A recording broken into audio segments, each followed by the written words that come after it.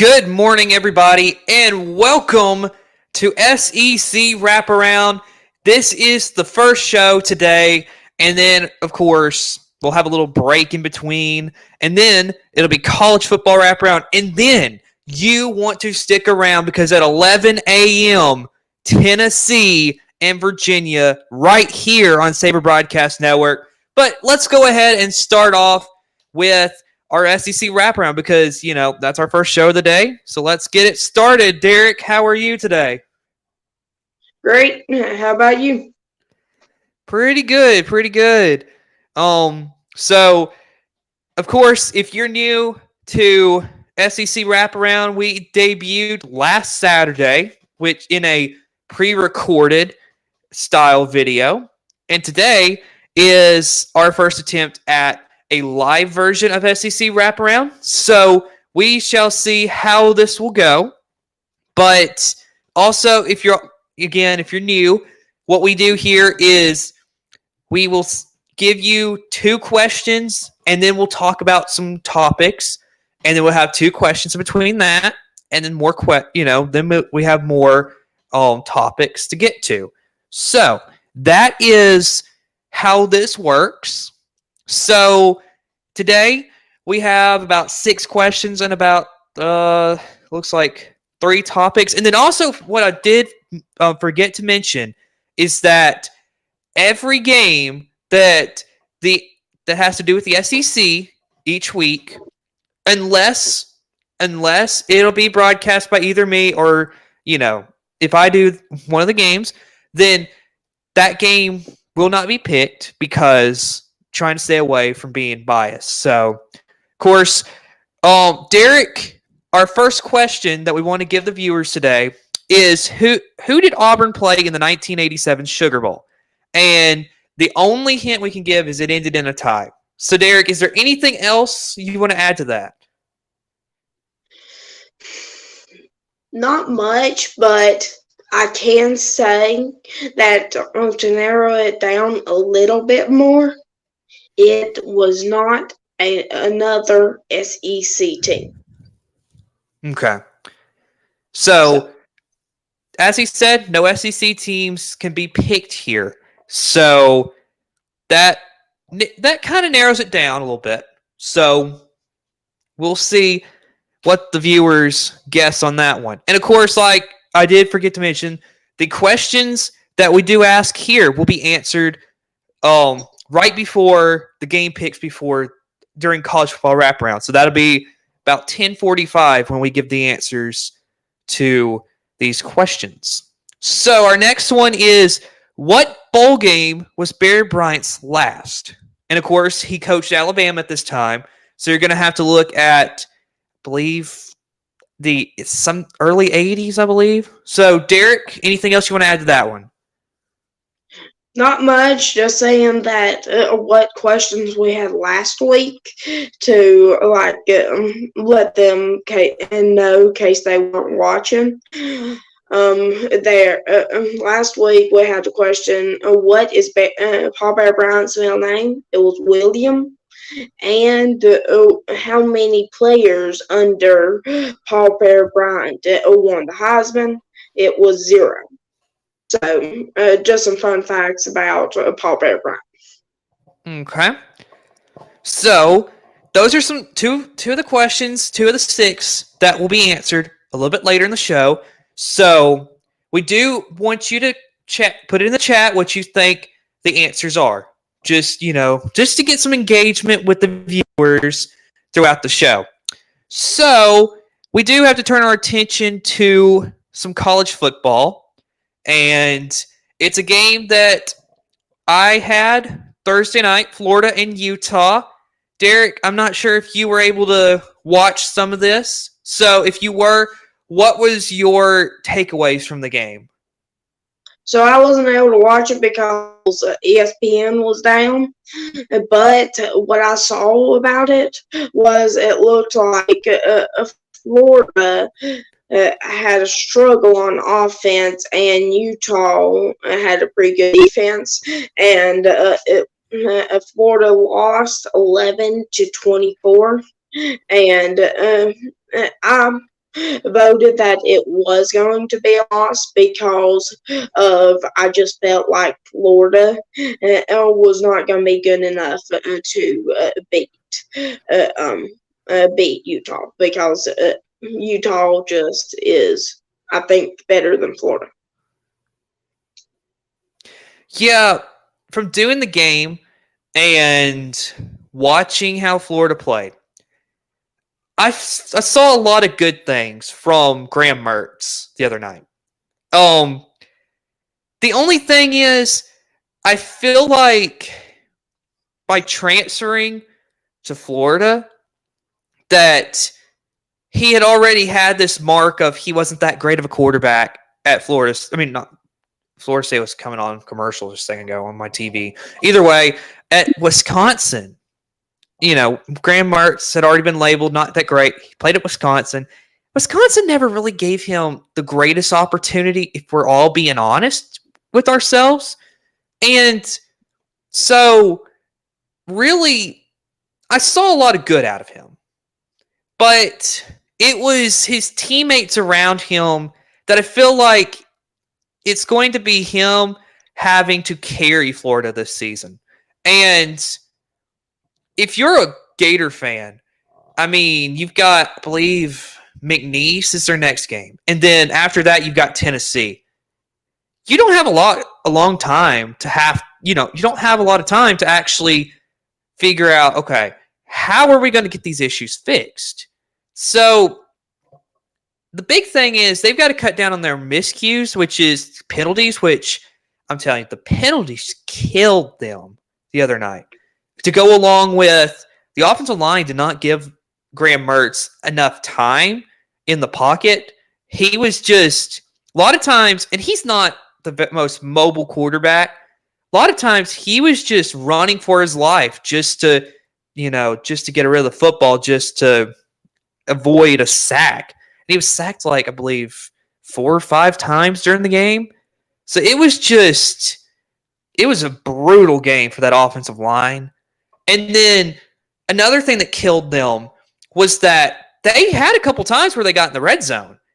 I don't remember a team that just played as bad as they did on, in the red zone. I mean, they missed a field goal in the red zone. They had 2 chances in the red zone to score touchdowns as well. Couldn't get it. And then near the end of the game, they finally scored a touchdown. But it's going to be, they've got to get a lot better in order to win at a high level in the SEC. Because if they don't start actually, if they can't get their offensive line together, and if they can't get rid of the miscues, and if the receivers could actually catch the ball, then, I mean, Billy Napier is in his 2nd season. He definitely could be on the chopping block here, and the Florida fans are already, they're already tired of him. They're already asking him to be fired. So,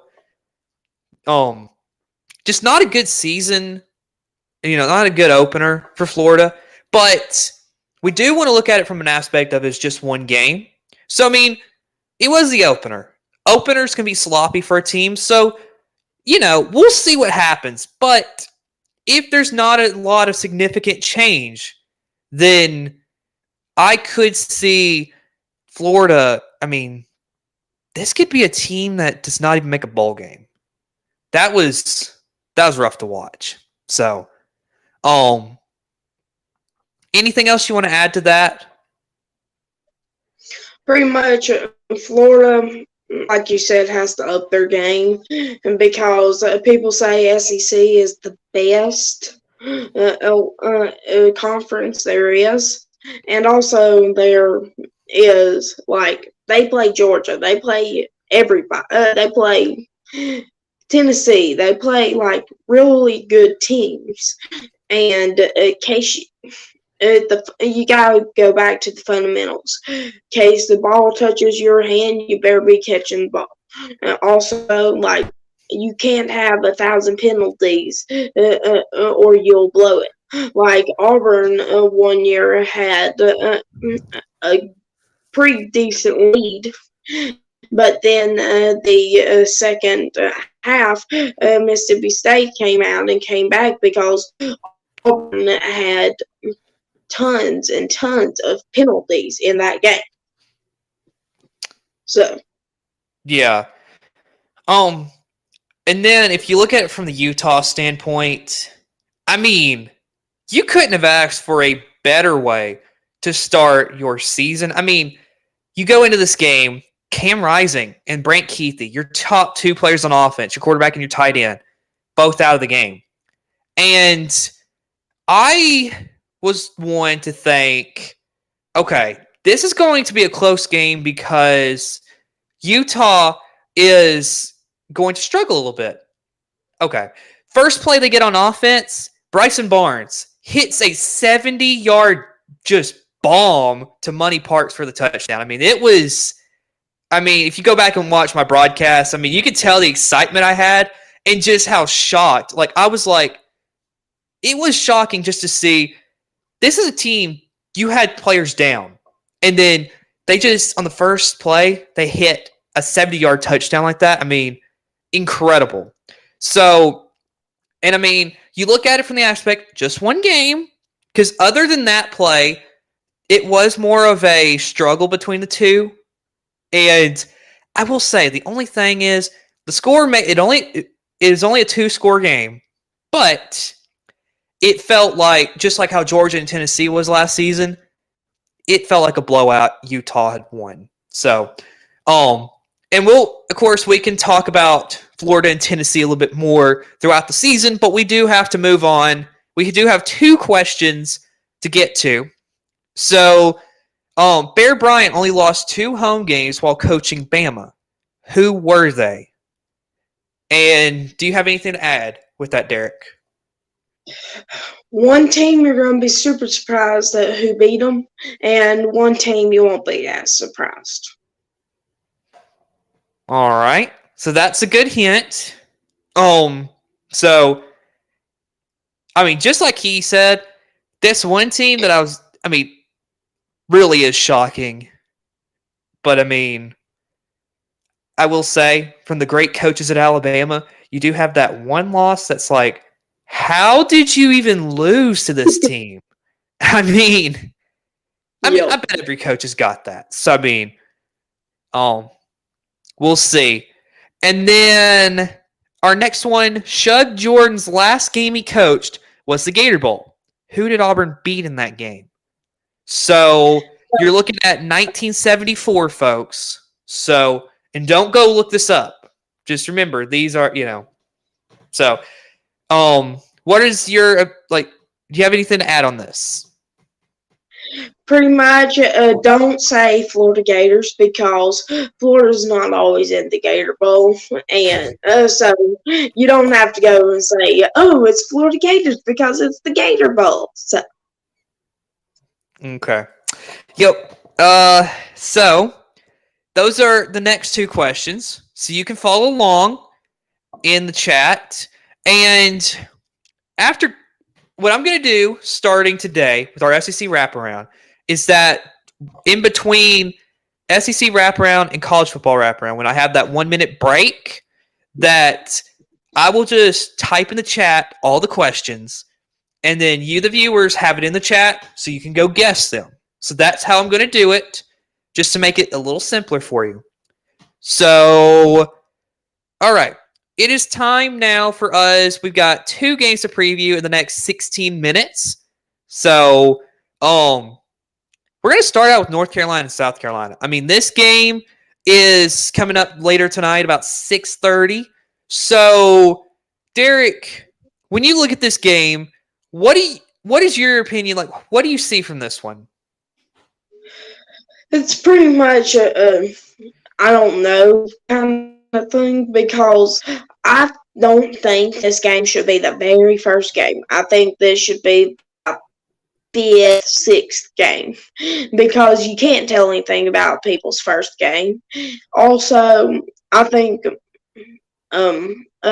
South Carolina has a better chance than them. I will. I think that will be how it is.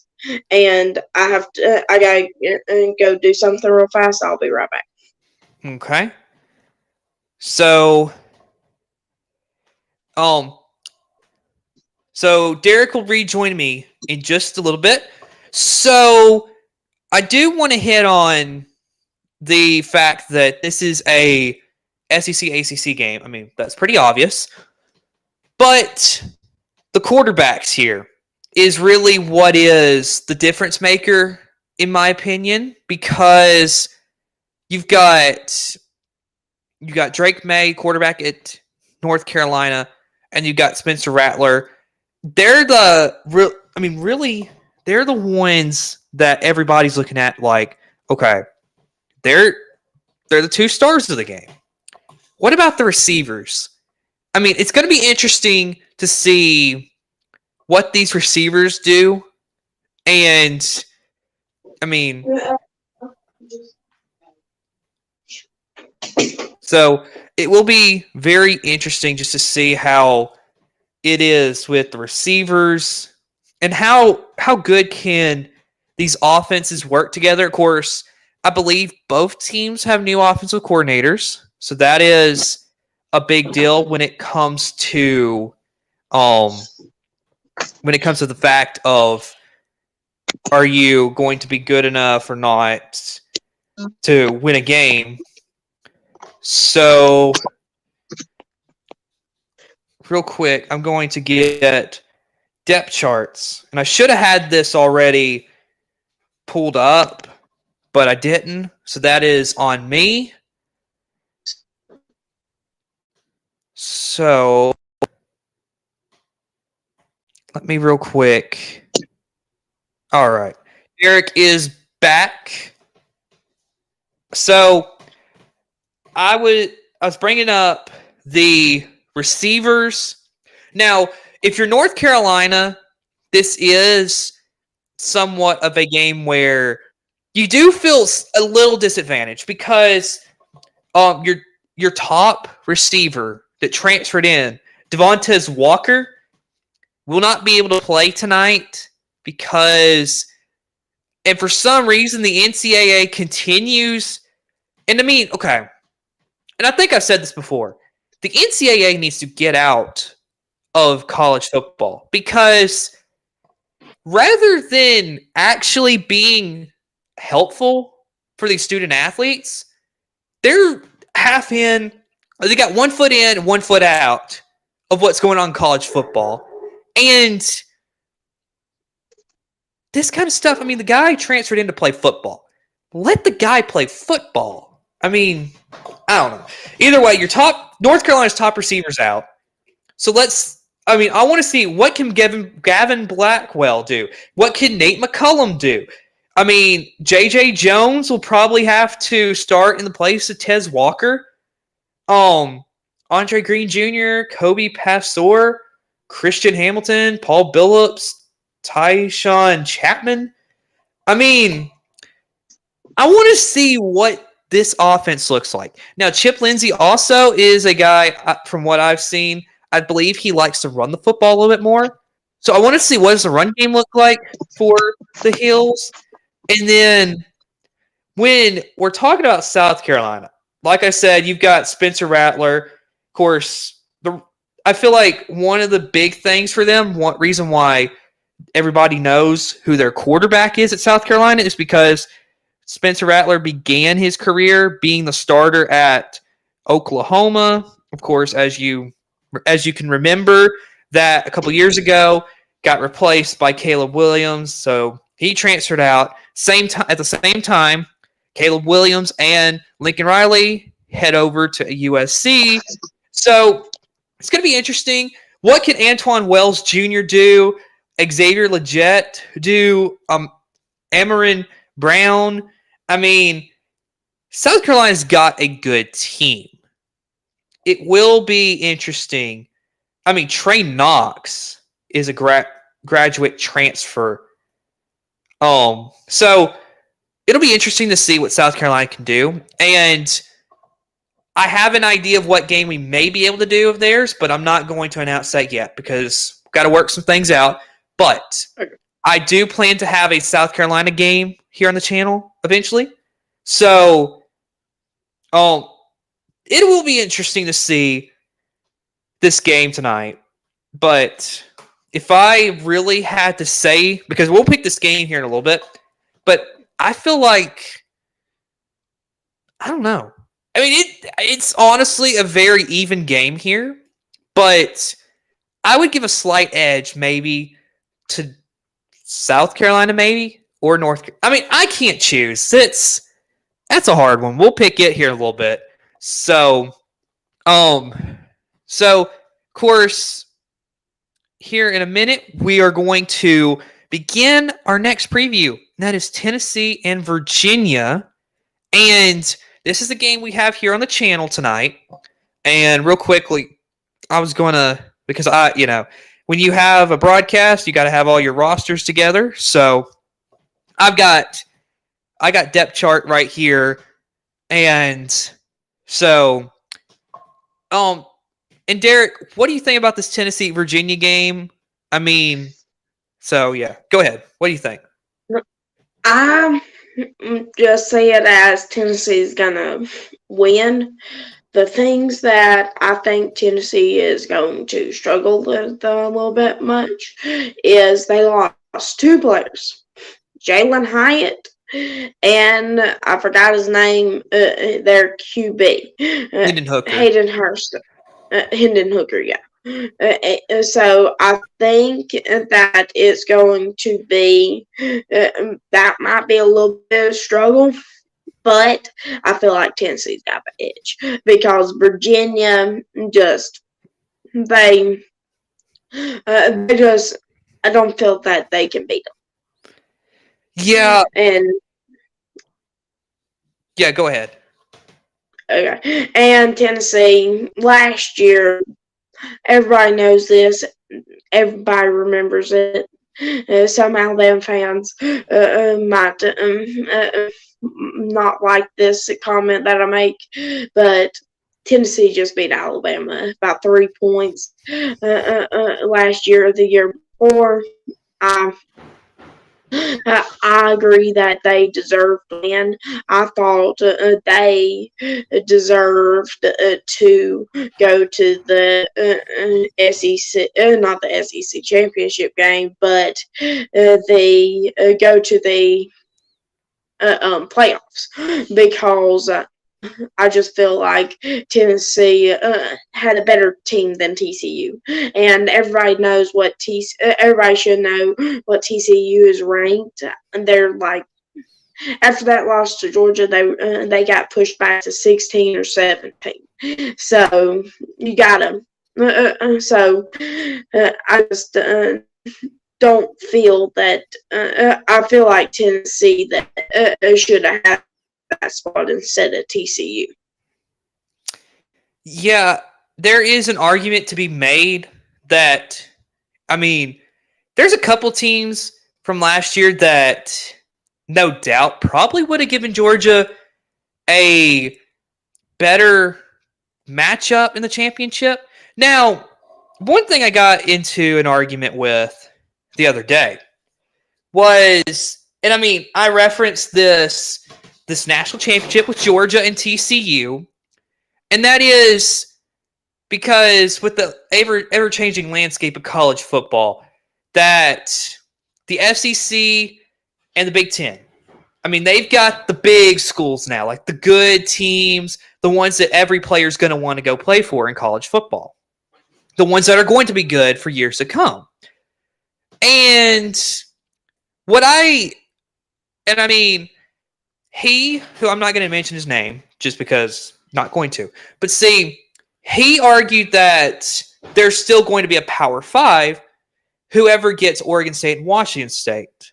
That conference then, because it's either, like, the American, I don't think is getting any team like Oregon State or Washington State. So if the Mountain West were to get Oregon State and Washington State, he's saying the Mountain West could be a Power 5 conference. Okay. So And his argument is because they could keep it competitive and have a chance to win against the worst teams in like the SEC or the Big Ten. So I get that point. But the thing I brought up to him was that Georgia and TCU was but they played in the national championship and it was a 65-7 win for Georgia. So the argument I made was that Georgia had won that game big against the best team in the Big 12. So what I was saying is there's not a Power 5 anymore, but you got more of like a Super 2 with Big Ten with the Big Ten and the SEC. And then you've got like whoever gets Oregon State and Washington State would be included in what would be a Power 3, in my opinion, between the Big 12, the ACC, and then most likely the Mountain West. And then you would have your group of 4 after that. That's kind of what I was seeing, that kind of the shift there is. So definitely I think this is a Tennessee team that would have been able to compete. And today, here in a little bit, and I can't pick the winner of this game. All I'm saying is I think Tennessee, they've got a better, they have a better team than Virginia. But we'll see who wins because it will be interesting. So, and then it's going to be interesting because Tony Muskett, I believe, will be the starter at quarterback for Virginia. So I'm interested to see, what is Virginia going to look like with their offense? Because Brennan Armstrong was their quarterback for the last few years. And he was an incredible quarterback for them. So we will see. But of course, also that argument I brought up, I do want to mention that, whether right or wrong, everybody's got an opinion on that debate. So we will see how everything ends up with college football. But going back to this game, it will be interesting. I think Tennessee does have an advantage, but I'm not going to say they're going to win because, I'm calling the game. So it is, we still got till 10 o'clock to preview this game. I almost forgot that. Either way. So anything else you want to add to our previewing this game? No, not much. I just say that Tennessee's the better team overall. Case Virginia, I think Virginia would have a better chance in case they had a better team. Had a better team, and how long has it been since Virginia's been ranked in the top 25, top 15, and all that stuff? So I just feel I feel Tennessee has a better chance. Okay. Yeah, like you said, Tennessee's got the better roster. Tennessee, of course, doesn't have the questions with head coach like Virginia does. And also, Virginia last season had to cancel their 2 games. I believe there was a lot of issues going on, so they ended up canceling their last 2 games. So, and I don't remember what it was. So, of course, we'll see how Virginia does this season.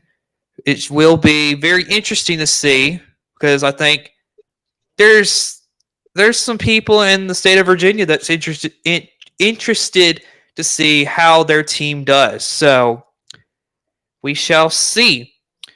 All right. Let's shift. Oh, yeah, go ahead. I got one more thing. I believe it was Virginia or Virginia Tech. Somebody died or something like that, and they did a memorial for them on one Saturday, and then the next Saturday they just canceled it because they were still mourning that loss or so. That seems like that may have been it. I can't remember, but of course we will see how these teams do today. All right, we got 2 more questions, and then it'll be time for our game picks. Of course, we have an 11-minute segment of picks from 10:02 to 10:13. So that's coming up. But first question is, what was Georgia's first mascot? Now, right now they're the Bulldogs. So this is going to be a little different. Anything to add, Derek? You're gonna get a kick out of it because it's not what you expect as a mascot, because you usually pick something fierce. Yeah. And this is not a fierce animal, really. Not by any stretch. Yeah.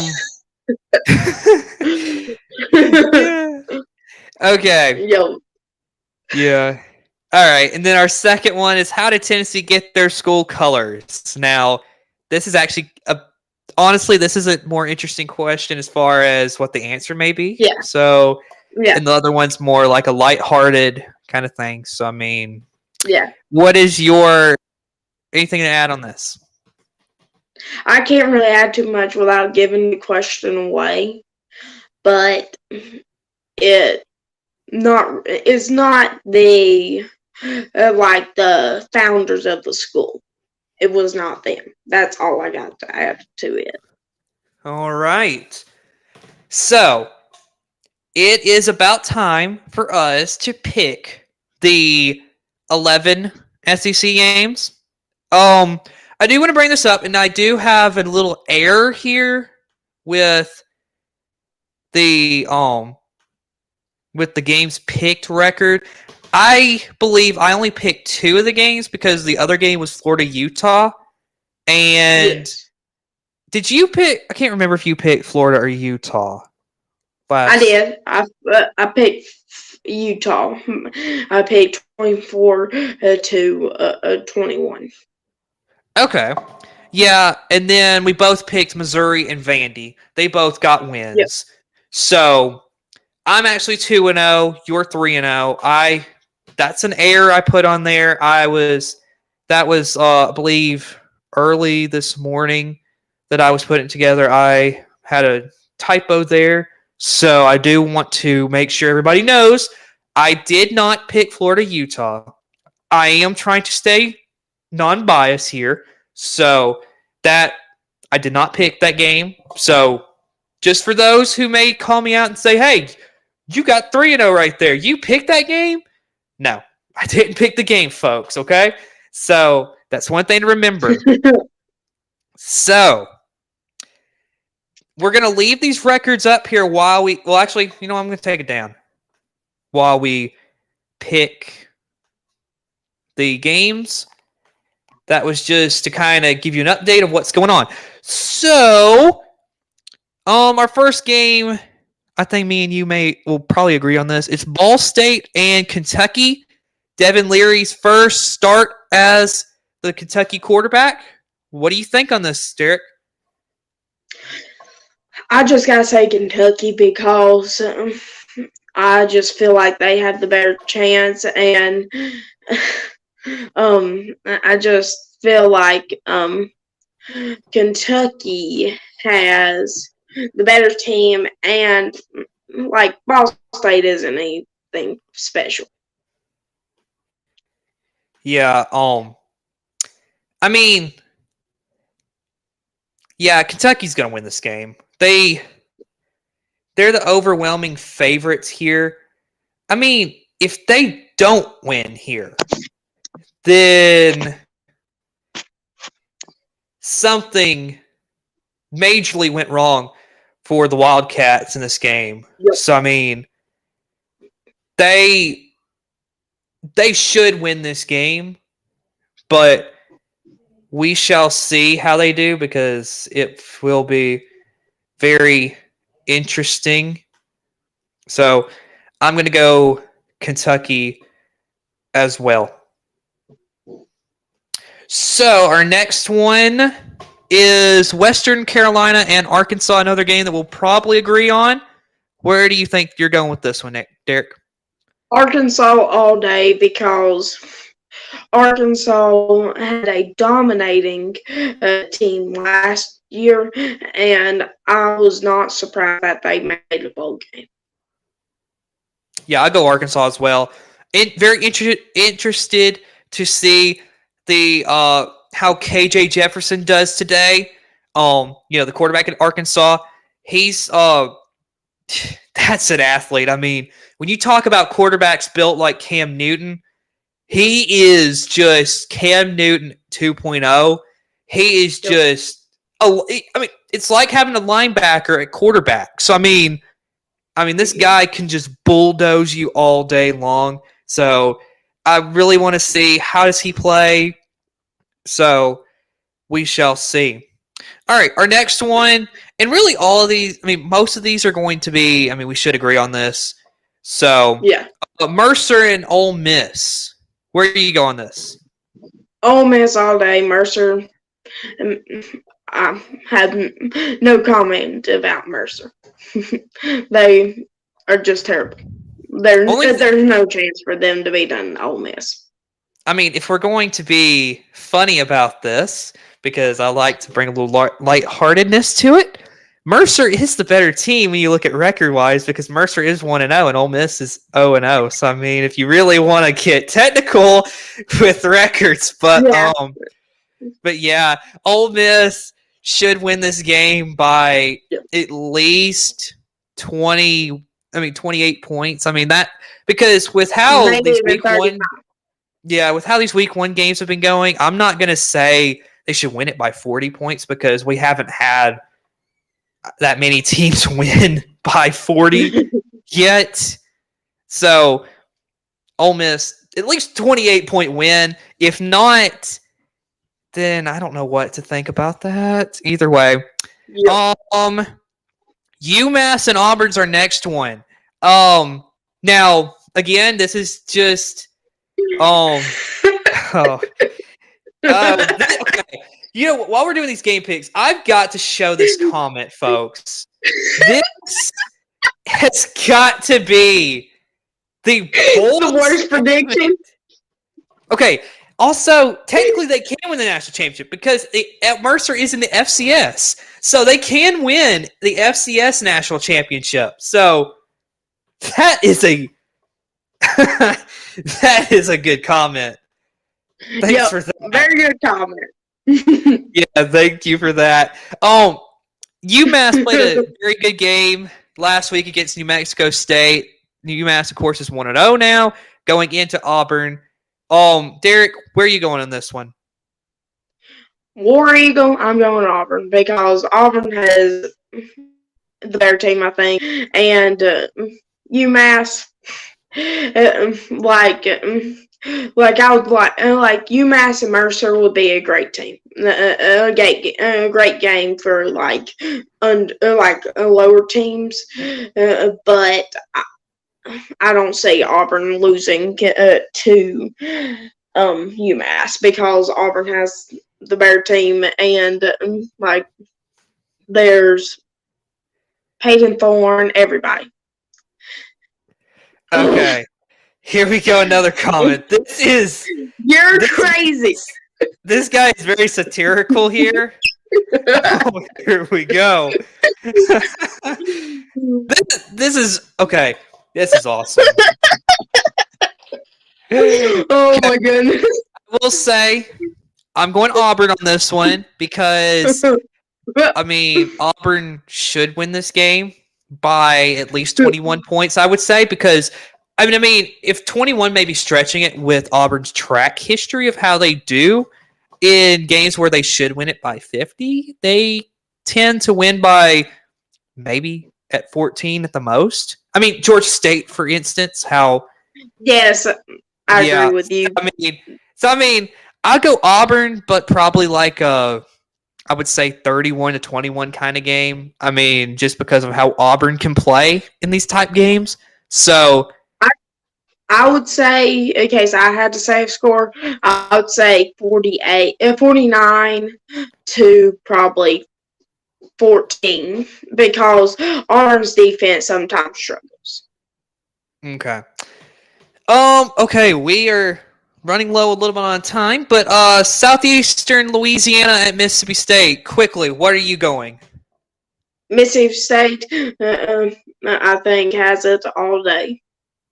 I go Mississippi State as well. Southeastern Louisiana has no chance in this game. All right. Defending two-time national champions, I shall say, is going for the three-peat, and it begins today against UT Martin. Who is winning this one, Derek? Georgia all day. I don't see them losing. And just a little fun fact that I have: last team who won 3 playoffs in a row was Minnesota. So there's a little fun fact. All right.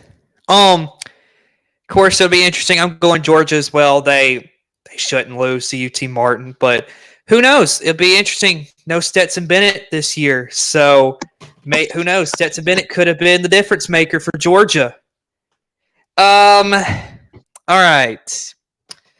Let's see. Alabama, A&M, and Vanderbilt. Of course, we live in the North Alabama area, so we should, we kind of have a little tie to A&M, just in a little sense of the way, just because we live close to them. But who are you rooting for, A&M or Vanderbilt?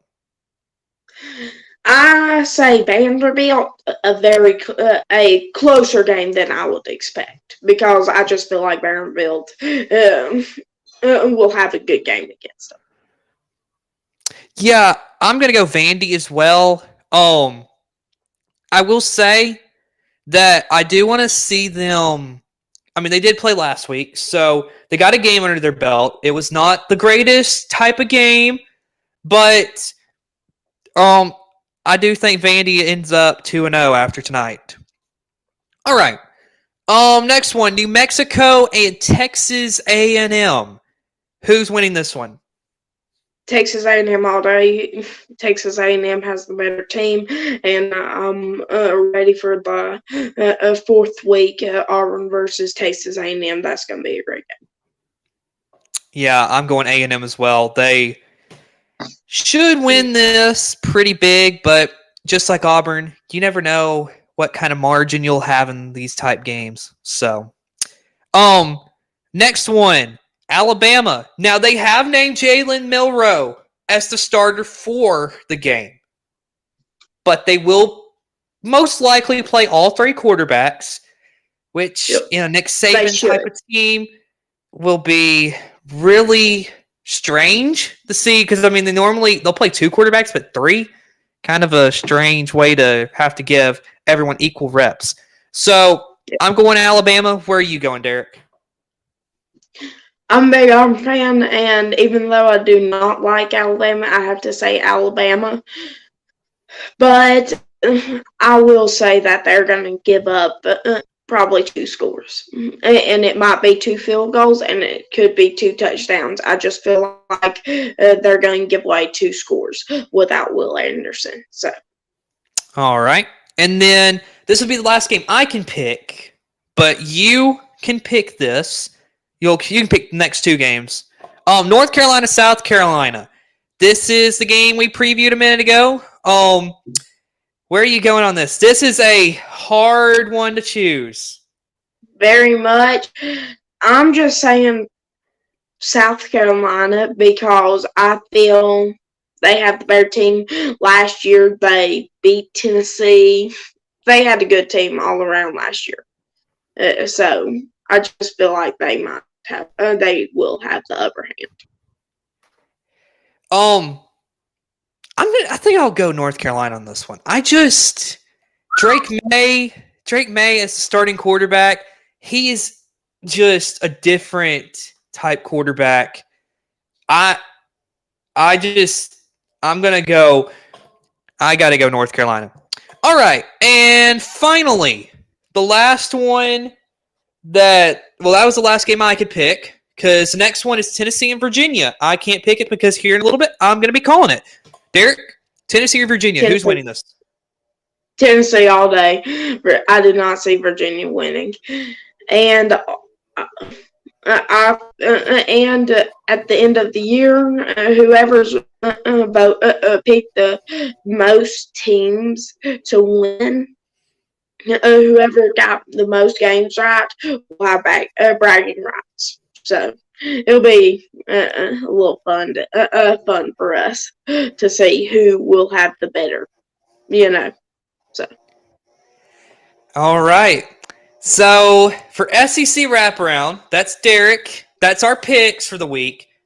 We will be back at some point to, rehash this and see how we did. So for now, that's Derek Sanford. I'm Cooper Naylor, and I will be back in a minute. And I want to thank Derek for coming on. So thanks for tuning into the SEC wraparound, but stay tuned for college football wraparound. We'll be back in just a moment, folks.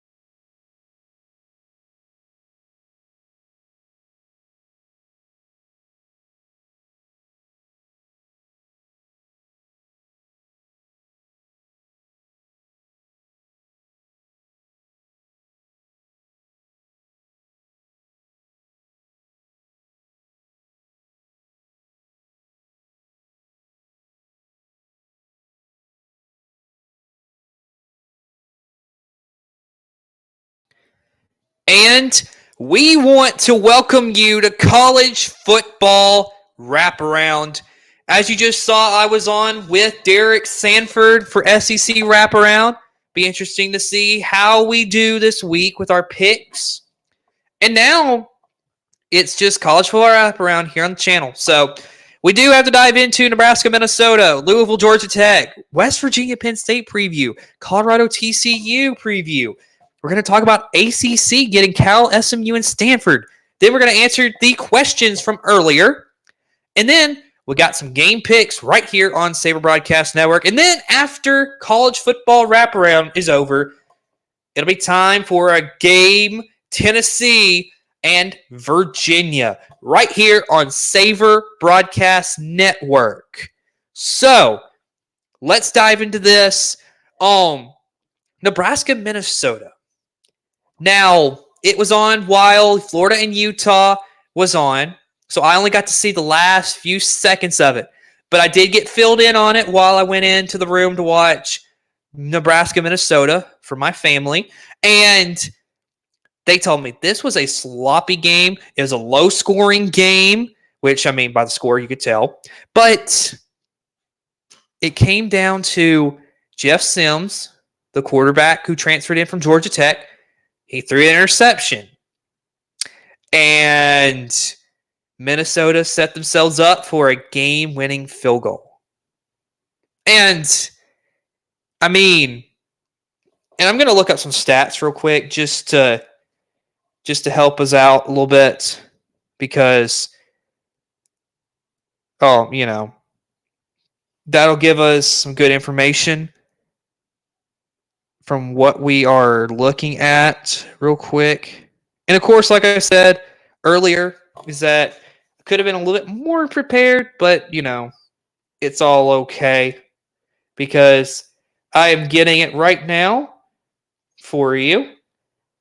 So, Dragan Kesic, the kicker from Minnesota, he's the one who kicked the 47-yard game-winning field goal for them. So we're looking at some stats.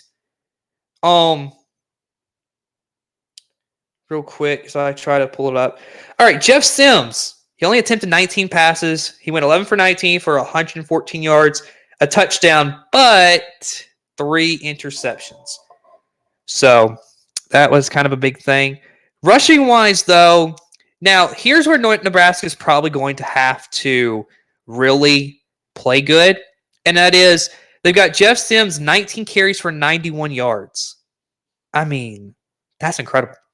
And then Gabe Irvin Jr. 7 for 55, Anthony Grant 9 for 27, Jalen Lloyd 1 for 9, Ramir Johnson 1 for -1. So run game is going to be the thing for Nebraska that they're going to have to continue working with. But the passing game has got to get better if you are Jeff Sims. Can't be throwing 3 interceptions in a game. That's just not going to help you at all. And we go to the Minnesota side. Othan Kaliak-Manis, 24 for 44, throwing the football, a touchdown and interception. And then you look at the run game, Sean Tyler, 10 for 41 yards. That's the leading rusher. But if you look at the receivers, Daniel Jackson, 9 for 68 and a touchdown. Corey Crooms, 7 for 63. Brevin Spanford, 5 for 45. Bryce Williams, 2 for 11. And then Elijah Spencer, 1 for 9 yards. So overall, Minnesota dominated this game. And not to lie, I did pick Minnesota to win, so I'm kind of happy in a way to see that I got a pick right. So, and then I will bring up those game picks later. Of course, I believe I'll probably be the only one picking at the end the games. So, just a performance where it looked like Minnesota was the better team. So we'll see what both teams do throughout the year. Matt Rule, I think, is a great hire. It was his first game with Minnesota, and kind of difficult because it was a road game. So, that's not a easy thing to do. Play your first game. You're coaching your first game is a road game. So we do have to move on. Louisville and Georgia Tech. Now, this game started, it was close in the first quarter, and then Georgia Tech took a big lead. I believe it was like 28-13 at halftime, I want to say. But then, folks, you may think, oh, Georgia Tech won the game. Nope. No. Louisville found a way to come back and beat Georgia Tech 39-34. Now, how did they get there to it? And I will admit, I did not watch a lot of this because I was playing. I had a lot of prep to do yesterday with this show, so wasn't really able to watch a lot of Louisville and Georgia Tech. But from what I had saw, just Jack Plummer, he found a way to get them in the game. And they were down 28-13. They scored a field goal at one point to make it 28-16.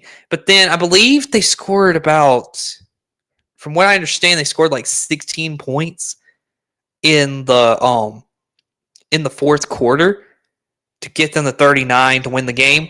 And if you look at it, if you're Georgia Tech, this is a kind of a disappointment in a sense because although you played a great game, you allowed Louisville to just come back and beat you. You were up. You had a big lead on them. But then Louisville came back to win the game.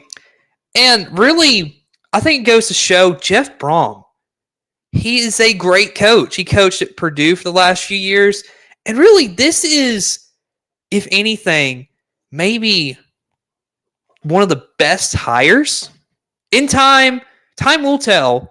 But I do think if you are a Louisville fan, there's a lot of upside here. Jeff Brom, and he's a hometown kid too. Well, he was a hometown kid. Of course, he's now older now, so I don't think kid really fits in with that anymore. But I will say, Jeff Brom, this is a perfect place for him. And he's known for building up great talent. So, and he gets the most out of his players. I'm just being honest. So I do think Louisville will be really good in the future. This season, I kind of just pumped the brakes a little bit. I don't know how good they'll actually be this season, but after this Georgia Tech win, it gives you a little hope. Like, hey, I mean, potential bowl game. I mean, that's what we're looking at. I could see a 6-6 or 7-5 Louisville. I think that's fair to say. And Georgia Tech, on the other hand, Haynes King is their quarterback. He started, of course, at Texas A&M, and really, you got to feel bad for him how things ended up over at A&M, just because it just felt like he never really had a chance because he got hurt and then he was replaced. So, it'll be interesting just to see how Georgia Tech does. But overall, this was just just a great performance by Louisville. And, I mean, it was just incredible. So, real quickly, I'm going to take another commercial break. And y'all will be able to see our commercial package that I just showed to you a second ago. If I can get it to pull up. It is awesome to see that we got a new commercial package. And so I'll see you on the other end of this commercial.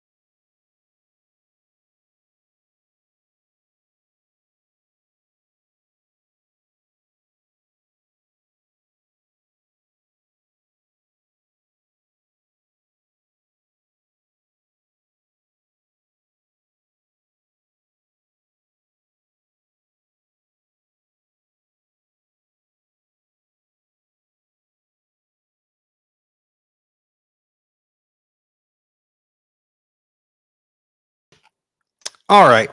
Welcome back, everybody. Just had to take a quick little break there for a second. So we do want to thank y'all for tuning in. Just got done talking about Louisville and Georgia Tech. Of course, we talked about Nebraska, Minnesota. So now it is time to start talking about Penn State and West Virginia. Where do I start? Okay. Let's start with Penn State because there's a lot of expectations coming because of Drew Aller, their quarterback, and of course that's a good game tonight. I will say that. I'll be picking that a little bit later, but a lot of expectations coming from Drew Aller. He hasn't played a whole lot of football. Of course, at the time it was Sean Clifford's team. He came in to play for an injured Sean Clifford.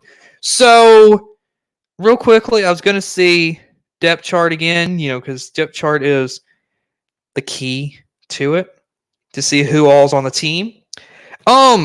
So, if you look at it, Nick Singleton's the running back here. I mean, Katron Allen is a good running back as well. And they got a couple more. But, see, it's going to be interesting because Penn State's going to lean on the run game some. But then you've got Drew Aller at your quarterback, so you do want to challenge him and see what kind of arm do you have. So of course they've got Keandre Lambert-Smith as their probably their top receiver. I mean, Liam Clifford is another one of their receivers. Dante Cephas, Harrison Wallace III, Omari Evans, Caden Saunders, and then tight ends Theo Johnson. But I mean, you look at it, it'll be interesting to see how does Drew Aller do in the offense. How's he connecting with his teammates? And then we go look at West Virginia. I mean, this is a team that I mean, they've had 2 losing seasons in a row. Um, and really, they're kind of on a downward slope. Garrett Green is their starting quarterback, and I'm interested. Interested to see how are they going to play with. I'm just interested to see because Neil Brown has definitely got to be one of the coaches on the hot seat. I would think because West Virginia's a place where they play, but they want good football. So it'll be interesting to see if they don't do well this season. How, like, are they going to keep him? Are they going to, get rid of him? And of course, it'd be interesting to see can tonight with their game against Penn State, like, what kind of team are we going to get? Like, they had a close game in the opener last season against Pitt. Like, that was a good game. But there's a lot of unknowns with West Virginia right now. So I will say, if I'm looking at how this could end up going, because I think honestly this is going to be a closer game than what people want to give it credit for, because I just have this feeling that Penn State, of course, like I said, first game of the season, we'll see. Some teams may blow other teams out, and then some teams just may barely win a game.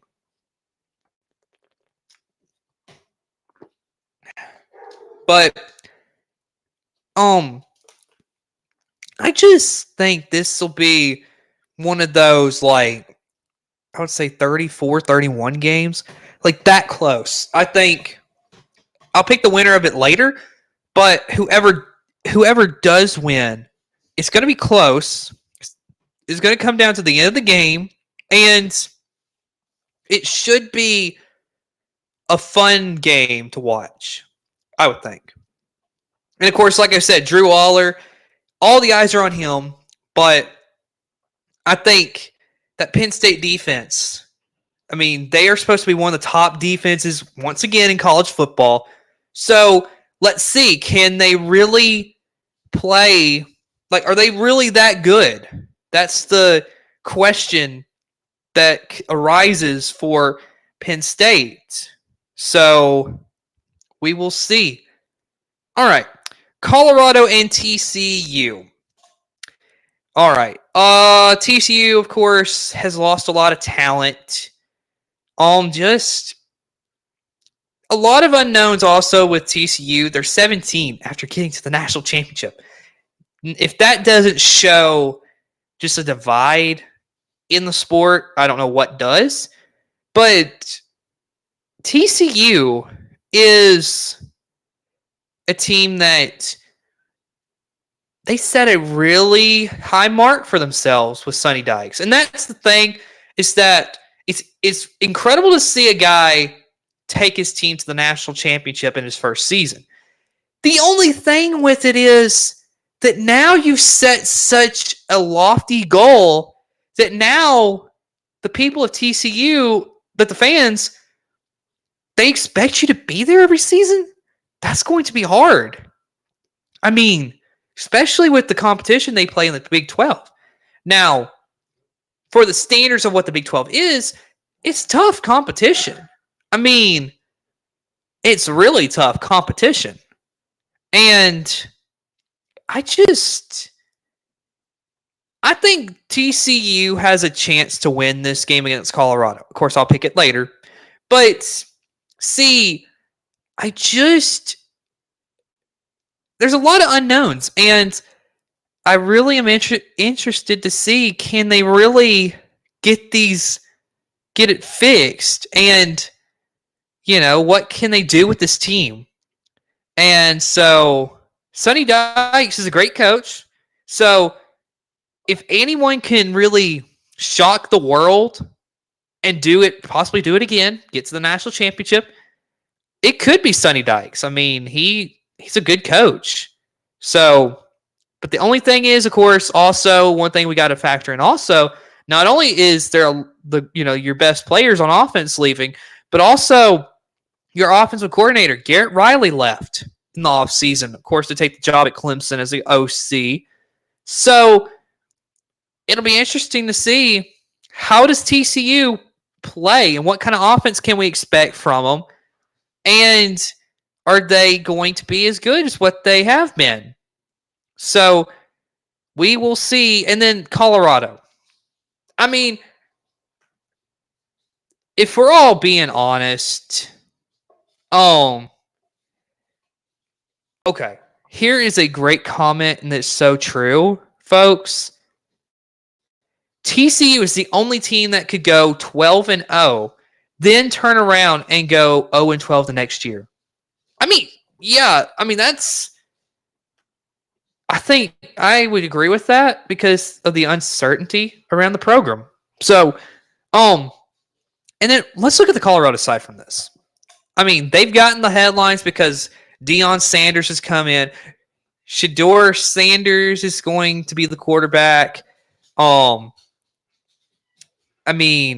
Travis Hunter is going to be a dual threat, I would call it, between, I believe he plays like corner, like defensive back and the wide receiver. So it'll be interesting to see how is this team going to look. Of course, that's coming on at the same time as the Virginia-Tennessee game that I'll be covering here.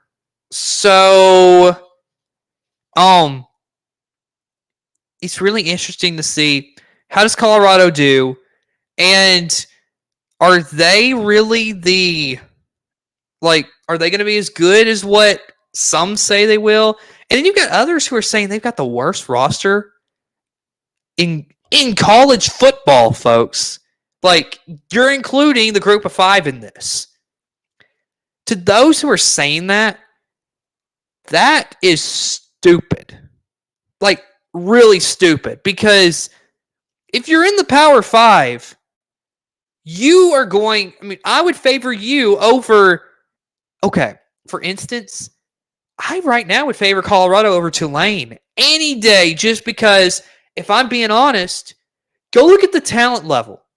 I'm going Colorado on it because Colorado's got a tougher schedule. Plus, I would rather go Colorado.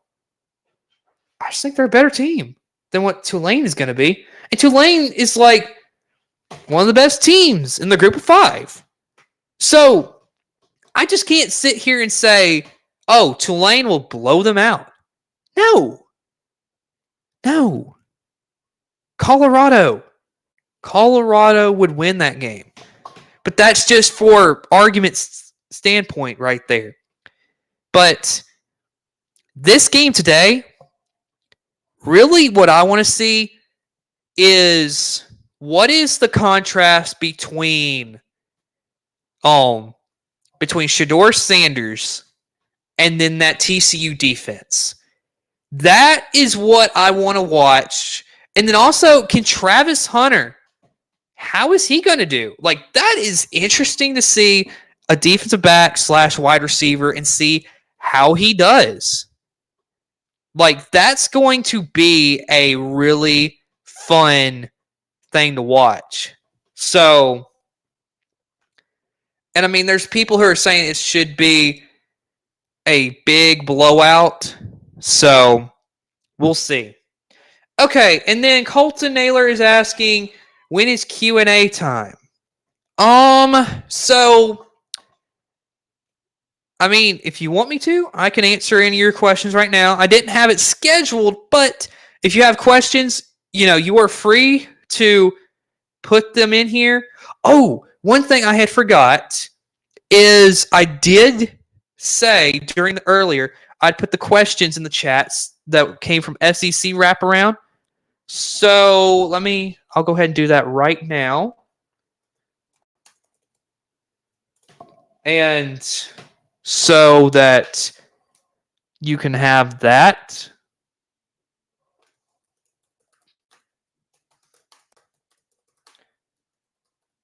And so if you have questions, you can put them.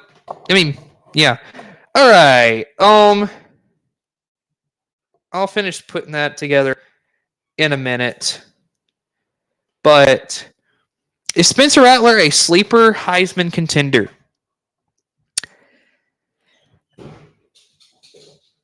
I mean, he could quite possibly be. He's going to play good tonight, I feel like, but Heisman, I mean, we had him. I mean, he was a contender for the Heisman a couple years ago. Of course, he didn't. Not, we watched how that panned out, so we'll see.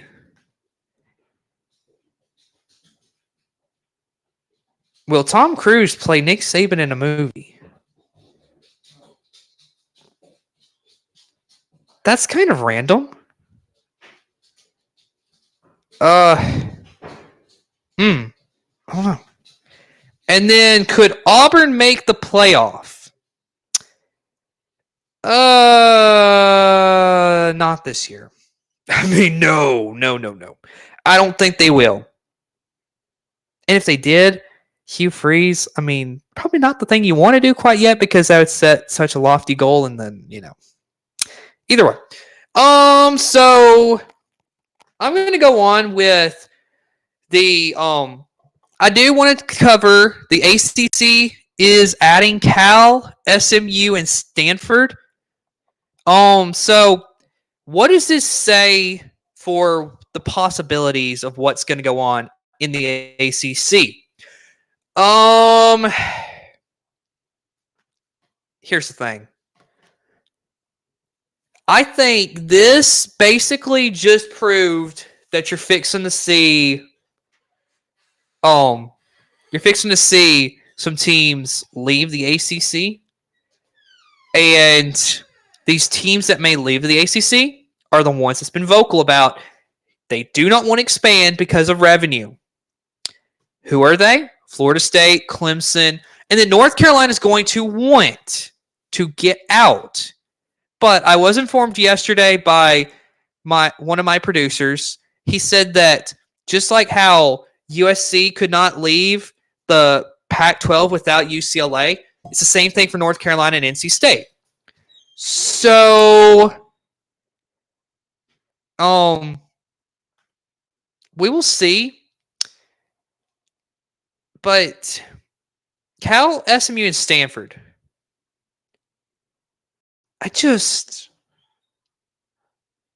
as a person who looks at this, I'm just like, this is just kind of stupid, in my opinion. But it is interesting to see because they only added 3 schools. So how many teams are they expecting to leave? 3? So you're just getting your 3 replacements and then the other 3 are going to leave? I'm interested to see how this ends up, folks. Or you may just see Florida State and Clemson leave because North Carolina can't leave because of NC State.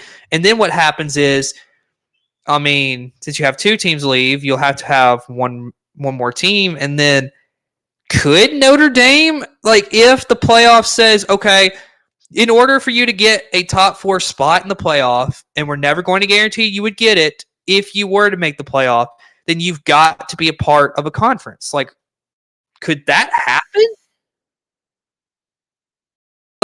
Could that seriously happen? I don't know. So I do want to say that this is just, to me, I find it stupid at this point. The ACC is expanding westward. What are we at this point? What are we doing? I don't understand this. And then I was reading SMU's getting no television money from coming over here. Why are you doing that then? Why are you going to the ACC? You're just going to be part of a so-called power conference? This is crazy to me. Both Cal and Stanford each will get 30% of the television money now. This is ridiculous of people. And really, I do think this is a good move by the ACC as far as because they know there's going to be teams leaving. So, I mean, they're adding teams, but why would you go out west to get teams? Like, you're the Atlantic Coast Conference and you're getting West Coast teams. I mean, that's just. There's no words to say how stupid going out west is to get teams.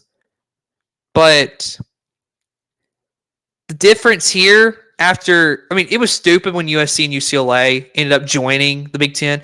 But then once Oregon and Washington went, it's like, okay, they kind of have a hub there, so it makes sense. But the ACC, and then you have Atlantic Coast Conference in your name. I mean, there's no Atlantic Coast Conference anymore. It's just, Coastal Conference. Would you call it the Triple C Conference? Coast to Coast Conference? The CTCC? I don't know. But there's a lot I could say about that. But I don't know. Either way, let's give out the answers to these questions. Starting with who did Auburn play in the 1987 Sugar Bowl, which ended in a tie? That was Syracuse. Which bowl game was Bear Bryant's last? That was the Liberty Bowl. And then Bear Bryant only lost 2 home games while coaching Bama. Who were they? Florida and Southern Miss. Shug Jordan's last game he coached was the Gator Bowl. Who did they beat? That was Texas. And then what was Georgia's first mascot? It was a goat. How did Tennessee get their school colors? A football player. So that is your answers. Syracuse, Liberty Bowl, Florida, Southern Miss, Texas, a goat, and a football player. That's your answers to the questions for the week. And I didn't see any comments about any of it, so we'll go from there. Okay, so let me take a break for a moment. You get to see this beautiful commercial package one more time before the game picks, and I'll be back. So we'll see you on the other end of this here in just a moment.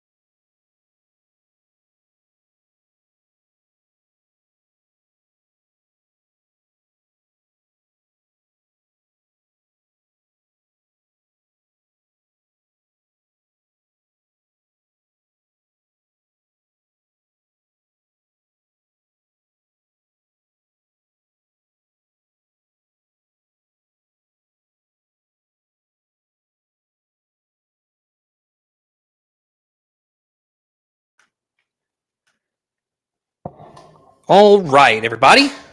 Welcome back. You got to see the commercial package once again. And I do want to thank Colton Naylor for putting that together because, just a great commercial package he put together, a 1-minute commercial package. You'll see it throughout today's game. So, real quick, I'm going to try to get... Okay, these are the game records from earlier from SEC Wraparound. Now, I don't know. We may have someone joining me for game picks. Still waiting to see on that. But, she'll just give me just a second.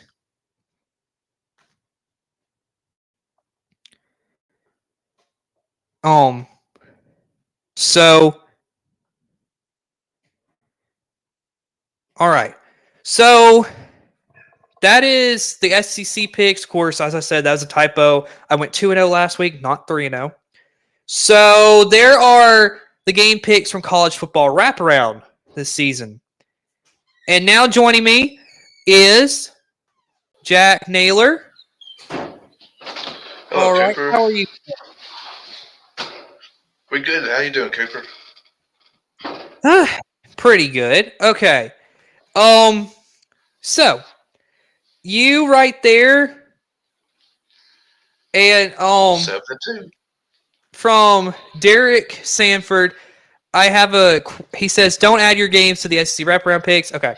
Yeah, I was not. I didn't add those because these are just from the college football wraparound show. So yeah, you don't have to worry about that. Okay.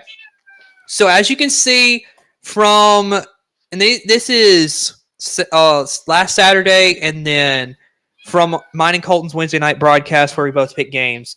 This is the current records. You sit at 7-2, so you by far with the win percentage are ahead. And then over the last couple days, I've picked up 2 wins. Of course, I didn't pick the other game, which was Florida Utah, because I was calling it. Colton, what kind of word do you have? Like, what do you say about that, Jack? Well, we're going to work with Coach a little bit. I think help him on his picks. I'll help him out because I think I'm doing better than you, so we'll work on it. Okay. Okay. Um. Okay. So we do have a. Okay, he did comment though. What a delightful old man. And then he says, "I am terrible at picking games." Yeah, we done figured that out. And it takes just a couple games. It's been like this for a while. Okay. So we do have to move into our game picks. We got about 7 minutes to pick. I believe that's 7 games. So I mean, shouldn't be too bad. So the game I want to start with 7 is winners. Let's all right. The game I want to start with is tomorrow at 11 a.m. This is Northwestern and Rutgers. It'll be a CBS game because CBS is now moving. CBS and NBC is moving into their new contract with the Big Ten. Who's winning this game? go. Okay, this game's tomorrow or today? Tomorrow. Okay, well, it's going to be Rutgers. Northwest has too many problems. Rutgers win this one. Yeah, I agree. Greg Schiano, he's done a great job with Rutgers so far. Of course, you don't hear a lot from Rutgers, but I think Rutgers does end up winning this game. And like I said, that some of these games, like I think there's Virginia, Tennessee, and then Florida State, LSU, because I'll be broadcasting that.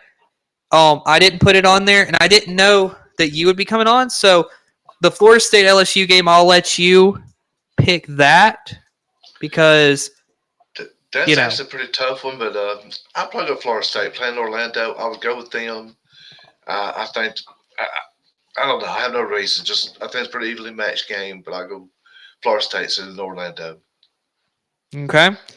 Next one, UTSA at Houston. This is actually a very interesting game because UTSA, their head coach Jeff Traylor, has been rumored if Houston does not have a good season in the Big 12, and if Houston were to fire their coach Dana Holgorsen, Jeff Traylor is a guy they're saying could end up taking his spot at Houston.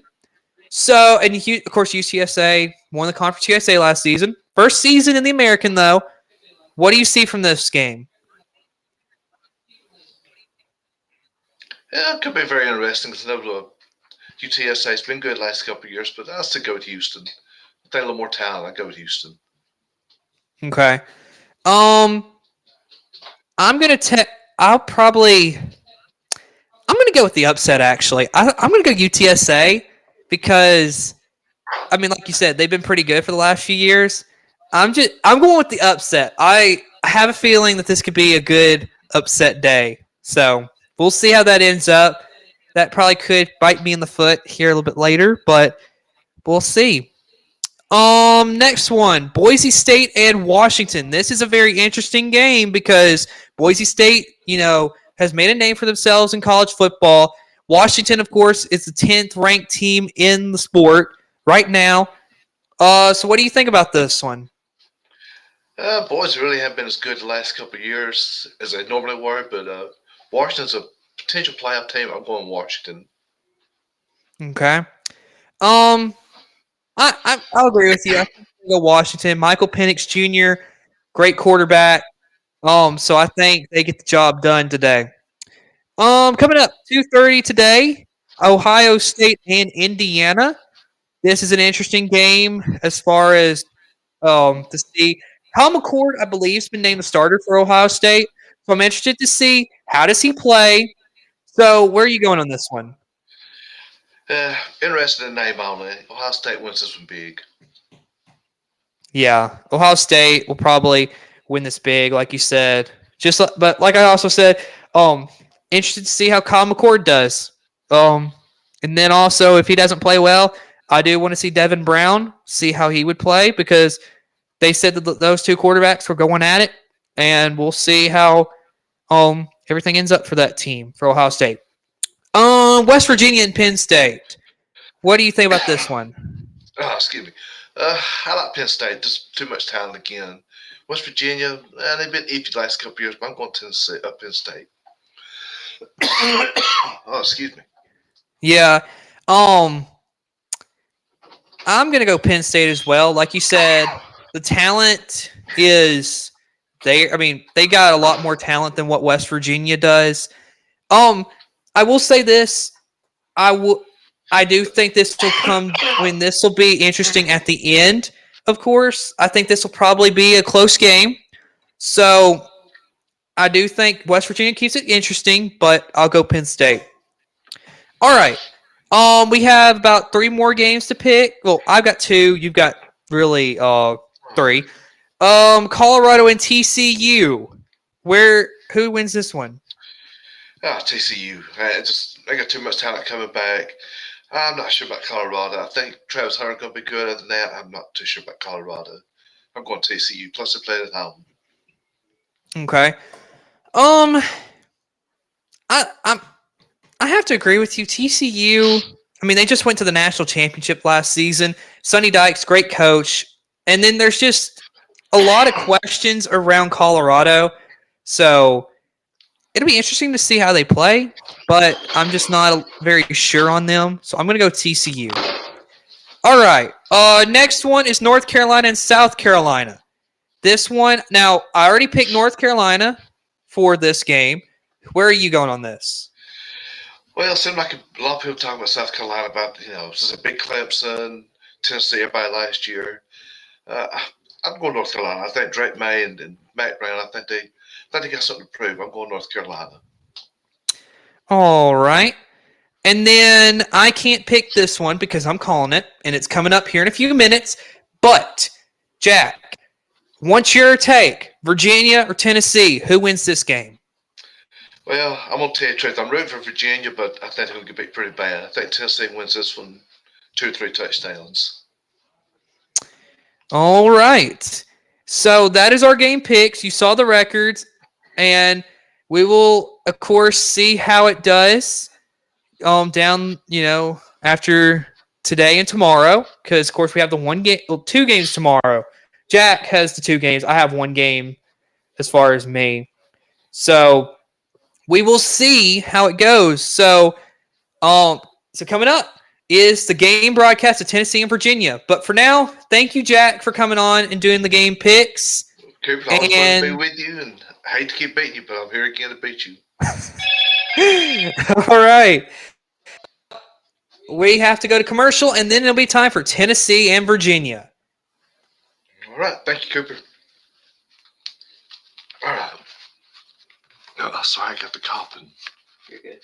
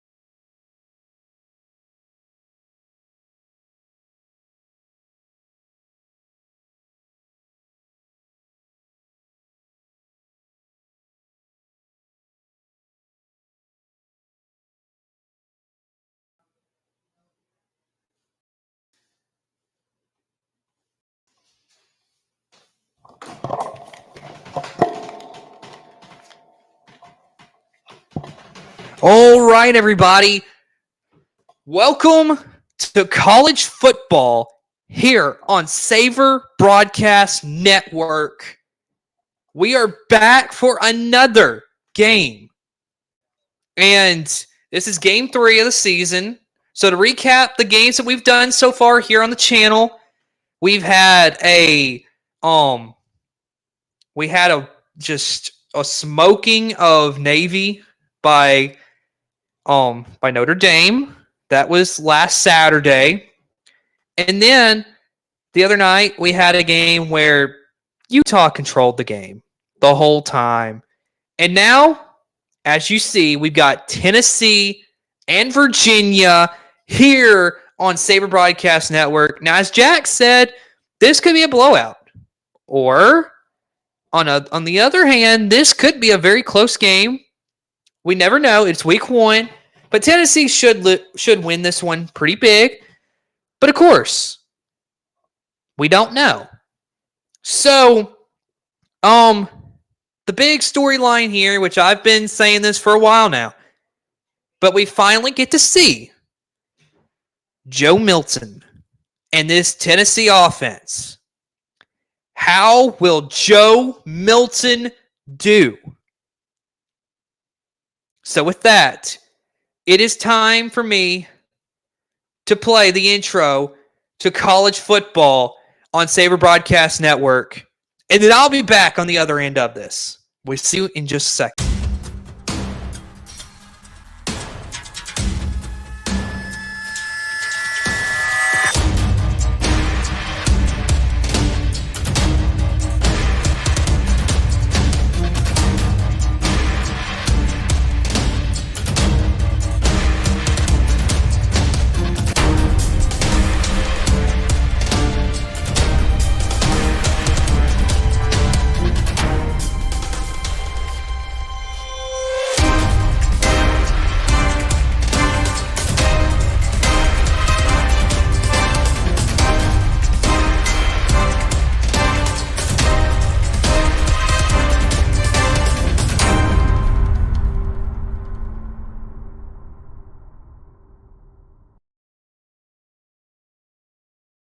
And welcome to college football on Saber Broadcast Network. I'm Cooper Naylor. Welcome. Game 3 of the season here. And I gotta say, this is going to be a lot of fun today. Just a lot of fun. So, got a lot of good football to be played, and it's the beginning of the season. I mean, what more to ask from a fan than more football? It's going to be fun, and of course, later in the show, somewhere in the second quarter, I will have the trivia question, and then, of course, we will have a lot more to come. So, here we go. It is college football time, folks.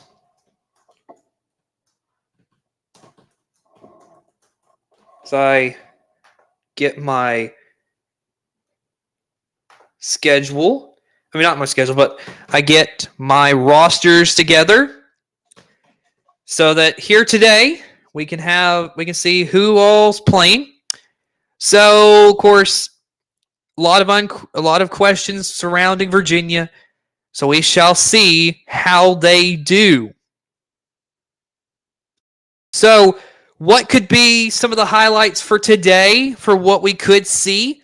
For Tennessee, it's just going to see how's the passing game go? For Joe Milton, can he can he be reliable as a quarterback? Can he replicate some of what Hendon Hooker did last season? And then for Virginia, we just don't know what kind of team they have. So it'll be interesting to see how does Virginia play today. So, of course, a lot of unknowns.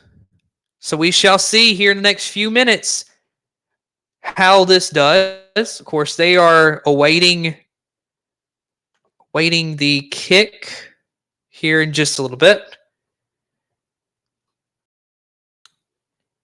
Of course, looking at the comments section, pretty active here today. It's a good sign.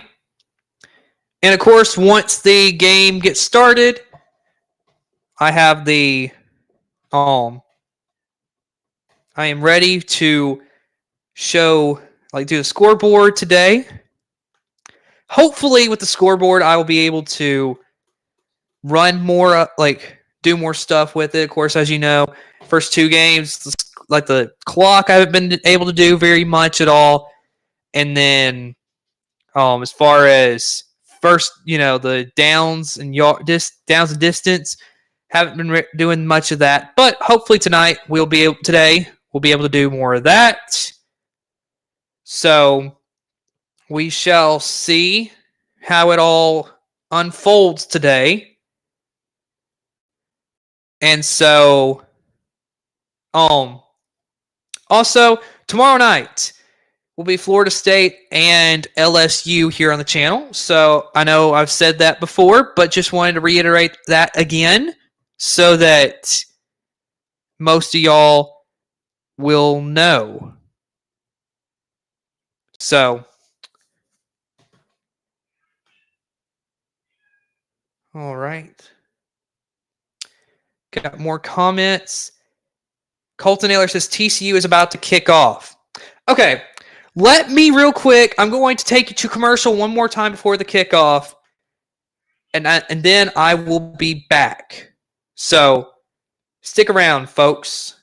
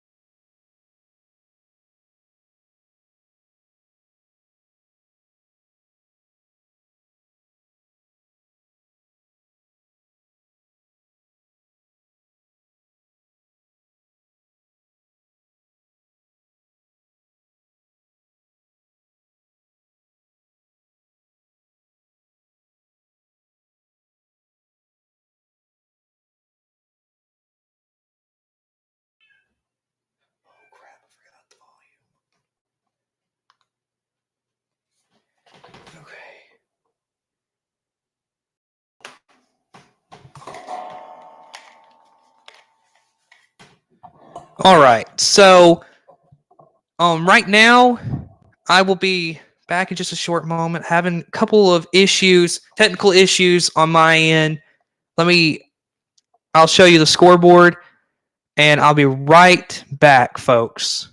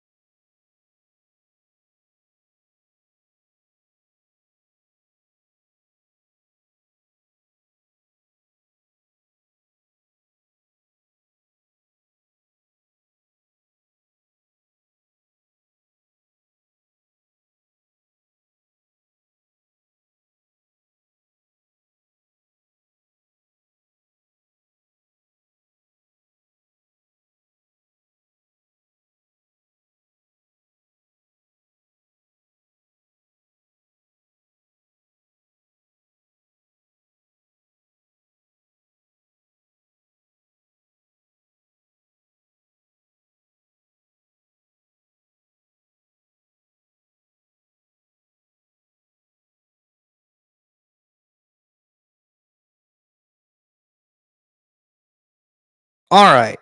I think I've got some of it fixed.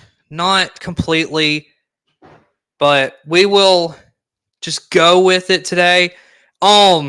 Tennessee, of course, scored a touchdown right here. And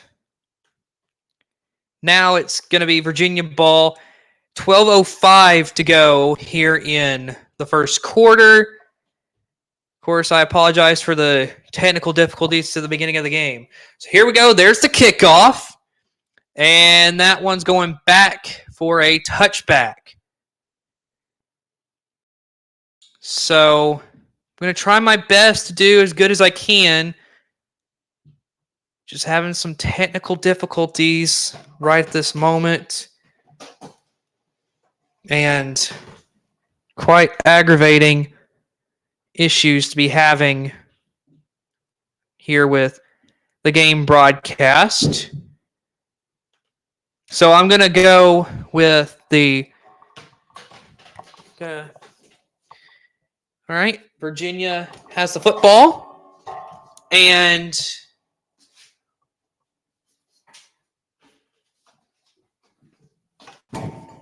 here is Musket looking, throwing, and incomplete. That is incomplete for Musket. So, he played 3 seasons at Monmouth. He was 14-9 while playing at Monmouth. So, here we go. 0-1. Passing the football now for him. And he's looking around, giving some signals to his team. Takes a snap. He's looking, throwing. Nice pass down the field and incomplete. And that was looking for number 8, Malachi Fields. It's going to be 3rd and 10 for the Cavaliers.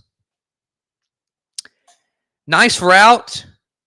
Got down the sideline. Just good breakup there by number 5 on the defense for Tennessee. That was number 5, Kamal Haddon. So here we go. A 3rd and 10 for Virginia. Musket looking. Now taking a snap. Going to pass it out. And that right there, he'll take it for about 5 yards. That is number 4, Malik Washington. There'll be about 4th and 5 for the Cavaliers.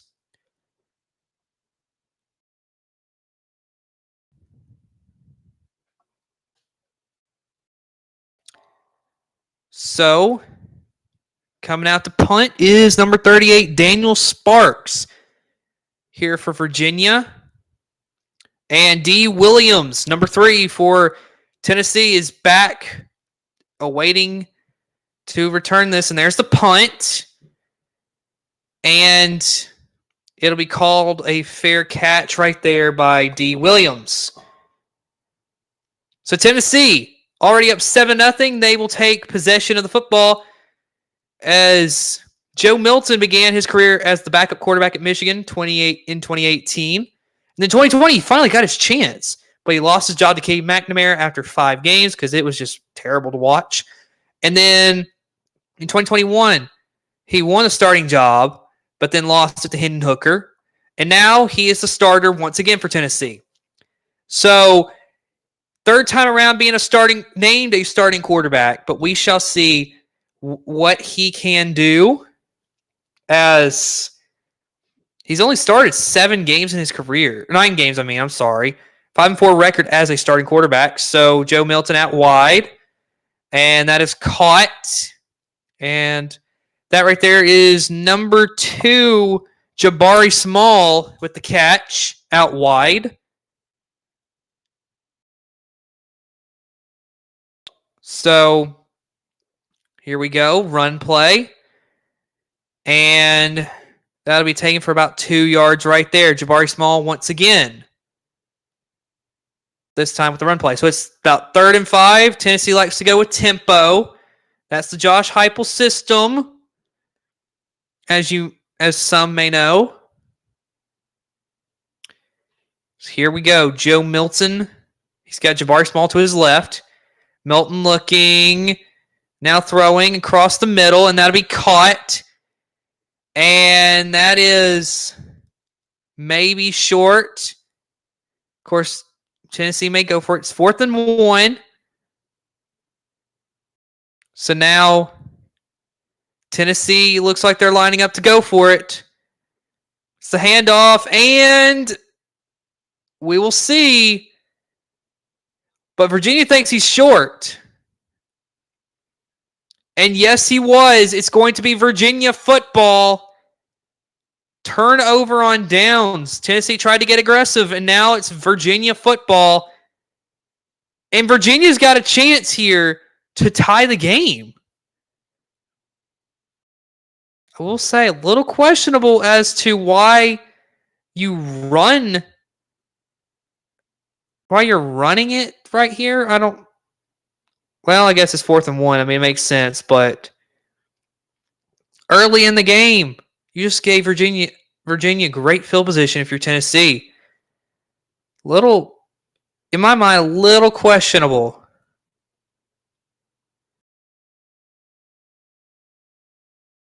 So here we go. Tony Muskett out wide. And that is number 4, Malik Washington, for a few yards. It'll be 2nd down right here. And, of course, every time we go to break, I will continue to work on my technical issues on my side of it. Make sure that on my screen I'm able to give you an accurate account of the game because just want to give you as accurate as possible. So here we go. Tony Muskett.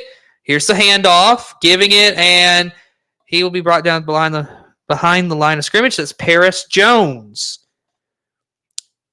So we got a 3rd and 9 here now for Virginia. Tennessee leads 7-0 in this game. So Virginia, of course, it's lining up. It's a 3rd and 9. And Tony Muskett is in the backfield. Of course, his running back is to his right. Here we go. Muskett throws. It's caught. That is a 1st down for Malachi Fields.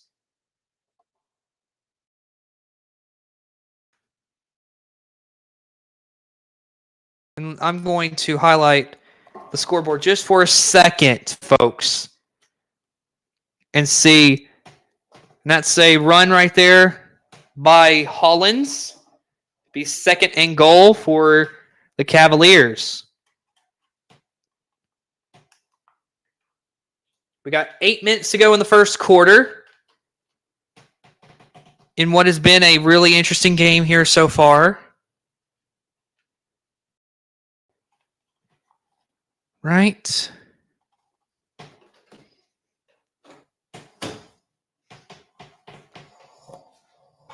Here we go.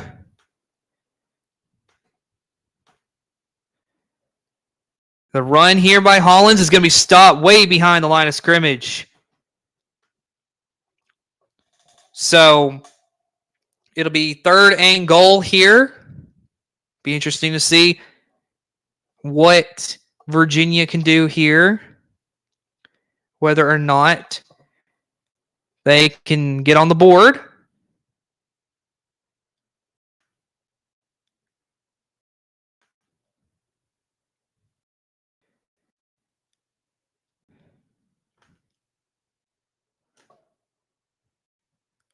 So,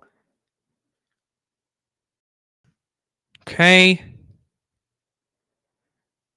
And it looks like it's going to be 4th and goal. Of course, like I said, having some technical difficulties on my screen to watch this game and give you an accurate account. So it is 4th and goal. It looks like they're getting ready to attempt a field goal if you're Virginia. So Will Bettridge is out and getting ready to kick this field goal for Virginia. 28-yard attempt. The kick is up, and it looks like it hooked right. I believe it just hooked right, folks. Man.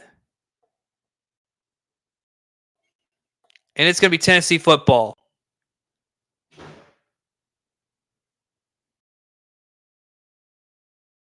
We will be right back in just a moment.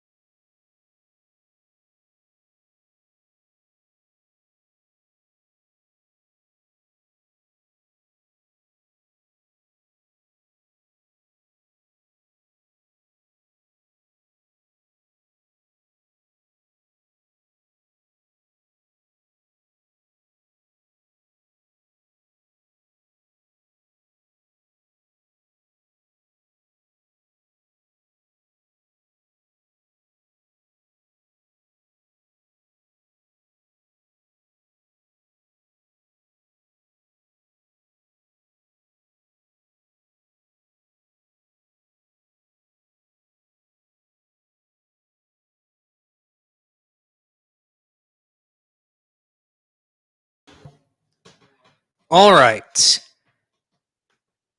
Here we go. We welcome back as I continue working with the screen in front of me. Still having some issues with it, but hopefully it is better. Maybe. I can't be 100% sure with you folks. It's quite aggravating, but we will work through it. As it looks like, okay, Joe Milton's got the football, looking deep. He's got a man wide open. It's dropped. That was Ramel Keaton. He had him. Oh my goodness. And it was right there. Joe Milton had him. And Keaton dropped it. Oh my goodness. He had it in his hands. And it was dropped. That hurts if you're a Tennessee fan.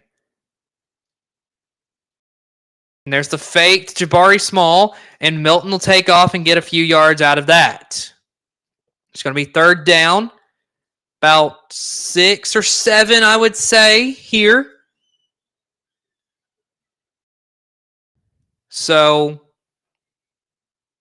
here we go. Of course, tempo is what Tennessee likes. Milton looking, throwing over the middle, dropped. And that was Brew McCoy, who almost had his hands on it. It's going to be 4th and 7 now for Tennessee as they will most likely punt this back to Virginia. And as I said, every commercial break, I'm going to work on this screen till I get it perfected how I need it. Because I've got to have it tomorrow night as well, because Florida State LSU going to be here on the channel as well. And that's on the same, got to have the same channel on my screen as well. So going to try to get it to work out. Here we go. Here's the punt. It's not great as it'll go out of bounds. And Virginia is going to have great starting field position. Let's see if Virginia can get something going. 5:26 to go in the first quarter. Tennessee with the lead. Be right back.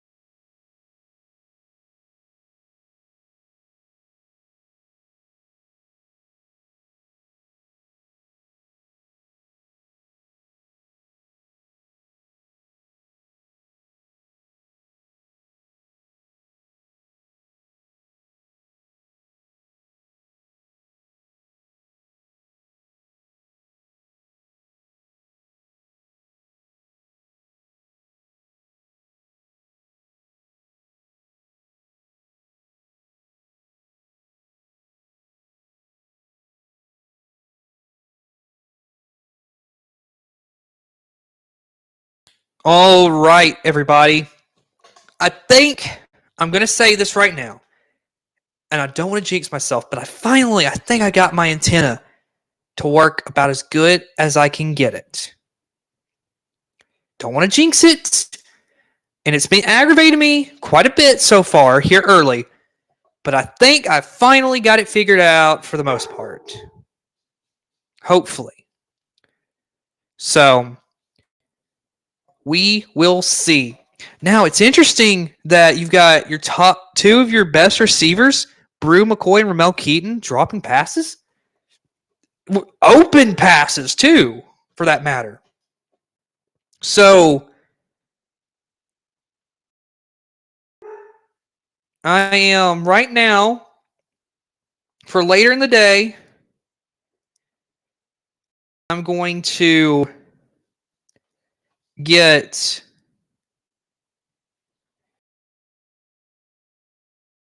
a trivia question together. And while you go to commercial just again for a minute, I'll have a trivia question ready for the second quarter. We'll be back.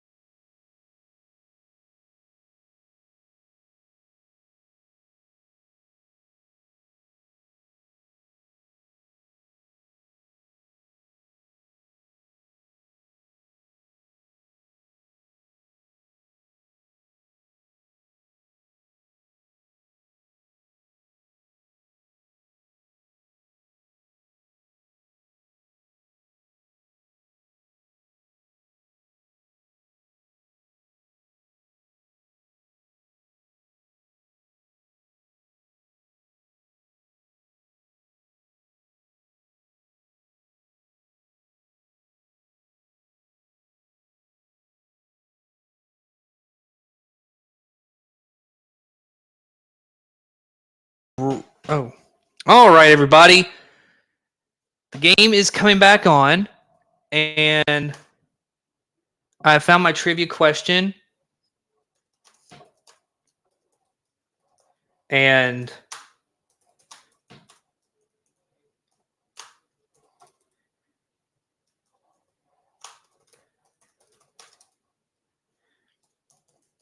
it is Virginia football. Tony Muskett is out there for Virginia. And I will finish getting my trivia question here in a minute. Here we go. Musket looking, and he has to just throw that away. So the trivia question, I'll show that here in a little bit, but it's more of a just kind of a it's a Tennessee only question. So of course that kind of narrows it down. So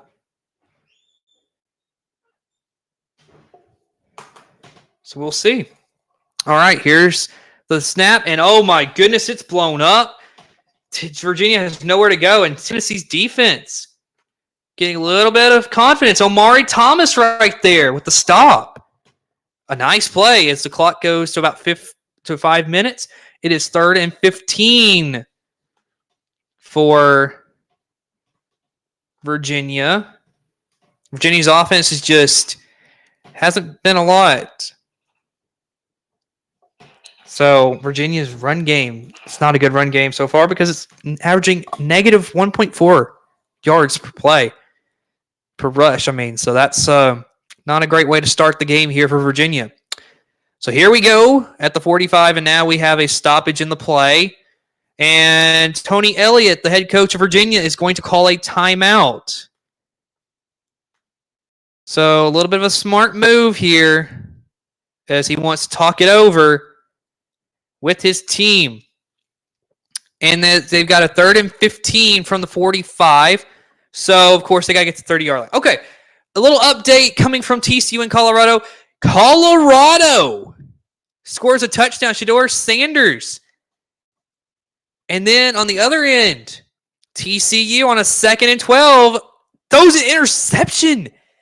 Colorado, a 7-0 lead with about a minute to go in that game.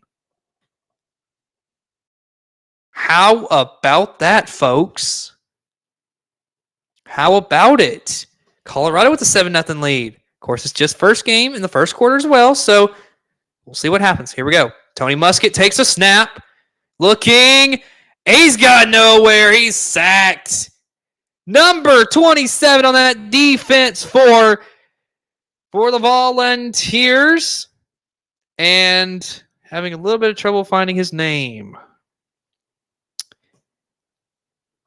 And I believe it said, it's James Pierce Jr. I am so sorry for not being able to find that. Either way, that offensive line for Virginia just had no time there. Didn't give Musket any time at all. And now you go from having a good position to now it's a punt from Daniel Sparks. Low snap. And he punts it away. Of course, there is D. Williams taking the fair catch there for the Volunteers. So, Tennessee has the football back. 3:47 to go here in the first quarter. Let's see what they can do. They've had 2 straight drives. It's not been that great.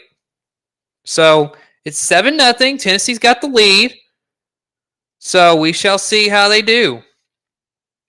Right now on the national broadcast, they are talking about North Carolina, South Carolina coming up later tonight. I picked North Carolina to win that game. Of course, we're not going to have it here, so I can pick it. So here we go. Joe Milton, they got a man in motion. Milton's got his running back to his right. He fakes the handoff to him, and he throws it, and it's caught. And that is number 9, Ramel Keaton, who will get the first down. So now, here comes the tempo for Tennessee. Getting to the line of scrimmage fast. This is what Tennessee likes to do. Here we go. Joe Milton looking, throwing to the other side of the field. It'll be caught. And he was thrown to his left. That's number 1 right there. Dante Thornton Jr. with the catch. And we have a little stoppage in play. And it looks like we have an injury. And this does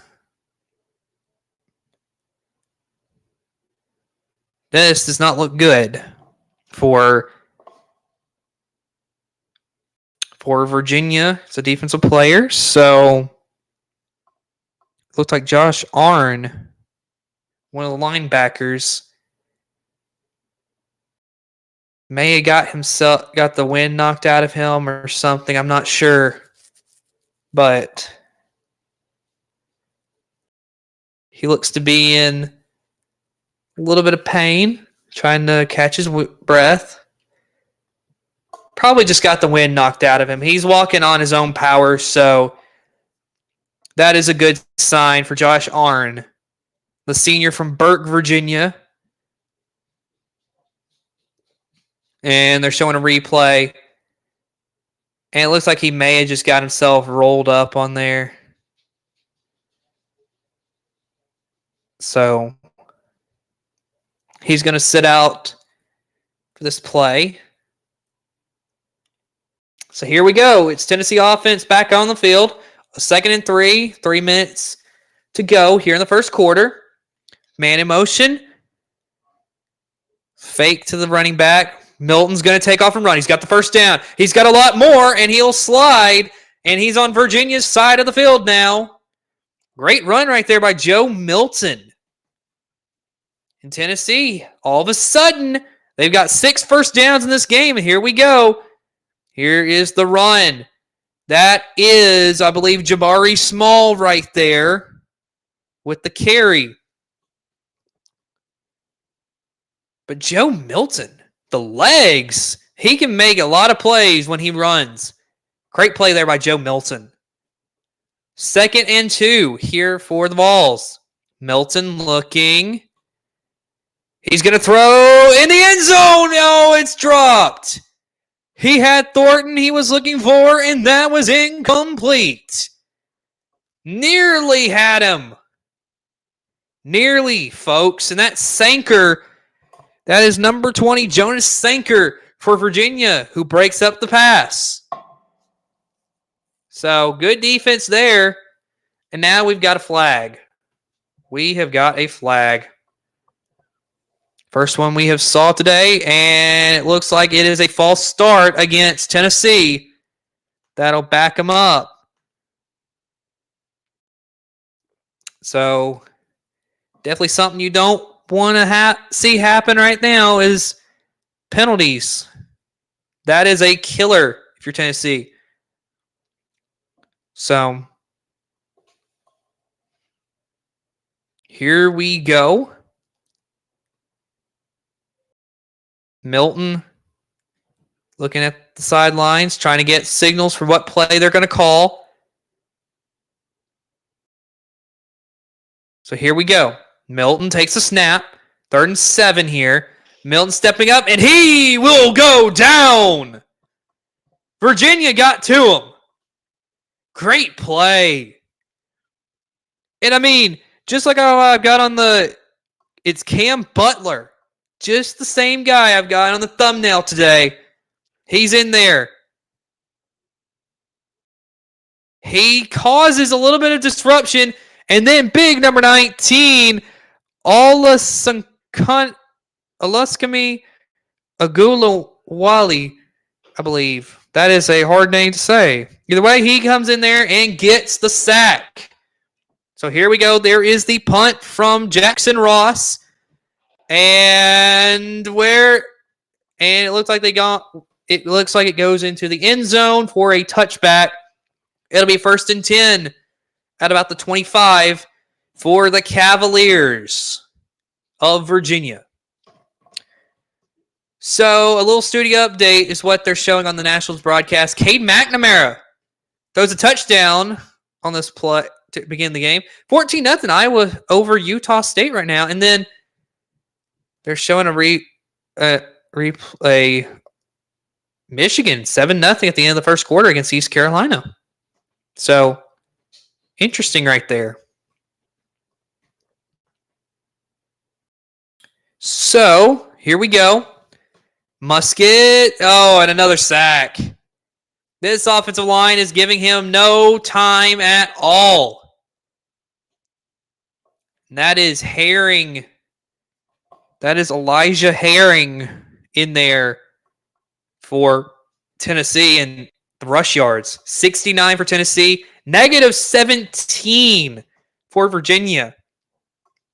Not great so far. They've pressured Tony Muskett 5 of the 9 dropbacks. I mean, that's not a great sign. Muskett now throwing and incomplete. He was looking for number 17, J.R. Wilson, right there. Be 3rd and 13 now for Virginia. And they have not been able to do anything so far. Although they are 1 for 4 on third downs, which is better than Tennessee, who is 0 for 4 on the third down. So we will see. Muskett getting ready to take the snap. He's got his running back to his left. He takes the snap, looking, and he's down. James Pierce Jr. again. 4th down. Tennessee gets a stop. 4th and 19. And you can just see it. Ugana Nanana, or whatever, I don't know what this guy's name is, the right tackle. Either way, he just can't stay with Pierce. And here we go. Here's the punt. That's Daniel Sparks back to D. Williams. Williams makes a break. He loses the football. Virginia's got the football. I'm sorry. Virginia's got the football. D. Williams lost it. And recovering is Agunlowi.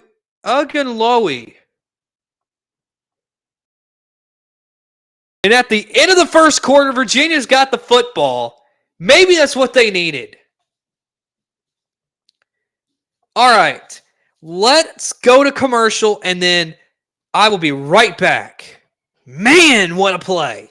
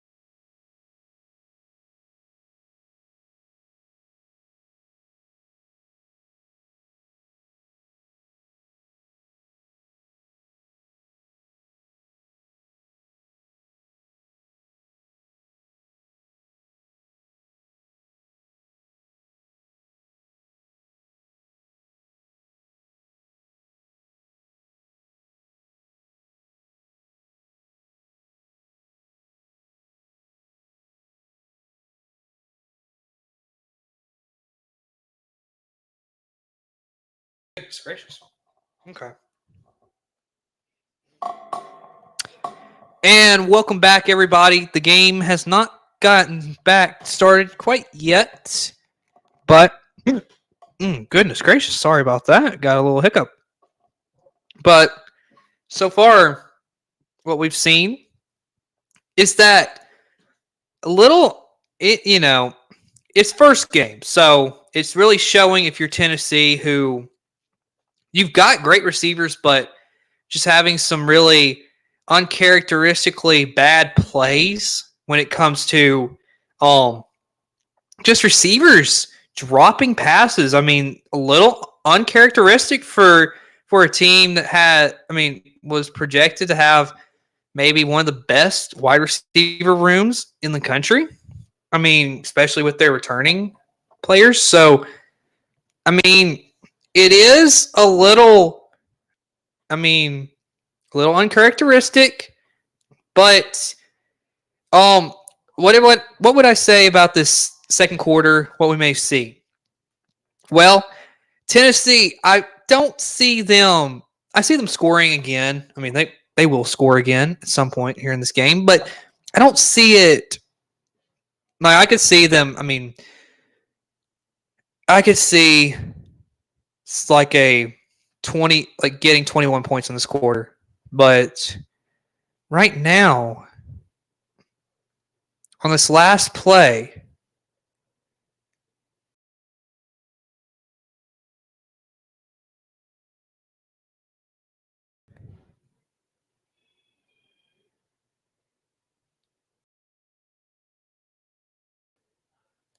in a weird situation there for Ogunlawale, the guy who recovered the punt. Looked like just he was running off celebrating, and he may have just got himself hurt. A little bit of a concerning situation there. A little strange. Hopefully he'll be okay. He was having to be taken off by in a stretch. I mean, not a stretcher, but in a golf cart. He was carted off the field. It's a little bit of a concerning situation there for him. So we will see. Here we go. Here's the run. And that is number 5, Kobe Pace, right there for Virginia. It'll be second down. So Tony Muskett had an okay first quarter, just not a lot of time given by his offensive line. So let's see what will happen. So here we go. Muskett takes the snap, hands it off to Pace again, who will at most get about a yard. So it's going to be third down here for the Cavs.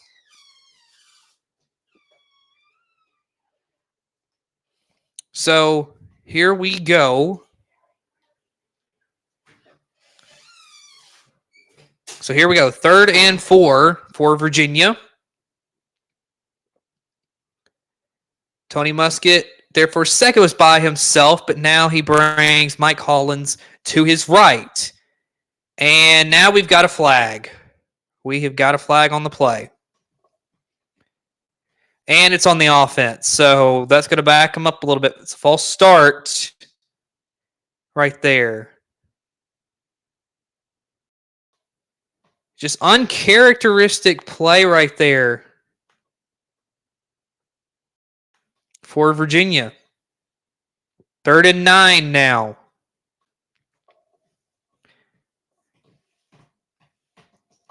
It's Muskett.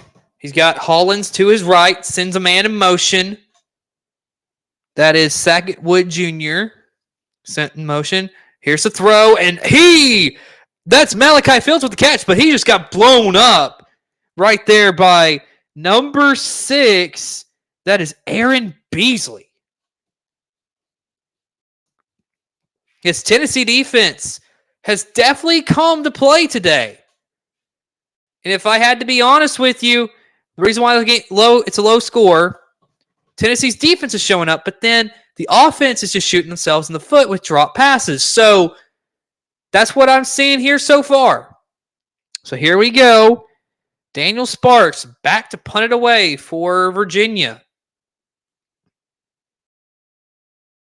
Here we go. Sparks gets it away. D. Williams is back. And he'll just let it hop. And it'll be at about the 6-yard line. Great punt there by Sparks. And we'll see what Tennessee can do starting at the 6. It'll be interesting to see what they can do. Be back in just a moment.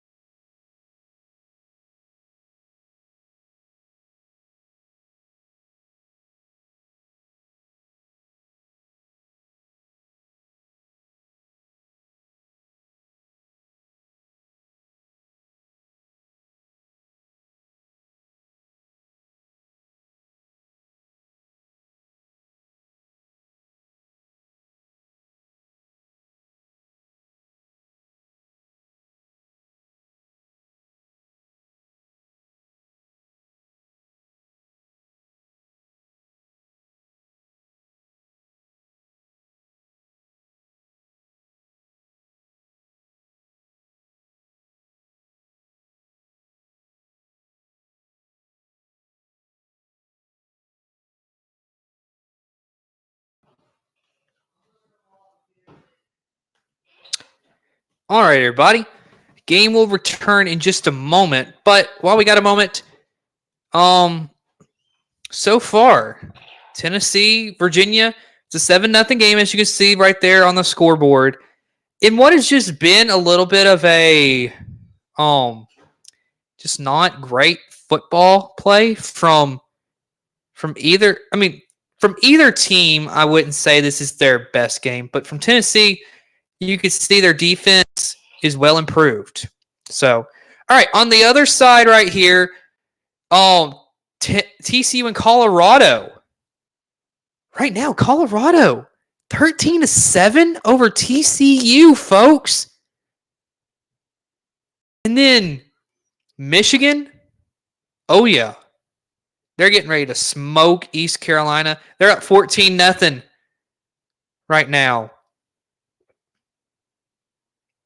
So if you want to watch TCU in Colorado, that's on Fox. Of course, leave us on.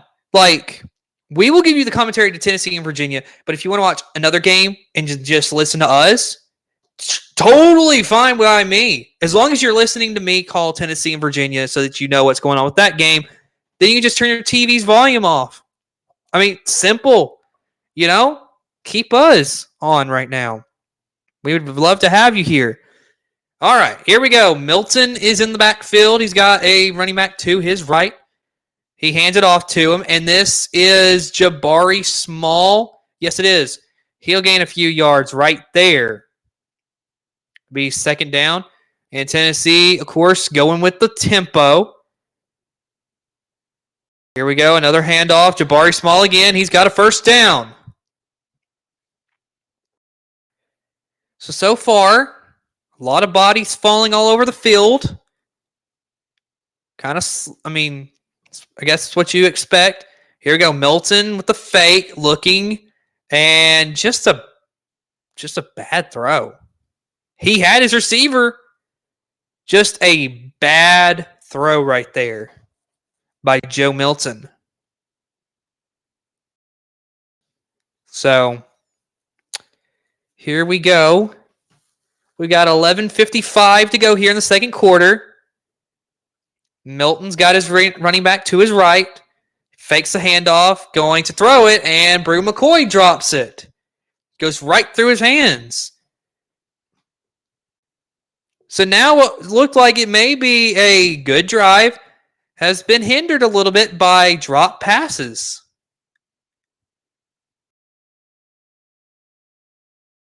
And I mean, short passes, Milton's 7 for 8, but on the long passes, more than 10 yards, they're 0 for 4, folks. It's a little concerning. Of course, it's just the first game of the year, so here we go. Milton looking, throwing, and through the hands of his receiver, that is number 9, Ramel Keaton. He was wide open, and it just goes straight through his hands. Wide open, and now look at the replay. It was a little high, but still, they're just having a tough time here tonight. So,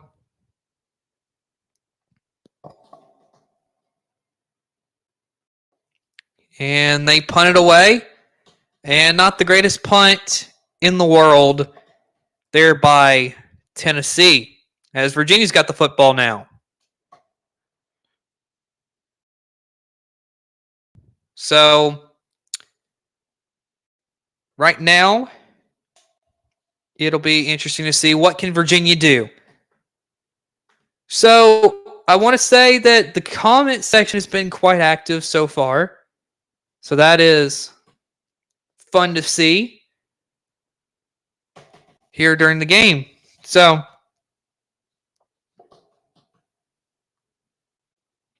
all right.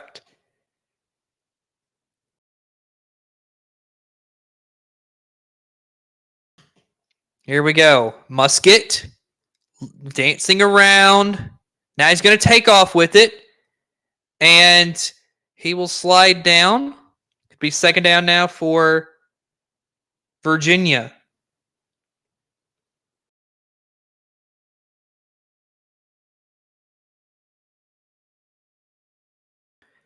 So here we go. Musket now handing it off. That's his running back, number 2, Paris Jones.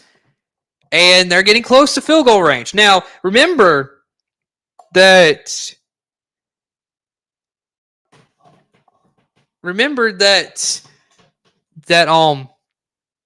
last time they got down this far, that they had a chance to score, missed the field goal wide right. So let's see if they can come back from. Let's see if they can score here. Here's the handoff and just going nowhere. That is a tough defensive line just stopping their running back, Tyler Barron, right there for Tennessee. It's 4th and 3. And now, it'll be interesting because they're near the field goal range with their kicker, but do they want to? Are they going to kick a field goal or are they going to punt? Let's see what they possibly do. And they're going to punt it. Daniel Sparks again out to punt. Virginia's not been able to do anything, and we got a flag on the field, folks, and this may be pushing it back a little bit. We will see. Yep, that's pushing them back a little bit. False start against Virginia. So far throughout the season, if there's been one call that's been consistent that we've seen here on the channel, it has been false start so far this season. Because there's Daniel Sparks with the punt. And Tennessee will just let this bounce to about the 9. So, and again, a little bit of a tough situation if you are Tennessee. We shall see on the other end of this commercial break.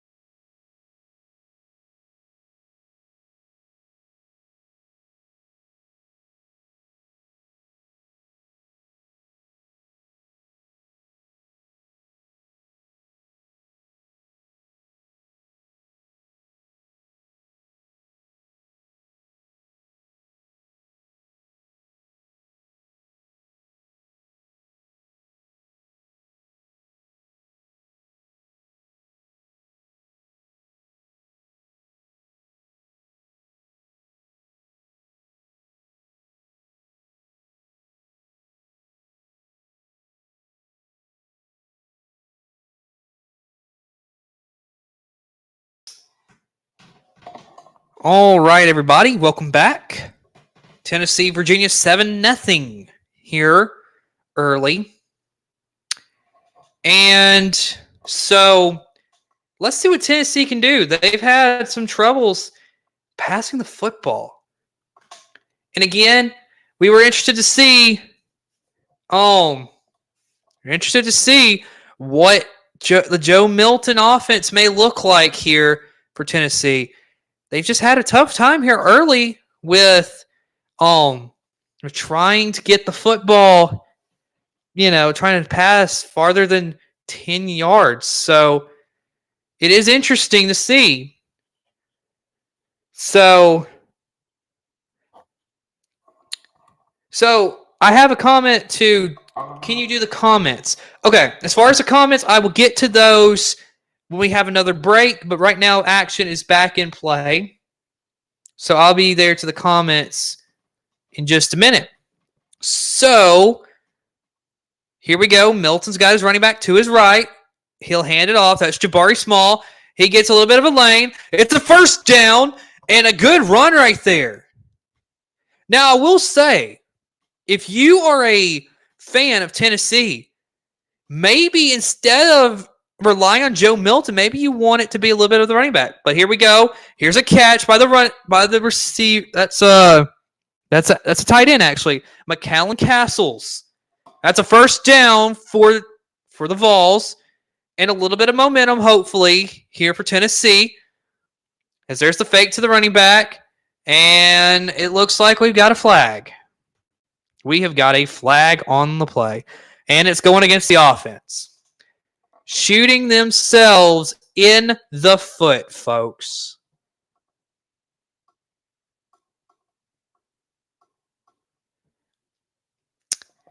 And now it's 1st and 15 for the Vols. So here we go. Milton looking, passing, and that'll be caught by Brew McCoy. And he fights his way. Nearly a first down. It'll be 2nd down and probably about 2 or 3 to go here for Tennessee. And another flag, folks. These flags are getting crazy. And it's against Tennessee. It is a holding right there. That is not what you want if you are Tennessee. That is just a killer. It's 1st and 25 now. Just a killer right there. And there we go. Here's a run. That'll pick up about 3 yards right there. It'll be 2nd down and about 22 to go. 8 minutes to go here in the 2nd quarter. Also, during our next break, I'll let y'all see our trivia questions. There's the throw down the field. It's caught. Finally, something down the field, and it's Ramel Keaton. And Tennessee finally has their deep shot. What a play. And this ball, I'm telling you, Joe Milton, this is just beautiful right there where it needed to be. Milton again looking deep. End zone. And waiting to see, and it's incomplete. Okay. So what I think happened there was he had caught the football, but he landed out of bounds. Let's swatch. Caught. Oh, he's out of bounds. He had his left foot down, but it was half out of bounds, half in the end zone. That was so close. Yeah, he's out. Nearly a touchdown there. Milton now handing it off. Jabari Small will get a few yards right there on the carry. So you get a little taste of Joe Milton, his arm accuracy, not accuracy, but more of his his arm strength. He's got a big arm. It didn't look like that long bomb was much of anything for him. So here we go. Jabari Small with the catch. Nearly a first down in the 3rd and 7. And Tennessee's offense will probably, Tennessee's offense is going to stay out there. They're going to run a play on here on 4th and 1. Let's see what they do. It's a handoff, and they've got it. Jabari Small's got the first down. And it looks like Tennessee has a little bit of momentum now. They just needed that long shot. They just needed the long shot. Now they look to be a little more confident. Just letting the clock run a little bit. Getting their play call. In there right now at running back. Looks like number 6, Dylan Simpson. So here we go. Joe Milton's got Dylan Simpson to his left. Sends a man in motion. It's the handoff to Simpson, who will gain. He got through that line really well. Kind of shocked. Gains a couple of yards right there for Tennessee. And now, of course, they're going quick. Milton in the backfield by himself, looking, and incomplete. And breaking that up was number 33, Josh Arns. So he's back on the field. He was fine from earlier. So, great deflection. And the thing is right there, the one issue I take with Joe Milton, he kind of eyed that player down like, I'm throwing you the football. They knew that he was throwing the football. And Josh Arn just puts his hand up, stops that from being a reception right there. And there is a pass right there. And that right there is number 10 for Squirrel White.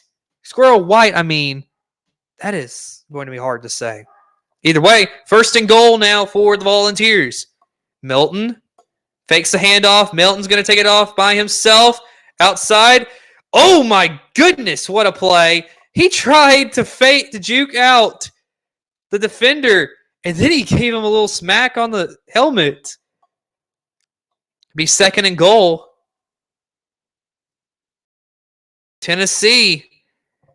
Looks like they have a little bit of momentum here. And now just moving on the line a little bit. Here we go. Milton. They're looking to get their signal from their coach. 2 men in the backfield with Milton. And here's the handoff. And it looks like we have got it. Touchdown. That is a Tennessee touchdown right there. And it is 13-0 now. Dylan Simpson with a 3-yard carry for the score. And like that, Tennessee may have a little bit of momentum going. And Dylan Simpson just gets through the line and just bullies his way in there. That's a touchdown. Tennessee. And it was a 13-play, 90-yard drive, 4 minutes, 52 seconds. But it doesn't feel that long when Tennessee starts going. The only way it feels long is when they start looking over at their coaches to get the play call. And the extra point is up and good. Tennessee 14, Virginia nothing. And Tennessee finally got a deep shot. And that Joe Milton play is going to stick around for a long time. What a play. 14-0. We'll be back in a minute.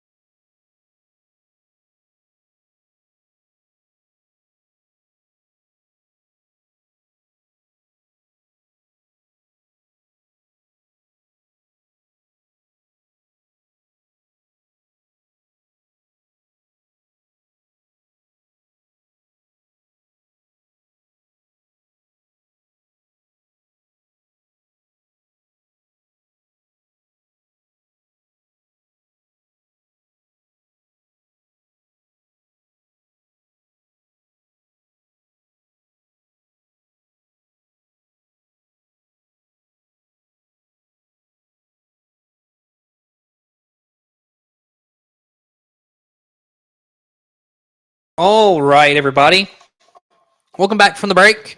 So, like I said earlier, for our trivia question, it was going to be more of a Tennessee question, not really anything to do with Virginia, and I really am sad to have to say that. And of course, I'm going to get to the comments here in just a minute. So I'm going to lay out this question, and then you have a chance to answer it. So, here's the question. Who was the quarterback for the 1998 Tennessee National Champion team? So, until I answer that question, I'm going to leave that up there for you. So if you look at the comments section, of course, I'm going to get to the comments, but so that's your question. And the only quarterback that I'm going to rule out for you is Peyton Manning.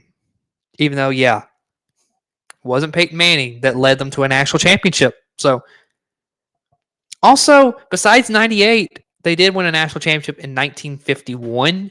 So, Tennessee's only won 2 championships in their history. So, that's just some information for you, but you can guess that in the chat if you want to. But I'm going to go through the chat. So we got a couple of questions, but I'm only going to, you know what? Game's coming back. Let me answer this. Well, I can answer this here in a little bit. So stick around for that. All right, here we go. Here's the kick. And that will be sent away. And it did go out of bounds. So that's going to be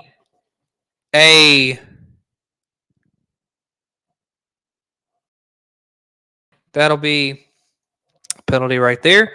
As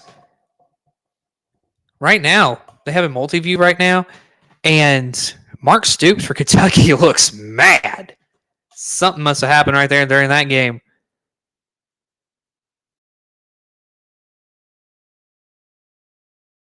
Okay. So here we go.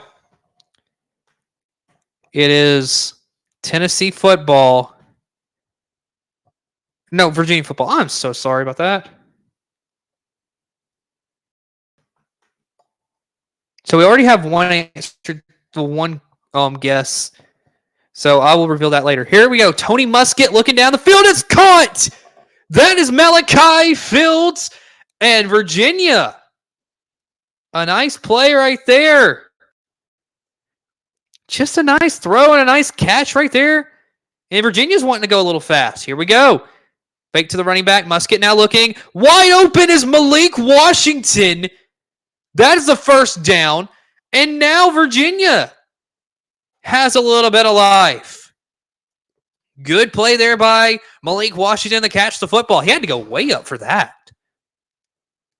So here we go from about the 18-yard line on Tennessee's side of the field. Muskett hands it off, and that's going nowhere. There is no run game to be had right now, and that's Mike Hollins being taken down.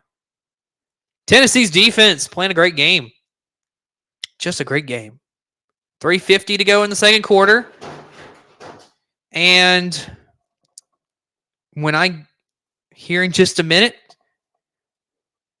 I will give about during halftime, because I'm going to be here for halftime. I will give you I'll give you the answer to that question. So here we go. Muskett looking, throws. Mike Hollins with the catch, and he'll get back to about the 21.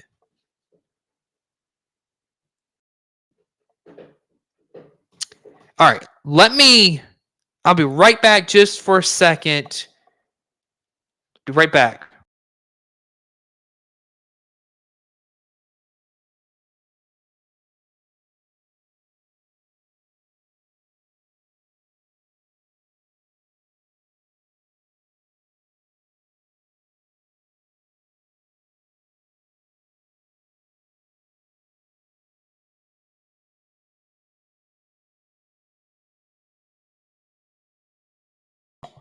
All right. Had to get up there for a second. And we got a flag, it looks like, on the – or Virginia's called a timeout. So – oh, wrong team. Sorry about that. So they're down to one timeout left here in the half. So the dog that I was telling you that just came in the room, that is the same dog, if you remember last Saturday, that came during my stream. Yeah, same dog. So, and then the other dog as well is in here, both big dogs. So, little irritating. It looks like, I don't know, if my dog just bumped my camera, I don't know. But either way, 3rd and 13 here for Virginia. Now, here's the thing for Virginia. You would like to get a touchdown, but if you have to kick a field goal, you just hope that they do not miss this again. So 14-0 Tennessee with 2:34 to go here in the second quarter. Musket has his running back, Mike Hollins, to his left. Here's the snap. Musket breaks away. He's going to take off with it. And he will get a few yards short. That's to about the 12-yard line. 12 or 13 right there. So 4th down for Virginia.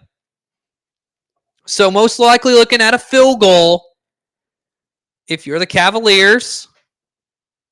And just trying their best. Or it may look like they're going to keep the offense out there.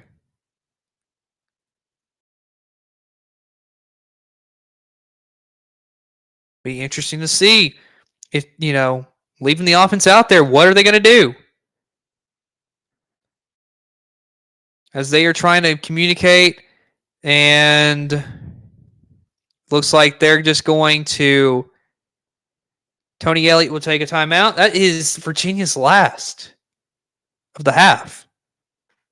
A little questionable there, but we shall see how that goes. Okay, so now let's go through I will answer the trivia question in a little bit. Some of the questions we have here. Can Clemson be the TCU this year? Honestly, folks, that's really not fair to say because Clemson's already won. And I mean, they're already big-time names. So I don't think that's really fair to put them in the same group as what TCU was last year. So, I mean, yes, I think Clemson could make the playoff. I'm not saying they will. I mean, I've already given my predictions for Alabama, Georgia, Ohio State, and Texas to be in the playoff, but I don't know. That just seems a little unfair if you're Clemson. Do you think Alabama will lose to Tennessee? To be honest, folks, right now, no, because from watching this Tennessee team, they've only had one play where they've been able to complete a 10-plus yard pass, and that's like the staple of their offense. So if you're looking at it from a week 1 standpoint, Alabama, I think, will win this game against Tennessee coming up. And then what will TCU's ranking be if they lose? To be honest, folks, if it was with my rankings, I'd probably put them down to like 25. Okay. Let's see. And then also they want me to let the dog be on the show. All right. That one I could probably. Well, here she is right here, and she's crazy, messing around with my stuff. So let me move my microphone for just a second. Let me mute myself for just a second. I will, of course, still be here live. The dog is, well, Dog's moving around a little bit, so she'll come on to my right, and she could probably come on. Let me mute myself.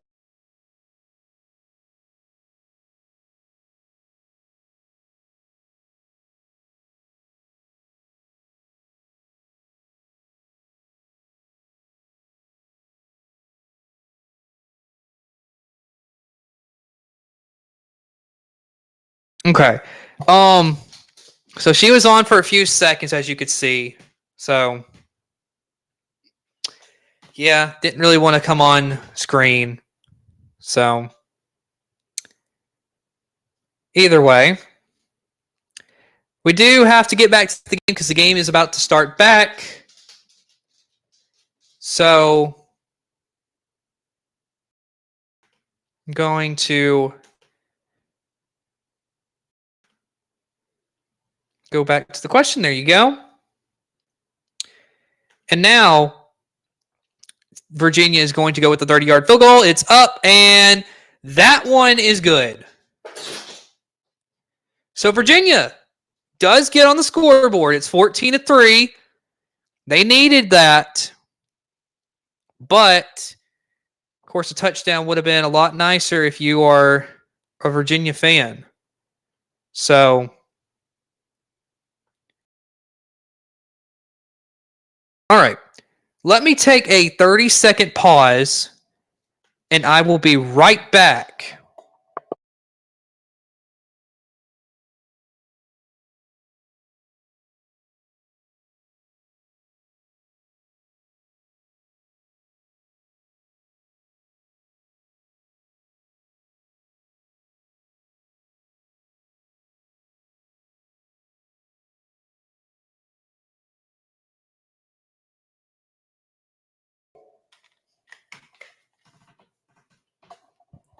All right. So they're showing the score of Oklahoma and Arkansas State down at the bottom. And folks, 42-0 over Arkansas State is Oklahoma. Golly, boom. That is what you call just flat out outplaying a team. All right, there is the touchback. So Virginia gets on the scoreboard. It's 14-3. And Tennessee's got the football. So let's see what Tennessee can do because it's going to be interesting because they are,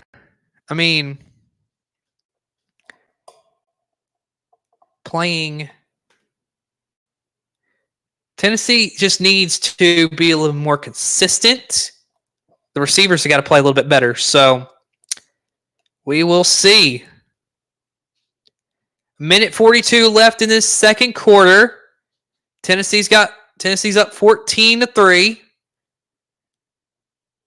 And here we go. It's a 1st and 10. Joe Milton. He will hand it off to his running back, who breaks a couple tackles. And that is Jalen Wright for the first down. Great play right there. Of course, clock stops to set up the first down. Joe Milton fakes it. He takes off with it himself. He'll get about 9 yards right there. So Tennessee moving fast. A minute 20 to go. They're looking to get a little something, either a touchdown or a field goal, just to get a little bit more, headway before halftime. Milton looking, throwing, caught. Ramel Keaton will get out of bounds. A minute and 5 seconds to go. Smart play by Keaton, who is a veteran on this team, I guess, of sorts. And Tennessee's moving up the field very nicely. Here we go. Here's the snap. Here's the carry. Jalen Wright, first down, Tennessee. And they're just moving the football really effectively. Under a minute now. And folks, this is more of what we thought we would see throughout at the beginning of the game, is Tennessee just moving easy. There we go. Another pass. Brew McCoy with the catch. He gets out of bounds. 48 seconds now. And Jalen Wright, on this run, he just had a wide open lane. So here we go. Another handoff. And I believe this is Jalen Wright. He gets another first down for Tennessee. Clock continues to move. And 39 seconds. So clock is moving again because they got the ball. They got it all spotted. All right. So here we go. Handoff. Jalen Wright. And he'll gain about 9 yards right there. Interesting to see that Tennessee's not calling timeout yet. Is this where they've called a timeout. I was waiting to see. And they have called a timeout. So they're now down to 2. With 21 seconds, it's a 2nd and 1. Tennessee wants to talk this over, see what they can really do. And it's interesting to see that they are more of a pass-heavy team.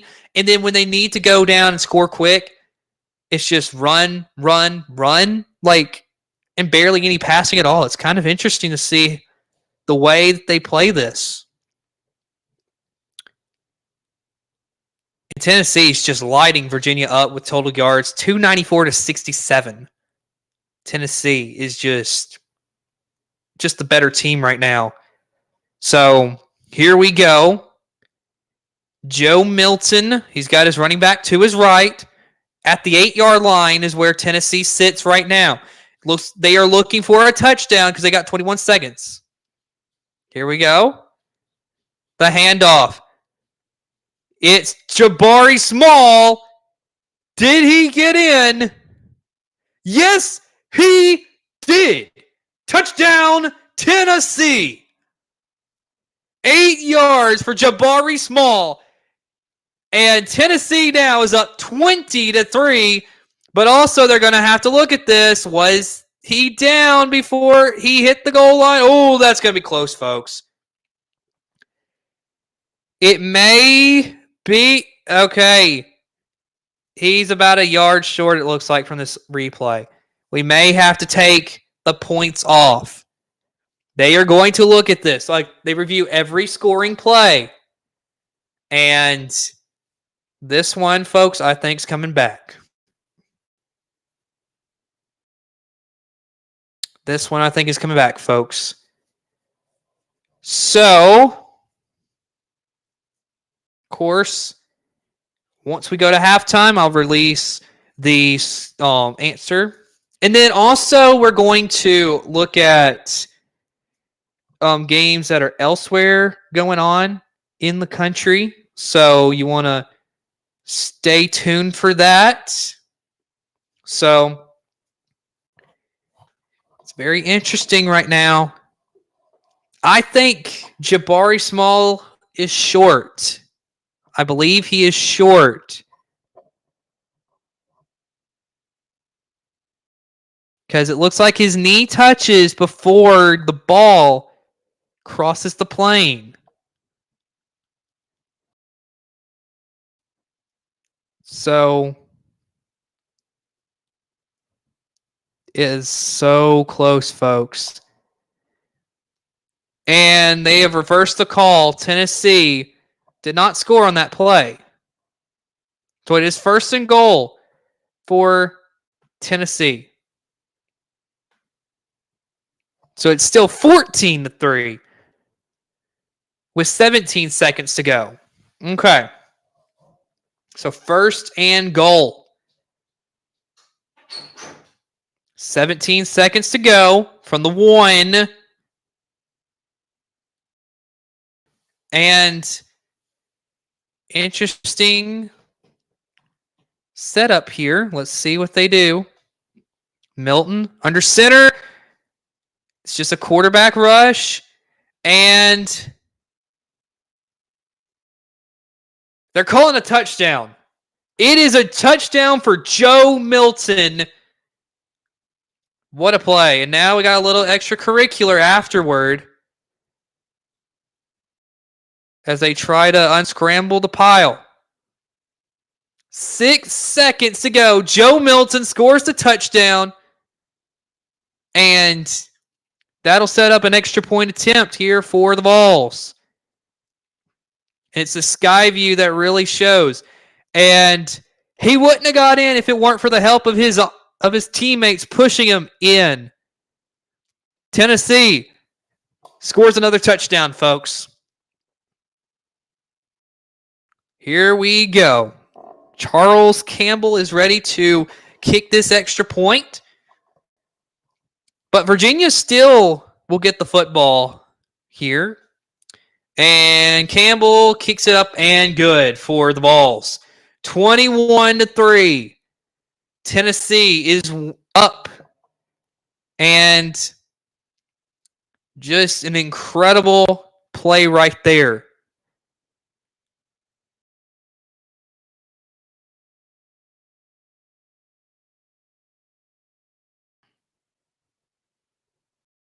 So Virginia now down 21-3. 6 seconds. Be interesting to see if they just take a knee, just go to halftime, or if they actually attempt a little something here. But my guess is probably they're going to just let this just get the kickoff and then just take a knee, just go to halftime, not try to do anything crazy right now. So we will see. All right. And here is the kick. And it's a little, just one that just leaves it hopping up.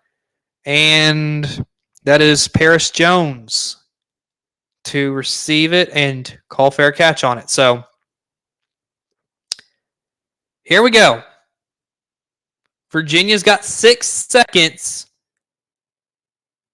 Let's see what they want to do. 6 seconds. And Joe Milton, of course, playing a great game so far.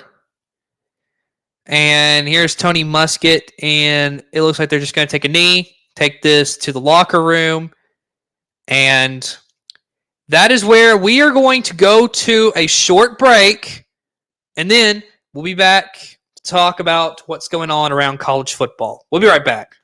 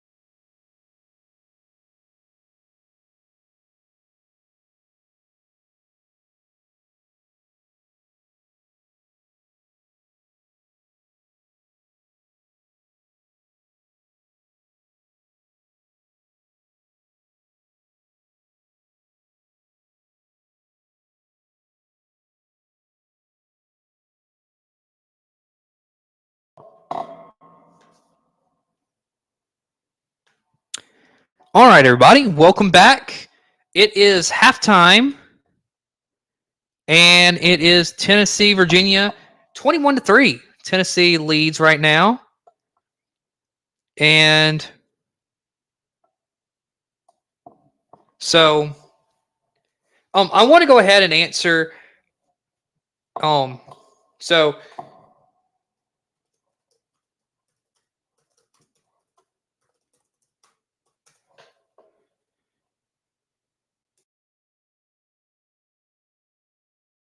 all right.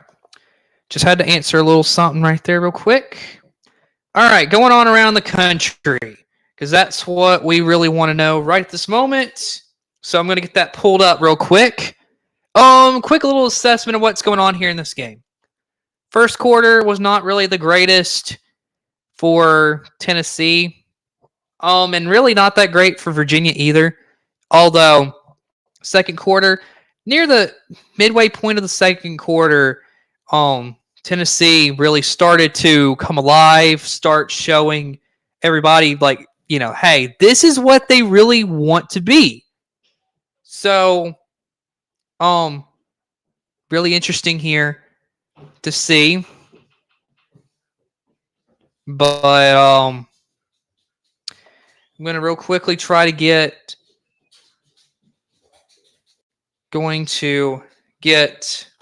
some scores around the country pulled up.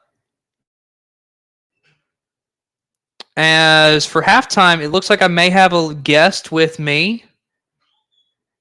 And we shall see if he's in here yet.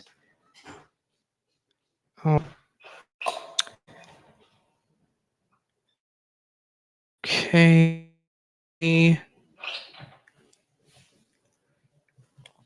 So,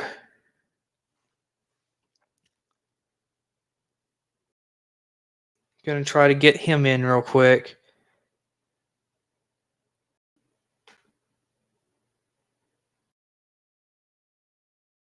Okay. So I'll bring the scoreboard back in just a minute. But, of course, we'll reveal the answer to that question in just a second. As I have here for halftime, Derek Sanford rejoins us. Of course, he was here earlier today. So, Derek, what have you saw from this Tennessee-Virginia game? How do you think it's going so far? Pretty good. I think Tennessee should throw the ball more and run it. But so far, I've seen a lot of good out of it. But Virginia needs to kick up the playing level. Yeah. I will say, from my assessment, the receivers for Tennessee early, and I guess it must just be like, first game jitters, but, I've seen a lot of just like dropped.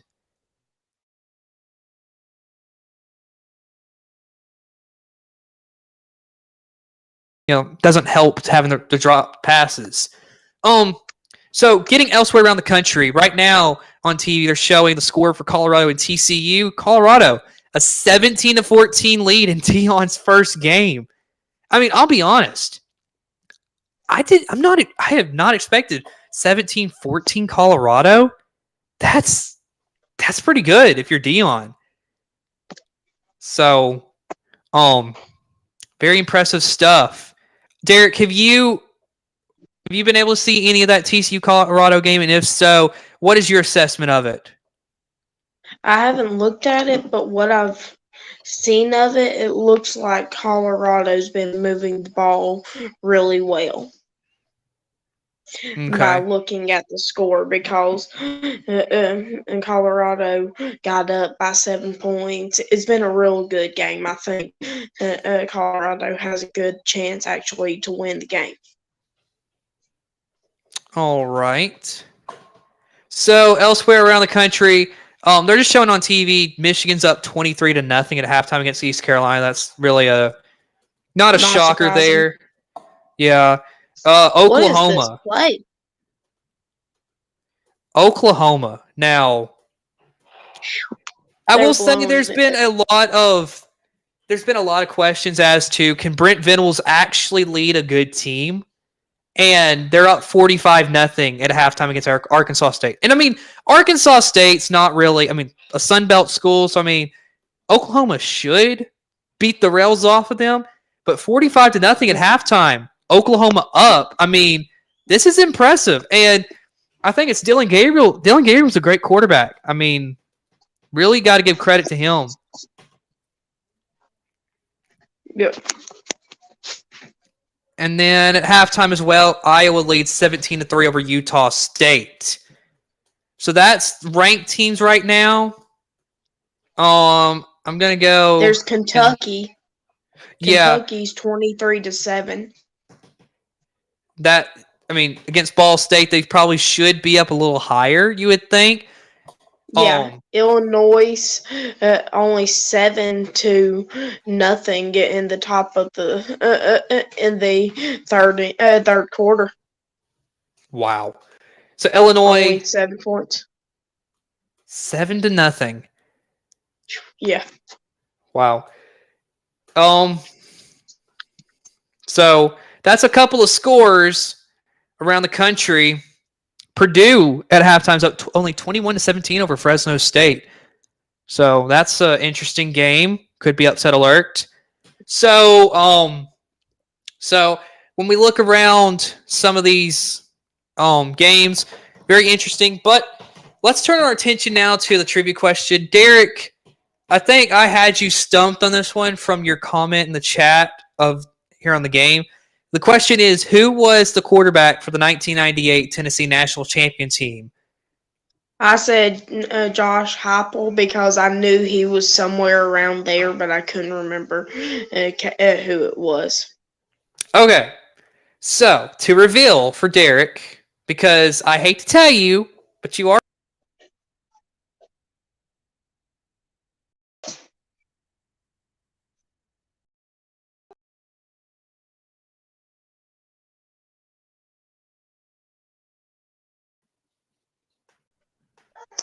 Okay, a little technical difficulty right there. But either way. So I do want to. So Josh Heupel did win a national championship as a quarterback, but it was 2001, and he played for Oklahoma. So, yep, he played for Oklahoma, and he played against Tennessee in the national championship game. I think it was Florida State. Either way, yeah. Either way, the answer to today's question, T. Martin. This is a name that you haven't heard much, but it's T. Martin. But it's actually, and the funny thing about this is, it's the year after Peyton Manning had been the quarterback at Tennessee that T. Martin led Tennessee to a national championship with the same head coach, Philip Fulmer. So, really interesting right there. So, that is our trivia question for the day. So, of course, I'm going to get the scoreboard brought back out here for us.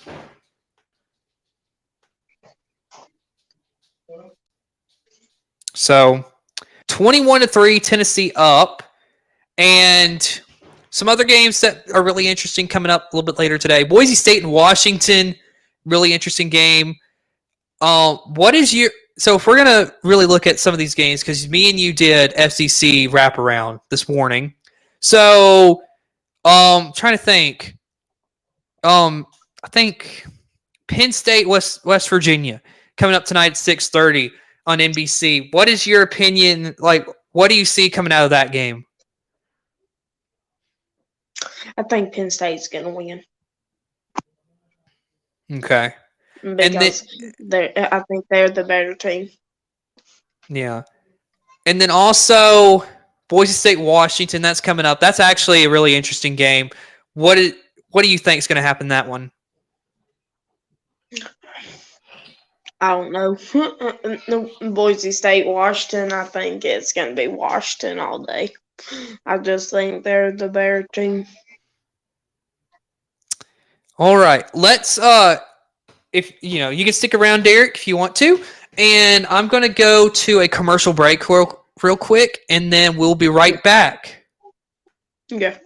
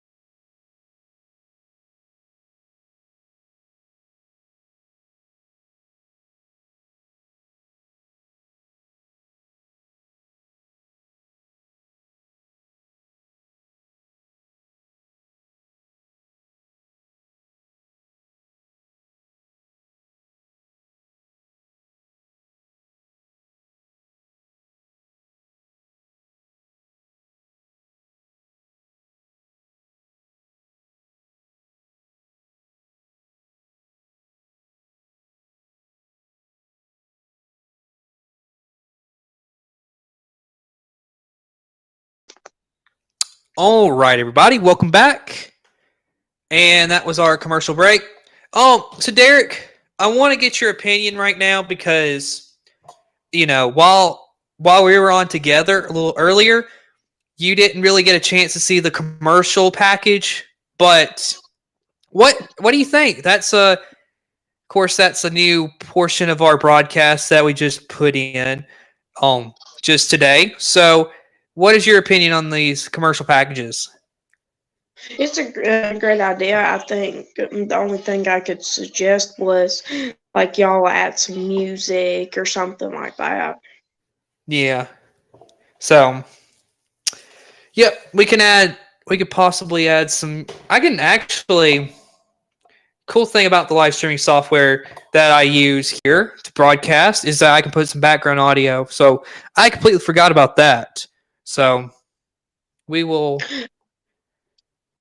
And I got something to say about the South Carolina North Carolina game. All right. The odds on TV, they're saying North Carolina's going to win by 2 or 3 points. Okay. So for those of you who may be watching and trying to figure out whether or not, who you would be more likely to think who would win. So he's saying North Carolina's got a 2-point. I think it's the spread that they're giving the advantage to North Carolina. Of course, that's betting odds. So that's what Vegas thinks. So, and I mean, Vegas is, they can be wrong sometimes. So, I mean, who knows? Maybe South Carolina comes in and wins the game, but I'm kind of with the spread. Yeah, I'm kind of with that spread. 2-point difference. That I'm with that. I would say that's a very good spread right there, and I would go North Carolina. So, yep, we are just waiting for the game to come back on, and I'm gonna go ahead here. I'm scoreboard. Oh, forgot to put that. It says halftime right there. HT for halftime. Wow. Of course, I forgot that. Either way, third quarter will be starting here in just a little bit. But, of course, tomorrow night, Derek, LSU, Florida State. Be an interesting game. What do you think? I actually think Florida State's going to win. Okay. Because I don't. It's iffy on who wins. Yeah. Because it just depends on how they play. It's a hard first game for both of those teams. Yeah, I would agree. And also, I think you said this earlier, but like, if it were more of a, let every game be more like in the first week, it be more of a easier game for most teams, and then let them kind of play for a few weeks, and then you get the big games, just like week 4. then you kind of get both teams at their full potential for what they're actually going to do. And that would actually be interesting to see. But of course, just for the standpoint of getting entertainment value, you have to put interesting games week 1. Yep. So about the Auburn game, I'm not going to be able to watch it, but I think Auburn's going to have a pretty nice game today. they should. I mean, they're playing UMass, so they should win this game. They should win it pretty big, but with Auburn's with how Auburn's done with these kind of games before, I just have a feeling that we may see a closer game than what really should be for Auburn. But who knows? Maybe Hugh Freeze comes in there and the mindset is very different, and they go and beat the rails off of UMass. Who knows? Yeah, they're predicting that Auburn's going to win by 35 points. Only thing with that, like I said, I mean, week 1, 35-point spread, that's just kind of not really, I don't know. It may happen, may not. Who knows?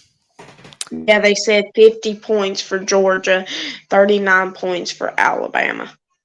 50 for Georgia. I guess UT Martin. Jeez. Yep. Well, hopefully that won't spell disaster for Georgia. Think about all those people. They're going to win that big. Yeah, I mean, I will say, if I were a person who went to Vegas and was betting on these games, which I would probably never do, but either way, I would go with the under on that game just because 50-point win for Georgia is just, I mean, for its first game of the season, why are we expecting teams to put up 80 points? I mean, it is UT Martin, so I mean, Georgia should beat the rails off of them, but 50 points, I don't know. Maybe like a 49-0 shutout. Yeah, go ahead. Yeah, they said that the over/under score was going to be 55 points. So. Okay. All right. It is now time to begin the second half with Tennessee and Virginia. Tennessee up 21-3. And national broadcast, of course, going back to their booth announcers right now. Which I can't lie. Yeah, go ahead. I'll be behind a little bit because I'm like 20 seconds behind or so. Okay. My TV's behind yours a little. Okay. So right now they're showing just some clips throughout the game, some highlights, and this Virginia offensive line. I mean, it's just this game is literally about it's very similar to the Florida-Utah game I did the other night, where Tennessee's up 21-3. But see, Virginia, their offensive line is not giving Tony Muskett really enough time. So there is the kickoff, and it goes out of bounds, and that's a flag already. Oh my goodness. There's been too many flags this time. Oh, I know. For a standpoint of, penalties, the Navy-Notre Dame game I did last Saturday, that has got to be the cleanest game that I've seen in a long time. I mean, I think there was a total of 4 penalties throughout the whole game. I mean, very clean game. Like the Tennessee game versus Alabama last year was Alabama had 17 penalties or so. Last year, Alabama was plagued by the penalties. But here we go. Tony Muskett, he is in the backfield. He's got his running back to his left, and he fakes it. And that is incomplete, looking for Malachi Fields, his receiver.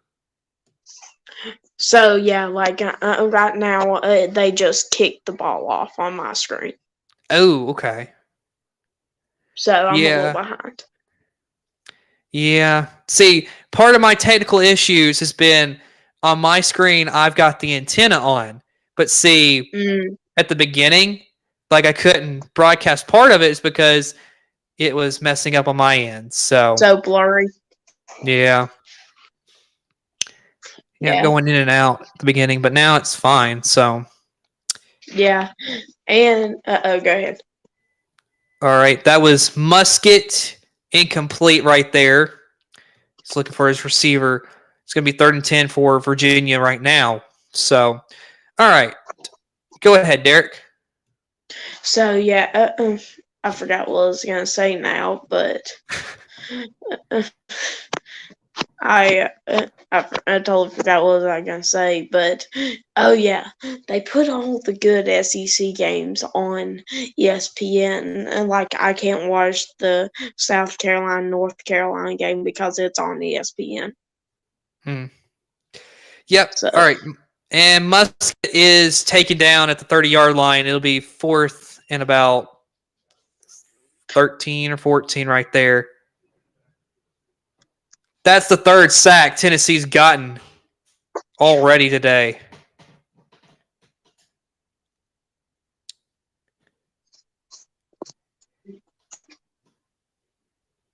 So just rough offensive line play if you are Virginia. And here is Daniel Sparks getting ready to punt it away. So I just got out of it and got back in it to see in case it would fix it, but I can't tell. I don't think it fixed it. So. Yep, and there was the punt. Of course, now it's Tennessee football. So, yeah, but it's not too bad, but it is annoying. yeah. Yeah, there's one thing about these. Oh, that should have been a foul getting too close on the kickoff and the punt. Yeah. So here we go, Milton. Little shovel pass right there to Jalen Wright, who will get probably 2 yards right there. So, okay, your assessment of Joe Milton so far. What do you think? He's a really good fit for Tennessee. I think he's like Arkansas's quarterback, but not as effective in the run. But Yeah. he's pretty good. All right, and we just had a run play right there for Tennessee as they now hand it off again. And there goes Jalen Wright breaking the tackles, getting up to midfield for another first down for the Vols.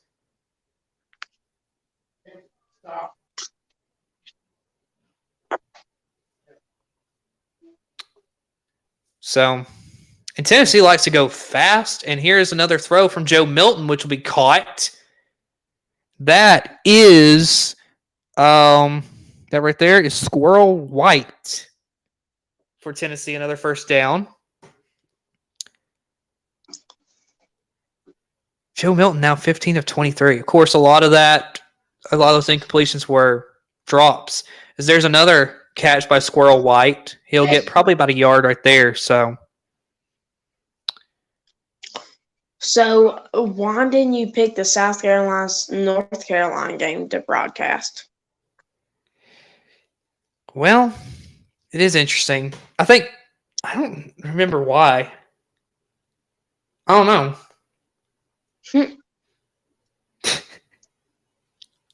I didn't know. I thought that would have been one of your more top picks than that. I guess I was interested to see how this Tennessee team did just with Joe Milton. And there's another catch right there by Squirrel White.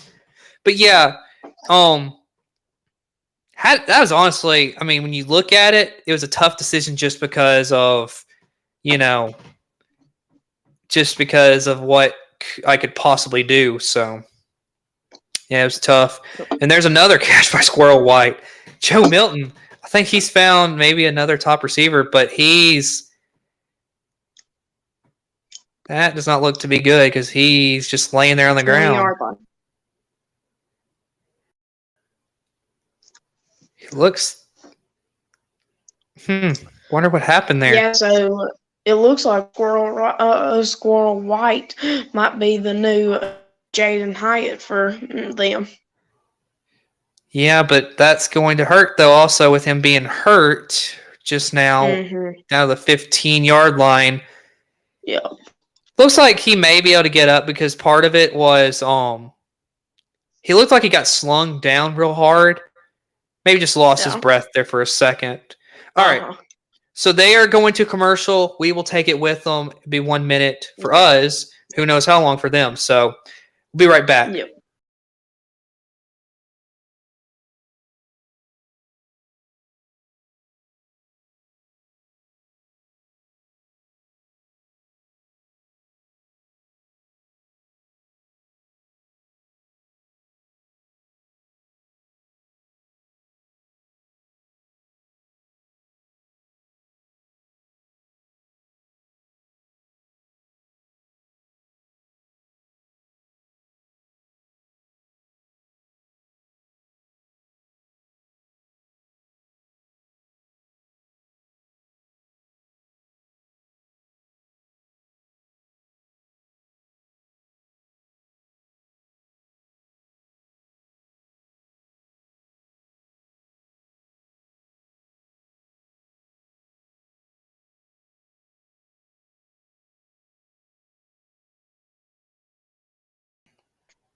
All right, we're back. And also, I just want to mention, Derek, if you are a couple seconds behind me with this Tennessee-Virginia game, get ready to watch a Jersey Mike's commercial that is crazy.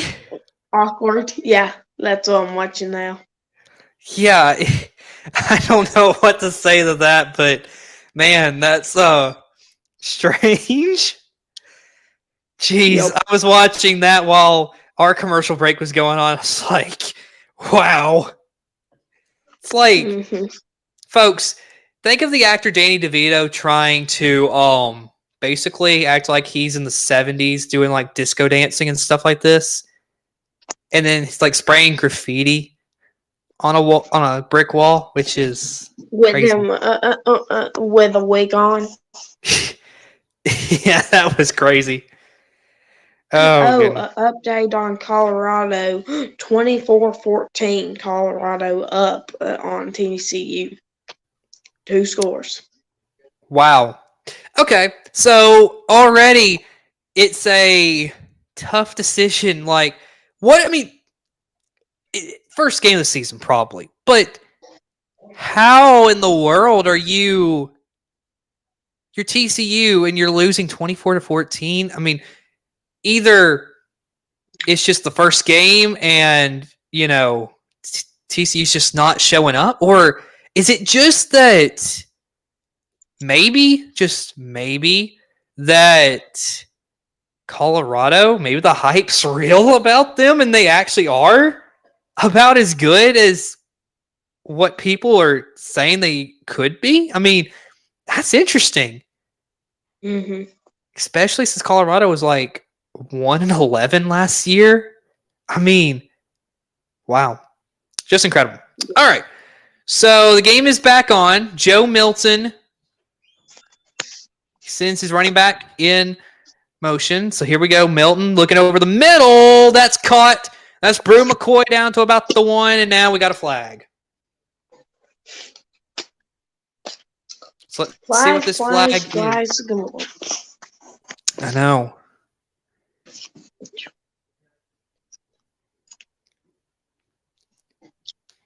And it's a targeting call against Virginia. Now this will get reviewed. That's not targeting. That's not targeting. Okay, here we go. Because this is the first instance where I can where we here on Saber Broadcast Network we can actually discuss this now, and we do it live. Ooh. Now, Um, I mean, question here is did he lead with his helmet, or is he trying to hit with his shoulder, but then also he hits Brew McCoy's helmet? That is number defensive, that's number 3, 0. Langston Long. Langston Long's right there, so So yeah, I don't think it was. I think he hit the shoulder pad. Yeah, he went sideways and hit him.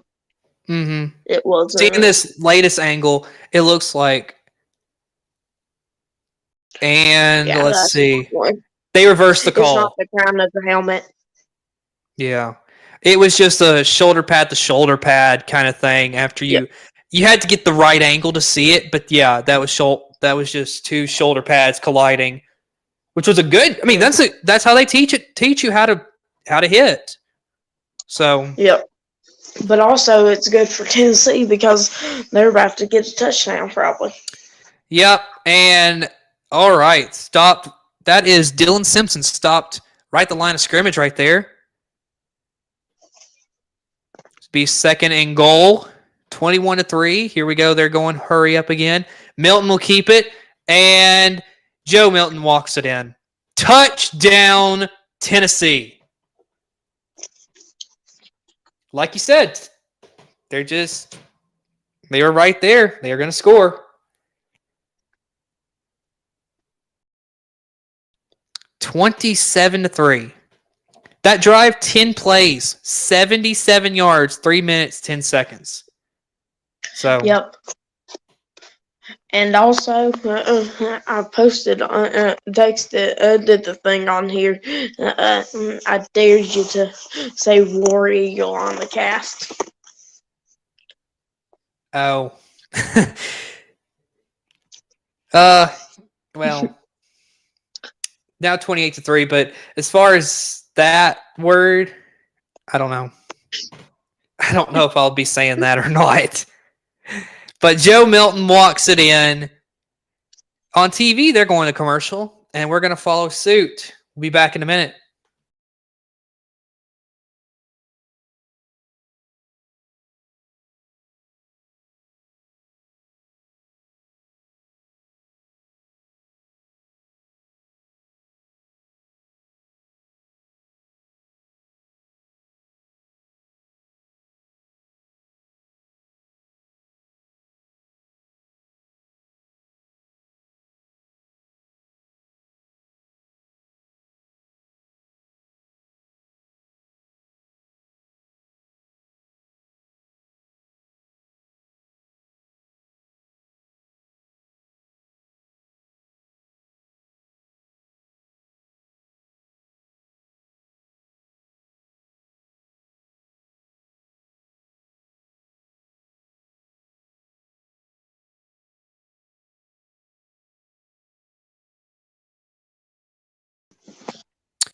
All right, everybody, welcome back. 28-3 Tennessee. So far this season, Derek, the games I've picked to do have not really been close. And this one's already looking like it's going to be the same way, 28-3. Yep. So tomorrow night, Florida State LSU, that'll be an interesting game. But yeah, I'll probably watch that one. Yeah. I will tell you that let's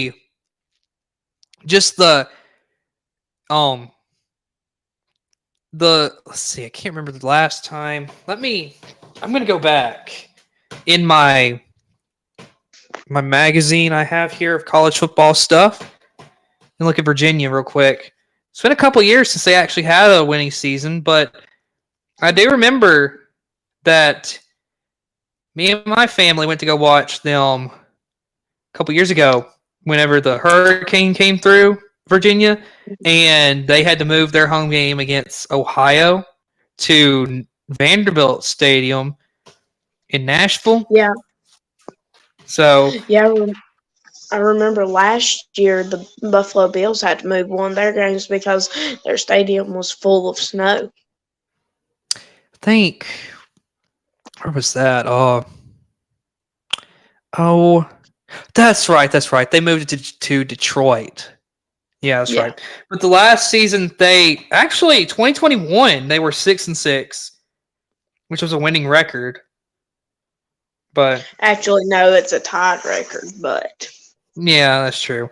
But the last time it looks like the last time they played in a bowl game was 2019 when they were 9-5. So I believe it was 2019 when that game I was mentioning as well. and Colton in the chat has said Derek with a bunch of C's. thank you, Colton. So here we go. It is a kickoff here for Tennessee, and that one's going to go back into the back of the end zone. So, I got an update on the Colorado game. okay. It's 24-21. TCU still down by 3. That honestly is a very interesting game just because we don't this is very close. Yeah. And it is shocking to see Colorado actually up like this. Yeah. So here we go. Musket hands it off, and that'll be a couple yards right there for Kobe Pace. And an update on the Oklahoma game. It's still 52-0. Wow. All right. Also, Colton Naylor just put this on here. I don't know what his obsession is with asking us about Taylor Swift, but I don't know. And it looks like dead play right there for Tennessee and Virginia. But either way, and now we got another comment. Boomer Sooner, Colton says. Yep. Interesting. Yep. He's not. He's too big of that fan. And Mercer is down by 7 against Ole Miss. They just kicked off, didn't they? Yep, like 3 minutes ago. Fumble, touchdown. Oh yeah, you're on that play I was just talking about was a dead play because they called it off. Yeah. All right. So 3rd and 7 now for Virginia. And that'll be caught near the first down line, Malik Washington for Virginia. So, of course, SEC wraparound. What do you think about it so far? We've done 2 episodes so far. I really like it, and I'm ready to keep on doing it. All right. And Virginia just tried to go for it on 4th down. Oh my gosh. I don't know why people do that whenever they're in their own thing. And here's another thing from Colton. Is Empire Strikes Back the best of the first trilogy? Ooh, I don't even know what that is. That's Star Wars. Yeah, Yep. I don't know. That's a good question, honestly. And I do still have those those tattoos and stuff for y'all that I'll bring out tomorrow. Cool. And there's another run right there. Jabari Small for Tennessee. Runs it for a few yards.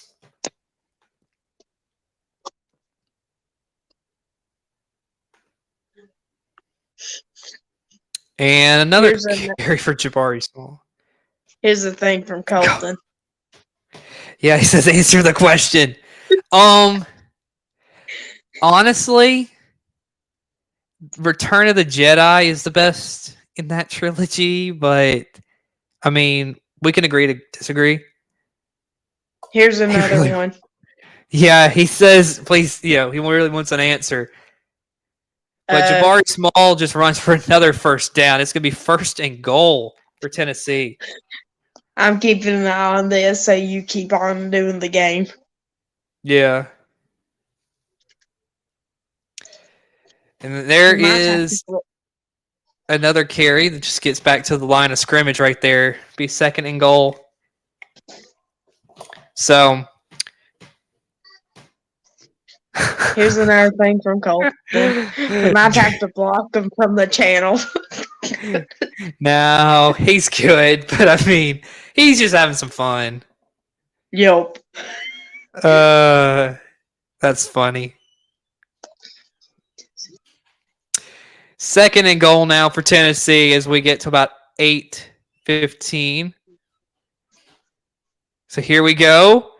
There they run, and that'll be about a couple of yards, about 2 right there. And we have a new subscriber to the channel. Nice. Hello, Seth Messer. Seth.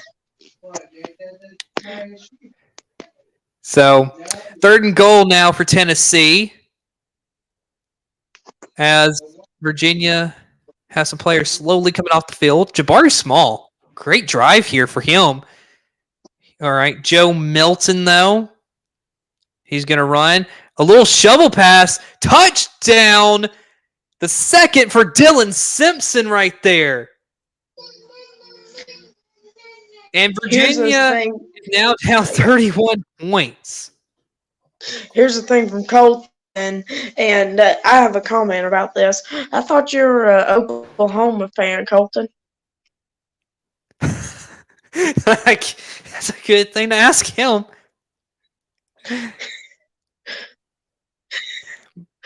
But, and he did a flip into the end zone.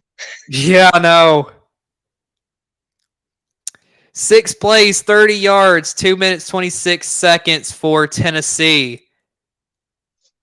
And it's 34-3. And that extra point is good for Tennessee. 35-3 here. Here's the thing from Colton, and yes, I am an Auburn fan. I'm just doing this for the fun of it. I'm not saying all the that team's calls. So, what do you think about that? Also, when he mentions that, Derek, a lot of times he's trying to pick at me a little bit because in the past, my family's thought, "Oh, Cooper, you've been rooting for Auburn a lot, haven't you?" And I'm like, I'm not rooting. I'm not rooting for Auburn. Whenever I pick them to win a game, I'm just like, I think they can legitimately win this game, just from a non-biased standpoint. And then they're like, "Oh, you're an Auburn fan then." So, a little bit of fun we have. So, yep. Same thing with Colorado and TCU, 21-24. Okay. So. Oh my goodness, what happened?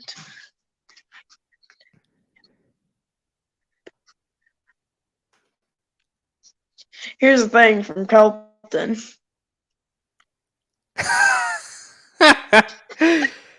I love this. Okay. Oh, Colton. This is awesome. Yep. So he says, I can root for Tennessee if I want to root for Tennessee. I am an American. I have freedom of speech. Yep. Oh, Labor Day, folks. It's coming up, and he's really exercising his right as an American. So, very awesome there, folks. Yep.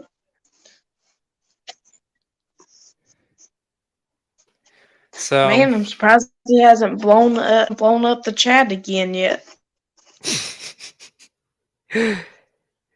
So we are just getting started this college football season.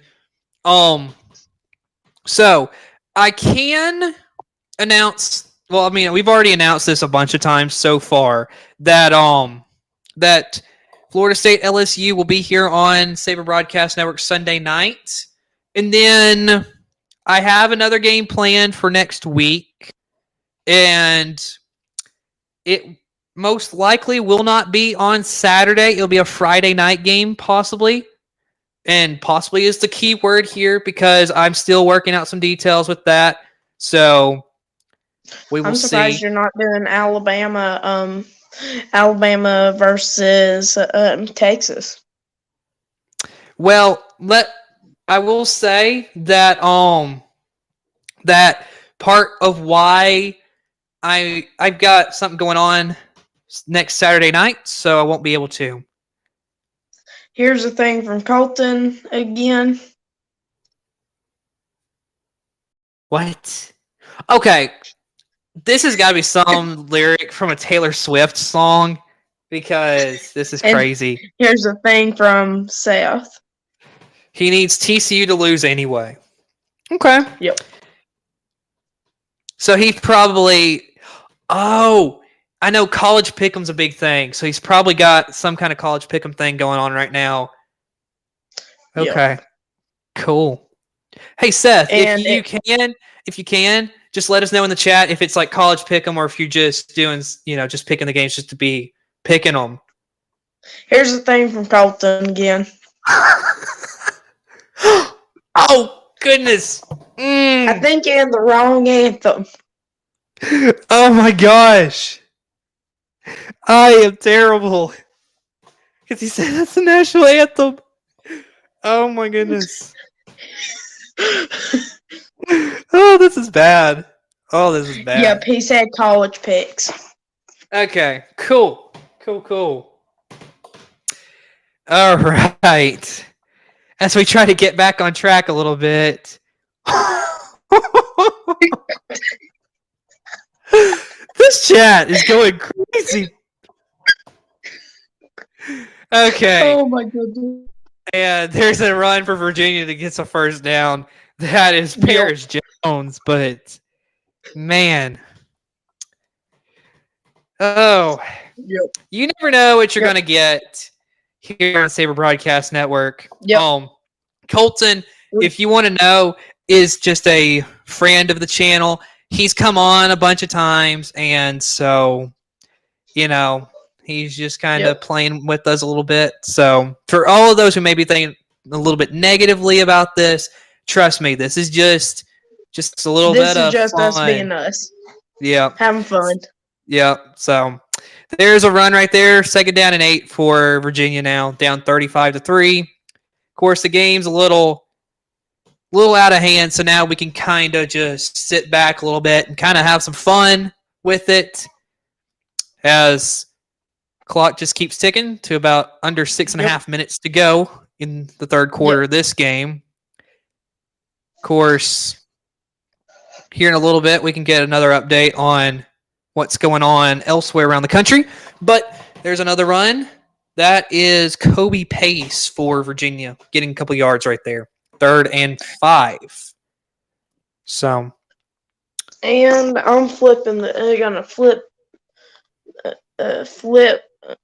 the channel to the TCU game in case I can and see what the score is there. How it's going on. So this Seth. Oh my goodness! What in the world? Oh, there. So Seth says Gators are trash. So he's definitely a Tennessee fan. And I think he did say that in the chat. So, yes. All right, we got a first down here for Virginia right now. But yeah. And then Colton. Good. Go ahead. Oh. Now, this is a Taylor Swift lyric. Okay. I had to read that for a second. Okay. Which, I'm being honest, the only reason why I listen to any Taylor Swift is because my because my siblings have it playing sometimes. So, yeah. And there's Kobe Pace for a couple of yards right there for Virginia. Yep.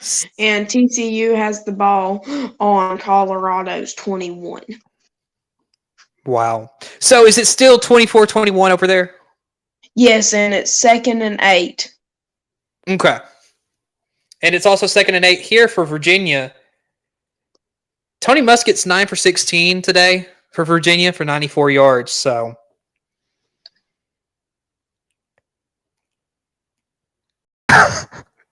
what? He thinks he's turned me into a Swiftie? What? As Kobe Pace right here for Virginia gets to about the 20-yard line. But Yep. seriously, he thinks he's turned me into a Swiftie? He's got to be off his rocker a little bit. I mean, really? Oh, there's a fight that I thought about to happen in this game. Wow.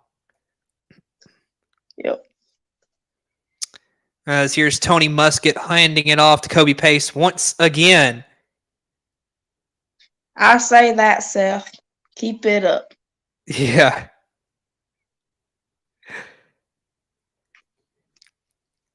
So 35-3 Tennessee up, and there is a injury right here. Looks like Omari Thomas, number 21 for them. For Tennessee, the nose tackle is hurt right now. So looks like they're going to take a break in play. And so here's something from Colton. Oh, good grief. All these Taylor Swift lyrics. It's funny because we're trying to do college football and he's worried about Taylor Swift. Yep. And it's about interception. Colorado has an interception. Interception. Colorado ball. TCU was about to score a touchdown. TCU. Jeez. Yep. So, okay. It's third quarter, 6 minutes and 5 seconds left. So, going into that national championship game last season, they're 13-1. And since then, they are so they may be 0-2 after this game. Who knows? I mean, of course, there's still a lot of game. That game's close, though. But, I mean, they lost 65-7 to Georgia, which was awful to watch, which I'm going to be honest with you. I watched maybe 2 minutes of that game, and I didn't watch much of it at all because I knew what what was going to happen in that. So, oh my gosh. You just need to get rid of him. And, hey, Virginia scores a touchdown. Virginia scores a touchdown. Paris Jones, 17-yard rushing touchdown, folks. We're too involved with this. Well, Derek, it's just the beginning of the season, but this is the best part about broadcasting is that you have enough time, if it is a little bit of a blowout, that you can kind of have more lightheartedness. And this makes it easier when you have a chat and it's going, you have people going back and forth. So 35-9. Here's another thing. And the extra point is good. But that was a very ugly looking. Thing from Colton. You can't get rid of me. I'm everywhere.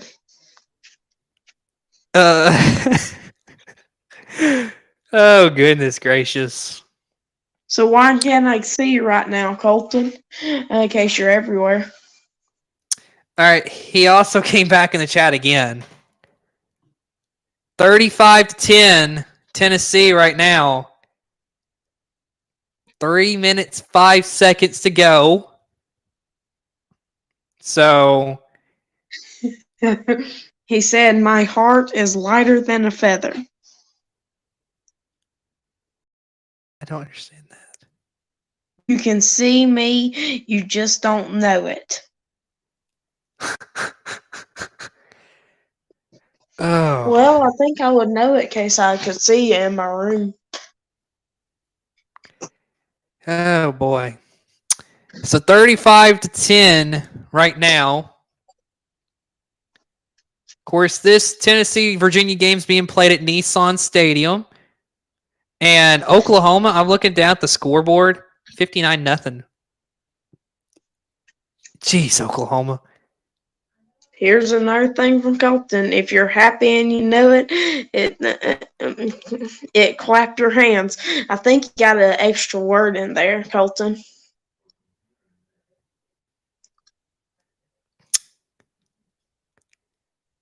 Well, they're also showing highlights of what's happened over at that Colorado TCU game. It's crazy. Yep. Man. Yep. Hard to believe. I'm keeping Colorado. on it. Maybe Deion Sanders is the real deal. Yep. Auburn might have. Oh my goodness. Should have got him for the coach. And here's another thing from Colton, a Tennessee fan who actually is a Oklahoma fan.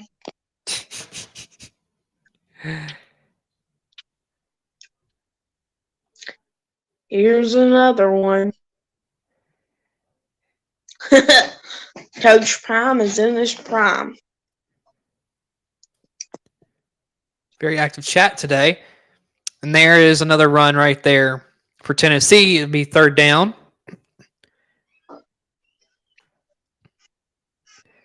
Oh my goodness. So he's watching. Okay, so he's watching Oklahoma play. So what? Yep. That makes it. So Colton in the chat, please tell us the score. Is it 65-0 now or 66-0? All right. And we're better than Bama, he says. Oklahoma better than Bama? Okay, he is off his rocker. He is, folks. We can see who's the better team next year because Auburn goes against them next year. And here's okay, 66 on the score. Okay, that makes sense here. So, right, Tennessee punting it away after that 4th and 4, and fair catch called right there.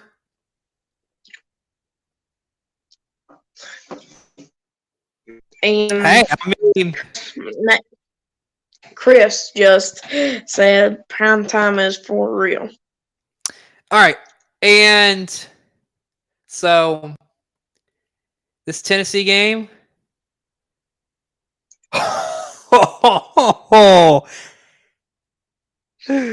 Oh goodness! You better be ready, Colton. I'm gonna just crush you next time I come out to your house and we play flag football. Tony Muskett is back out there playing quarterback for Virginia, and he hands it off, and they'll gain about 2 yards right there. 35-10. Now, it will be interesting right here because they get a touchdown here, and if they can continue to hold Tennessee off a little bit, Virginia can make things interesting here in this game. So, here's another one. Really, for what when Oklahoma beats Auburn by 60? Sure. You might want to rephrase that for next year. and another run for Virginia, gaining about 2 yards right there. So, you're just jealous and you don't have a quarterback named what? literally, okay, Oklahoma's quarterback is General Booty. Literally. Oh, God. I think I would rather Peyton Thorne as my quarterback's name. Booty will be shaking. Oh, goodness gracious. 3rd and 6 here for Tony Muskett and Virginia, and that was just a miscue right there. Oh, goodness. Yep, it's still 24-21 here against TCU. So, oh my goodness. You know, Colton, hey, Colton, if you're still on here, let me tell you something. one day you got to come on here with Derek, and we've got to have you two just debate things here on the channel. That'd be awesome. Hey, we could do that next time I do SEC wraparound. We can debate things. And right now, Tyler Barron is hurt. Well, he's walking on his own power, so he may have just, hurt his hand a little bit because he's holding his hand. So we'll see there. 58 seconds to go in the third quarter. We will go to commercial break at the end of this quarter or at some point. So it's we'll see. TCU's ball, and there's just a personal foul against Colorado for unnecessary roughness. So Colorado is still up, but TCU is on the roll. And here is another thing from Colton. No, I don't want to make Derek mad at how wrong he will be. You crazy. You're 0-3 in guesses, and I'm 3-0. So. Okay. So just now, Virginia punted it away, and what a return right there for D. Williams. 39 seconds to go in the third quarter. This is an amazing return. He just weaves through players for Virginia. Incredible play. Eventually bringing him down is the punter, number 38, Daniel Sparks. So, crazy. So here's another message from Colton. Derek, you're the wrong person to call someone crazy. I think I am whenever you're making these comments. Oh, goodness gracious. So right now it's TCU's ball on their on Colorado's 49-yard line. So just hardly in their territory. Oh, never mind. It's on their 29. Colorado's 29-yard line. Also, Michael Diotta went down a little bit for Virginia, and he's brought back, and he's taken to the sideline or under his own power. So he is fine. 35-10 Tennessee. Tennessee really wants to score, I bet, because just to make sure they hold the lead. Yep. And here's another thing from Colton. What? Touchdown TCU, 24-27 now. And Tennessee is going to pick up a few yards right there on this run by Dylan Simpson. 30 seconds to go in the third quarter. So they continue with their tempo style. And another run right there for about a yard. Come on, Colton. Don't shy down from trying to embarrass me whenever I'll just embarrass you. Oh. Just wait till next time we do a show of us together. We're going to have some fun. 3rd and 2 now for Tennessee. As it looks like they're going to just take this to the fourth quarter. So it's 24-28 TCU up. All right. Let's go to commercial real quick, and then we will be right back.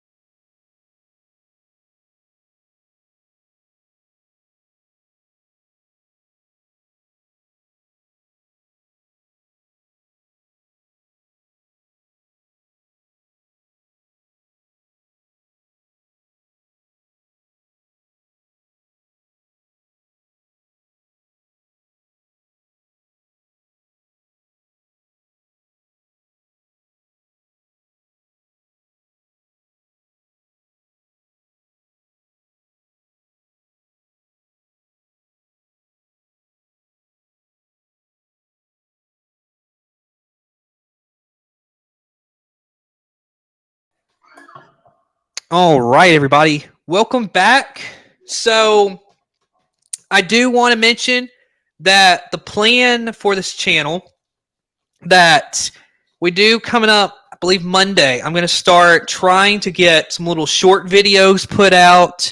So whether that be like just a regular video just posted on a day, or if it's an actual short, then we're going to plan on trying to do something every day. Now, I can't say that I like 100% will do that, but that is a plan of mine, trying to grow the channel here. So for our new subscriber, and I am so terribly sorry that I am having to scroll back up just to make sure I get the name right.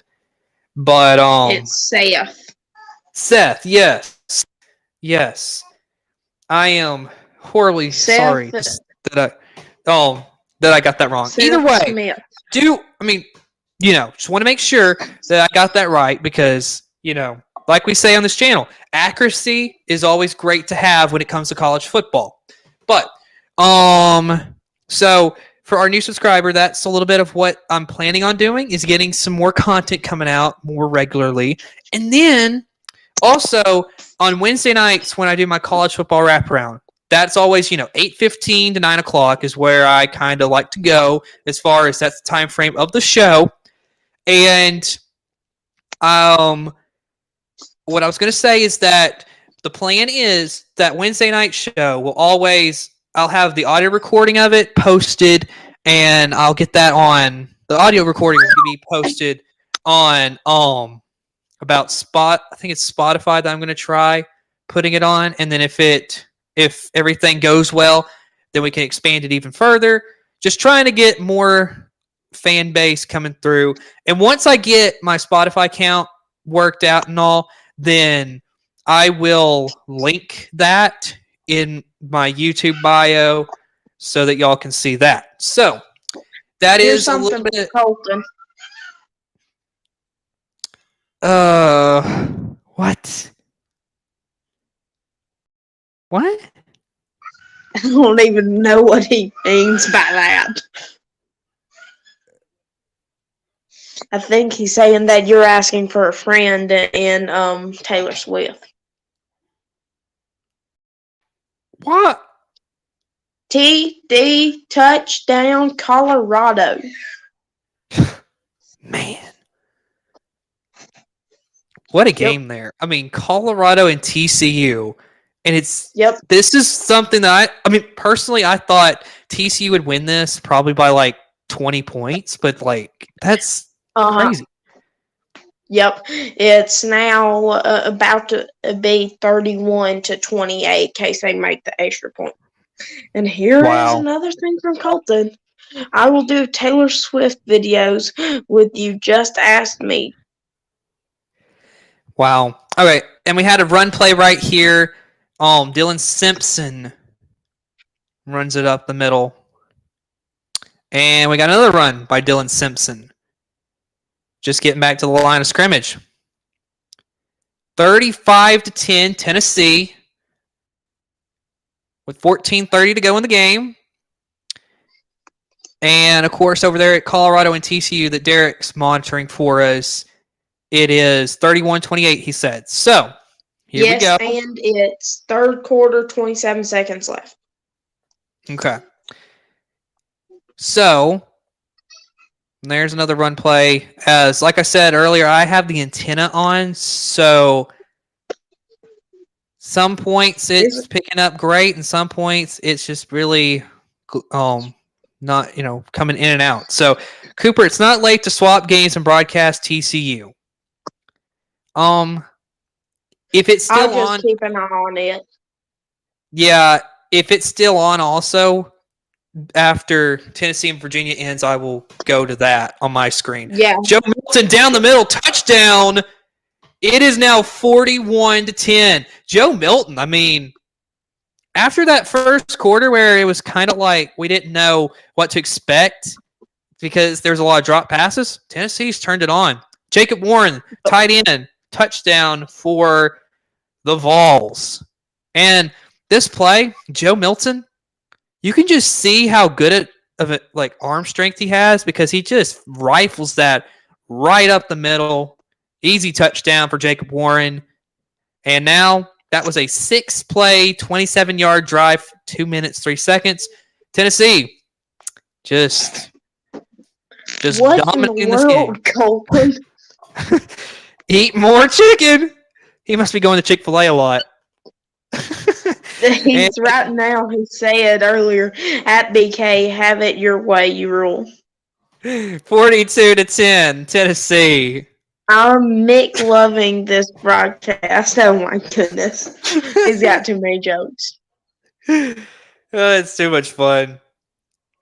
Oh my goodness. 42-10, Tennessee up with 13:36 to go in the fourth. And here is nope. He just missed a sack and incomplete pass. It's third quarter, 10 seconds left in the TCU game. Second down and 10.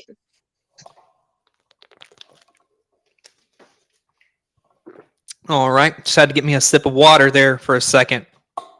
So, a little broadcasting note here on the channel. So, like I said a minute ago, if TCU and Colorado still playing, I will flip my screen at the end of Tennessee and Virginia and go to that. Now, as far as the scoreboard, we'll leave that up with the final score of Tennessee, Virginia, just so that if you come, you will see that and you'll be like, oh, okay. Oh my goodness. Bounty, the quicker picker-upper by Colton. He's got, right now, he's probably just looking up things, and here's another one. Starry hits different. I bet he's looking up things from for them to see what their little mottos are and stuff. Yeah. So no telling what the next exactly one's what he's gonna be. doing. Exactly what he's doing. He's just trying to annoy us. It's not annoying. I think this is just funny content, honestly. And you know what? Yep. What I may do here at the end of this broadcast is I may go back to some of these and just clip them and just, and then, use that for some content and post that throughout the week. I don't have to go film anything anymore. I just got to clip these. Here's a thing from Colton. Cooper has felt like Mr. Clean. Here's another. Y'all look like burned chicken nuggets. Oh my gosh, this guy's crazy. You better be be all padded up tomorrow.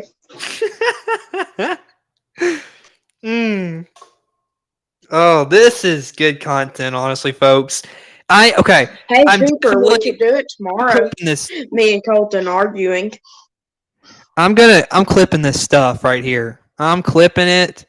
I'm gonna post it as YouTube shorts just to relive some of this stuff. This is hilarious, honestly. This is very hilarious. Yeah. And in case you want to, me and Colton can go arguing tomorrow in case you want to. Since I'm going to be there anyways. Oh my gosh, Colton. Here's another one. Look at all those chickens. He didn't spell chickens You're a chicken, Colton. You're going to be a chicken tomorrow.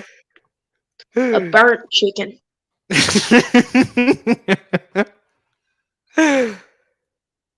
Oh my gosh. There's a return for Virginia to the 20-yard line. Oh. 13:32 to go in the fourth quarter. And Virginia just playing some really great football here. Yep. Man, Colton still hasn't done anything yet. Man, he's slowing down. A little bit. Yep. Right now it's TCU's ball, start of the fourth quarter. Oh, gosh. Oh, really? I'm chicken? Coming from the guy who is scared to do Taylor Swift videos? I don't even listen to Taylor Swift, you crazy. Okay, Tyler Musket. Here's another. Musket.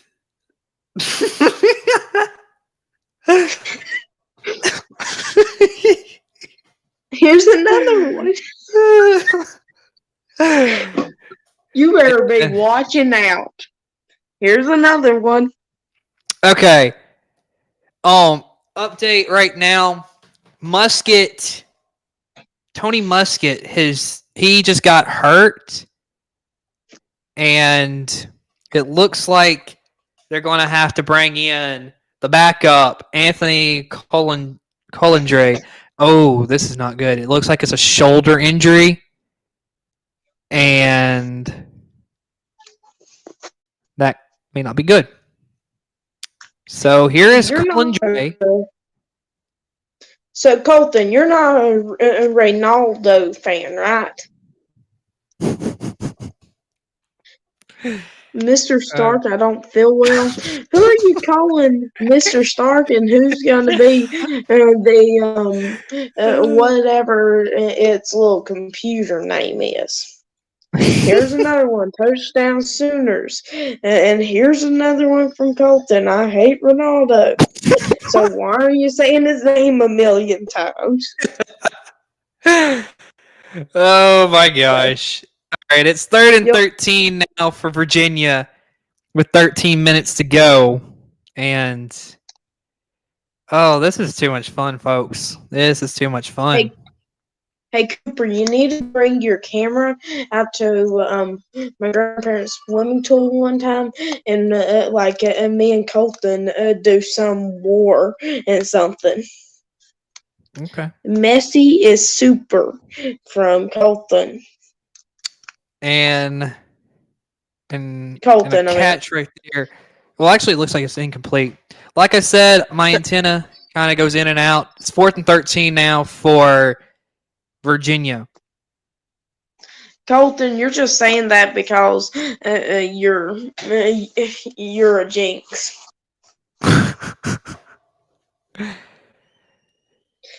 Talk to my goose. Yeah, talk to me, Goose. What That's Goose? Top Gun. It's from Top Gun. And then what does he mean about this? I like nuggets. Oh my goodness. So this is so random. Hey Cooper, how about you add Colton to the channel, right? Add him right fast, and me and Cooper can go. Me and Colton can go at it against each other. I like turtles. I want corn. Can we get rid of Colton, or do I need to set him straight tomorrow? All right, so Virginia punted the football, and now it's going to be Tennessee football. Let's go to a commercial break real quick. Of course, we're having a lot of fun, but let's go to a commercial break, and we'll be back.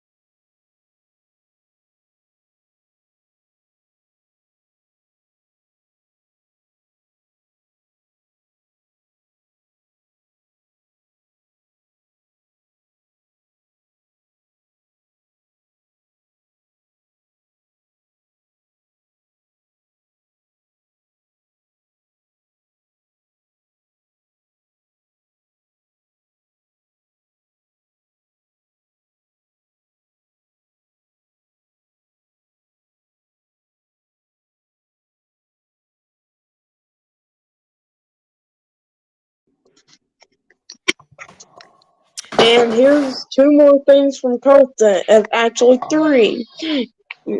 Erling Holland is the next Messi or something. He's apparently a soccer fan.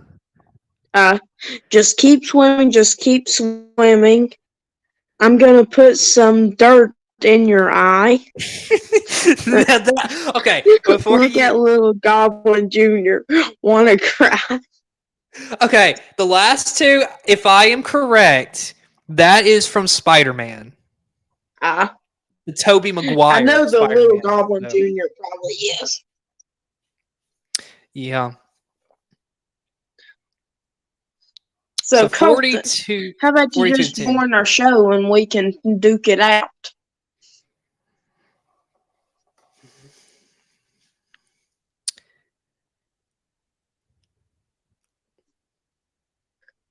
So on I'm about to get an update for the TCU game. Okay. So right now it's getting through little ads and stuff and little commercials. What? Oh, I know. Do you want me to come in there and do the bully Margaret? What? The McGuire dance. It's also from Spider-Man. I don't know in case y'all are a Jimmy Buffett fan or anything. I'm not, but he died yesterday or something, Jimmy Buffett. Oh, yeah. I remember that. Yeah, it's 31-28 TCU ball, I believe. Okay. So, right now...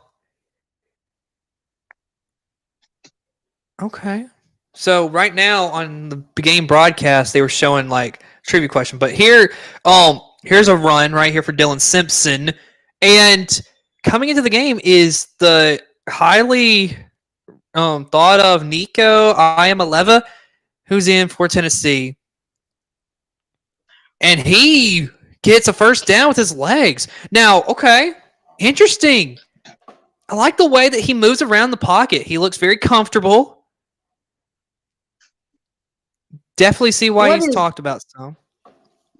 What is this? With great power comes great marshmallow powder donuts. I know with great power comes great responsibilities is off of Spider-Man, but marshmallow powder donuts seems like Scooby-Doo or something. I know. It is at the 15-yard line. Nico looking, dancing around. Oh, he almost threw a touchdown. It's what? Touchdown TCU. So it's going to be 34-31? Yeah, right now. But in case they get 1 point, it will be 35. Okay. But, and there's like 11 minutes left, just under 11 minutes. Okay. Tennessee's got 11:45 to go. And now Colton's saying, Luke, I am your father. So, all right, Nico throwing. Stuff I know, Colton. That's caught right there. That is Caleb Webb.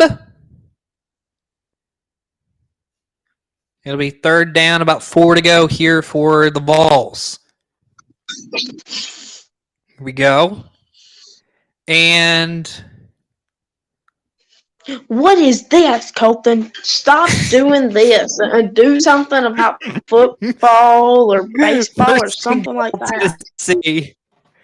Oh my You're gosh. a free man, Freddie. Freddie Freeman, you're a free man.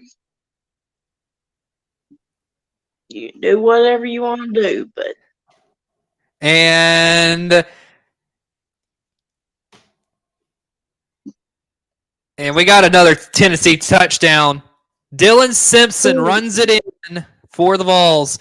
48-10. Oh my goodness. Derek, I'm seeing currently the Sooners winning 73-0. Jeez. They need to pull their starters and put their backups in. Who knows? They probably already have their backups in. They're just as good as their starters. Put their third string in then. 48-10. Put their running back as like a defensive tackle. 49-10 right there, Tennessee. And looking at this game, I don't know. Nico Iamaleava looks really good. They did 2 quarters ago. They did put the second string in. Then put the third string in. Come on, people. Jeez. That's like Alabama right there. Their backup scored half the points. I mean, I could believe that. They did. 49-10 right now for Tennessee. As Virginia, I mean, My goodness. some good things. But, okay, now, Colton Naylor's gone a little off the rails. Hey, Colton Naylor, you better hope that Oklahoma doesn't get a bowl game against Alabama this year. Okay, also something I want to Where you mention don't have is to make that those words up. I do not believe I've ever had a stream go 5 hours long here on the channel. So today, if we can get less than 20 minutes from now, we would have a 5-hour stream. The longest I would have ever done, folks. So, okay. So also they had a trivia question about the 1991 Sugar Bowl. Both Virginia and Tennessee featured a wide receiver with multiple NFL Pro Bowl selections. Who are they? Herman Moore for Say Virginia. that again, please. I didn't hear you. All right, 91 Sugar Bowl. Both Virginia and Tennessee featured a wide receiver with multiple NFL Pro Bowl selections. Who are they? Herman Moore and Carl Pickens. Nope. Herman Moore played for Virginia, and Carl Pickens played for Tennessee. So, Here comes some more. and there is Two Virginia. lines. That is Sudarian Harrison getting the first down for Virginia. It's 49-10. Here's something from Colton. Ooh, my grandfather fought in World War II. He was such a noble dude that I can't even finish school. And here's another thing of his, and then jump around. Okay, I get that one. And a little fun fact about that. Wisconsin, actually, at the beginning of every home game of the fourth quarter, they play that song and everybody jumps up and jumps around. That's one of the things he wants to go do. So 2nd and 7 now for Colin Dre and Virginia. 49-10 as the Volunteers look to be comfortably in the lead here. So, Colton, whose ball is it? Oklahoma's or Arkansas State? It'll be 3rd and 4 here for Virginia. Under 10 minutes to go. And so we will see if Tennessee can add on any more. So, Colorado is down 31-35, but they have the ball right now, and it's 2nd and 1. Oh my goodness. You spin me right around, baby, right around like a record, baby, round and round, round and round. And that Colin was Dre, off of Alvin and Chipmunks. Colin Dre picks up the first down for Virginia. 9 minutes to go. So he can use his legs a little bit. So, and honestly, looking at him, he looks like he looks like Bo Nix in a way. But he's a short 5'11" kid. Welcome to the jungle. I know it's a jungle out there, and there's two people that say that I know is Barney Fife off of Andy Griffith and Monk off of the show Monk. And a short little run right there for Virginia. So, be interesting to see the status of Tony Muskett for next week because be interesting. Hey, Cooper, can you invite Colton to the stream? Well, he's actually one of the co-hosts here on the stream stuff like I made you. So he can come in at any point if he wants to. But come on, Colton. So here's another one. She got a smile that it seems to me reminds me of childhood memories when everything was a fresh as bright blue sky. I don't know. I don't know either. Whoa, oh, sweet child, oh mine. And here was a big old 44-yard bomb for Colorado.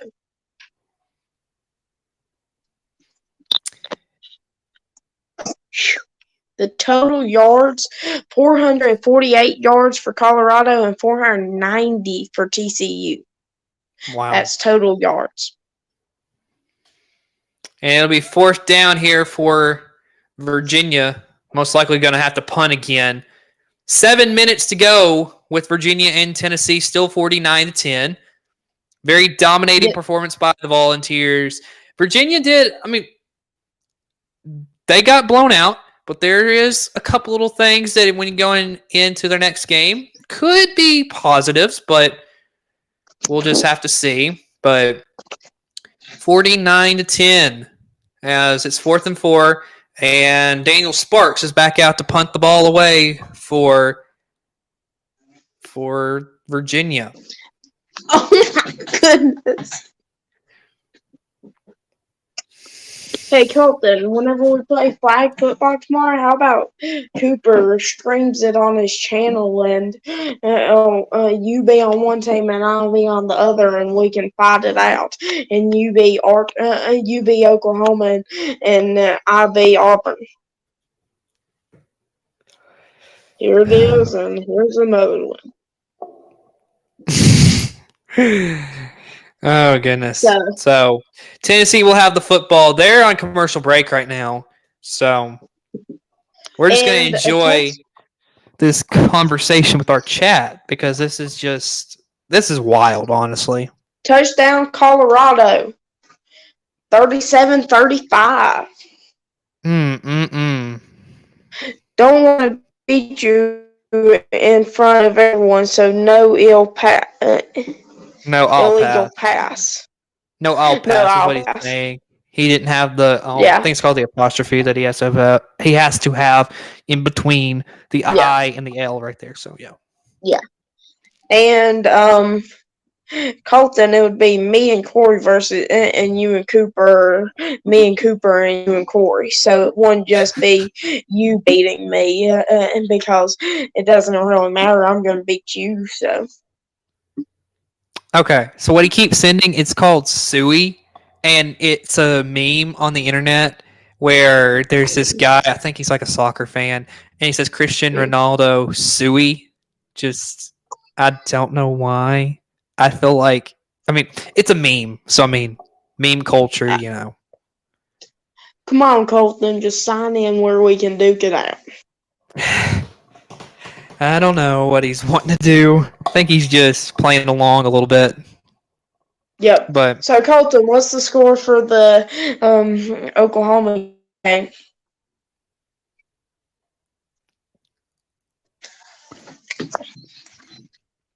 All right, folks.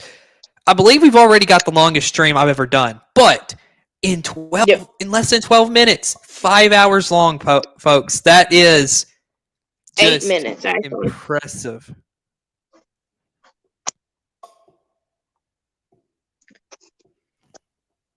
Oh, here's another one.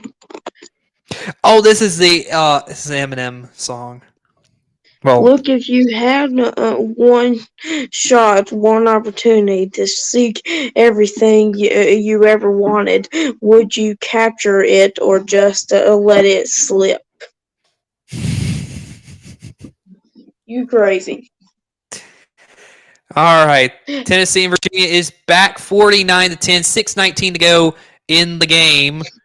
And what a game it's been. Derek Sanford has joined me for the second half. He's still here. This has been fun. I'm Cooper Naylor. And just a fun afternoon of college football. It's the first full week back here of college football season. So that always is fun. So right now, Nico Iamaleva is back out there for Tennessee. Here's the handoff. And this is Cameron Seldon who picks up a few yards for the Vols.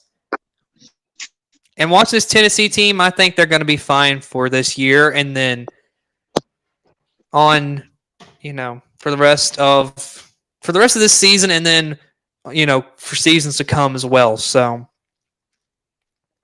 Hey, Cooper, how about you jump over to wherever Oklahoma is and see what the score is there.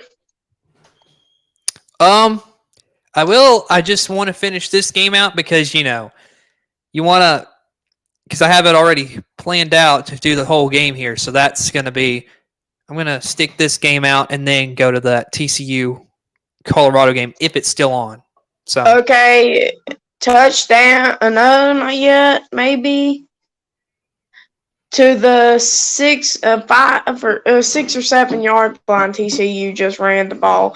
7 minutes 21 seconds. Colorado of 38-35. And here's something from Kelton. Your palms are sweaty, knees weak, arms are heavy. You're nervous.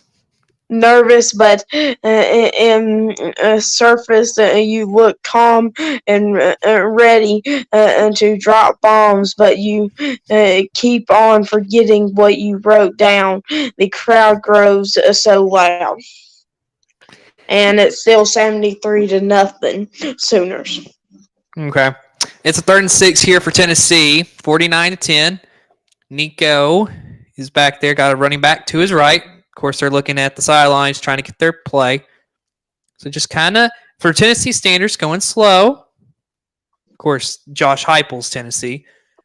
Nico throwing, and that's caught. That is number 84, Caleb Webb. That's short of the first down, so they're just going to punt it. Of course, letting the clock tick away. 5:10 to go. And just a good day of football if you're a Vols fan. There's vomit on your sweater already, Mom's spaghetti. I don't really understand that. And here I'm not is even the going to show that anymore because everybody knows what happened. There's the punt. 1st and 10 now for Virginia. So who's the other person watching other than Colton? Don't know. Because here you can't really tell. But right now, we're going to go to another commercial break. Just give us a little chance to have a breather, Derek. So we'll be right back.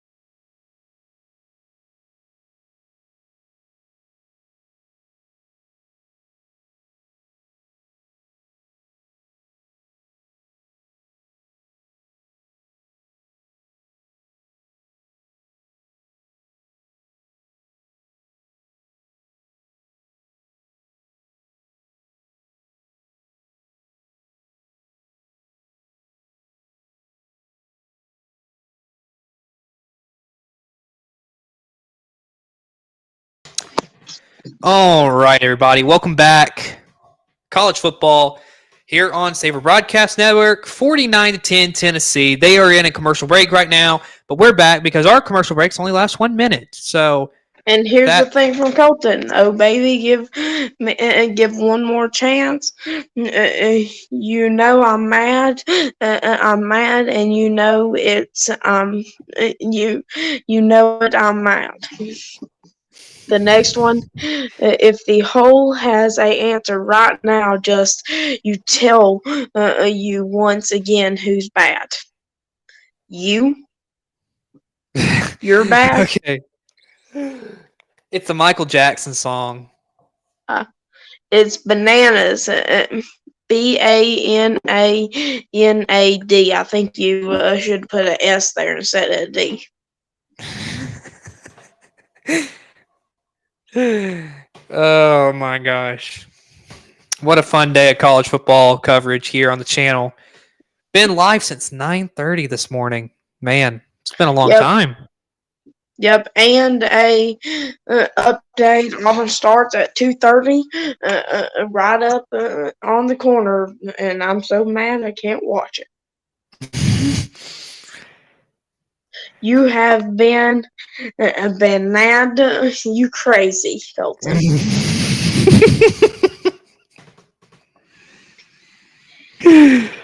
Oh. I don't understand at this point. And like I get the first two, like I went back and read, like trying to see it, but all I see is BANANAD, and I don't get it. Here's something, boom, and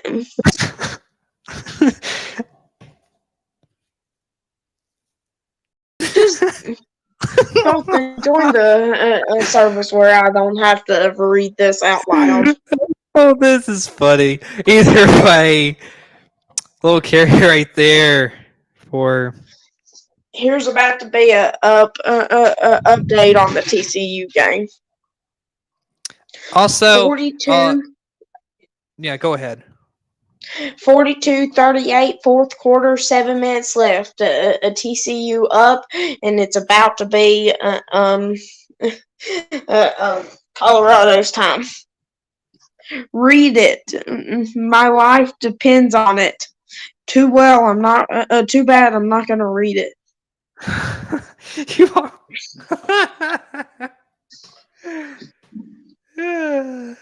What I was gonna say is Michigan won today, 30-3, so they are officially 1-0. Of course, that was no shocker because they were playing East Carolina. So, oh my gosh! Get out of here, Colton, or get in here, I should say.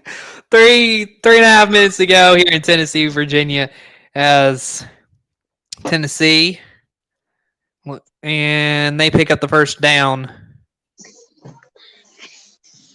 So, of course, lopsided game, kind of gone more towards reading chat, having some fun with that, you know? That rhymed for some reason. And right now it's TCU's ball, 2nd and 8. 9, actually. 6 minutes, 40 seconds left. Here's Colin Dre looking deep, and that was incomplete. That was... Oh, we got a flag. But hey, for the first time in forever, we actually have a flag in this game. I'm upset. 5,000 of my head on my head is disrespect. So offended that I had to double check.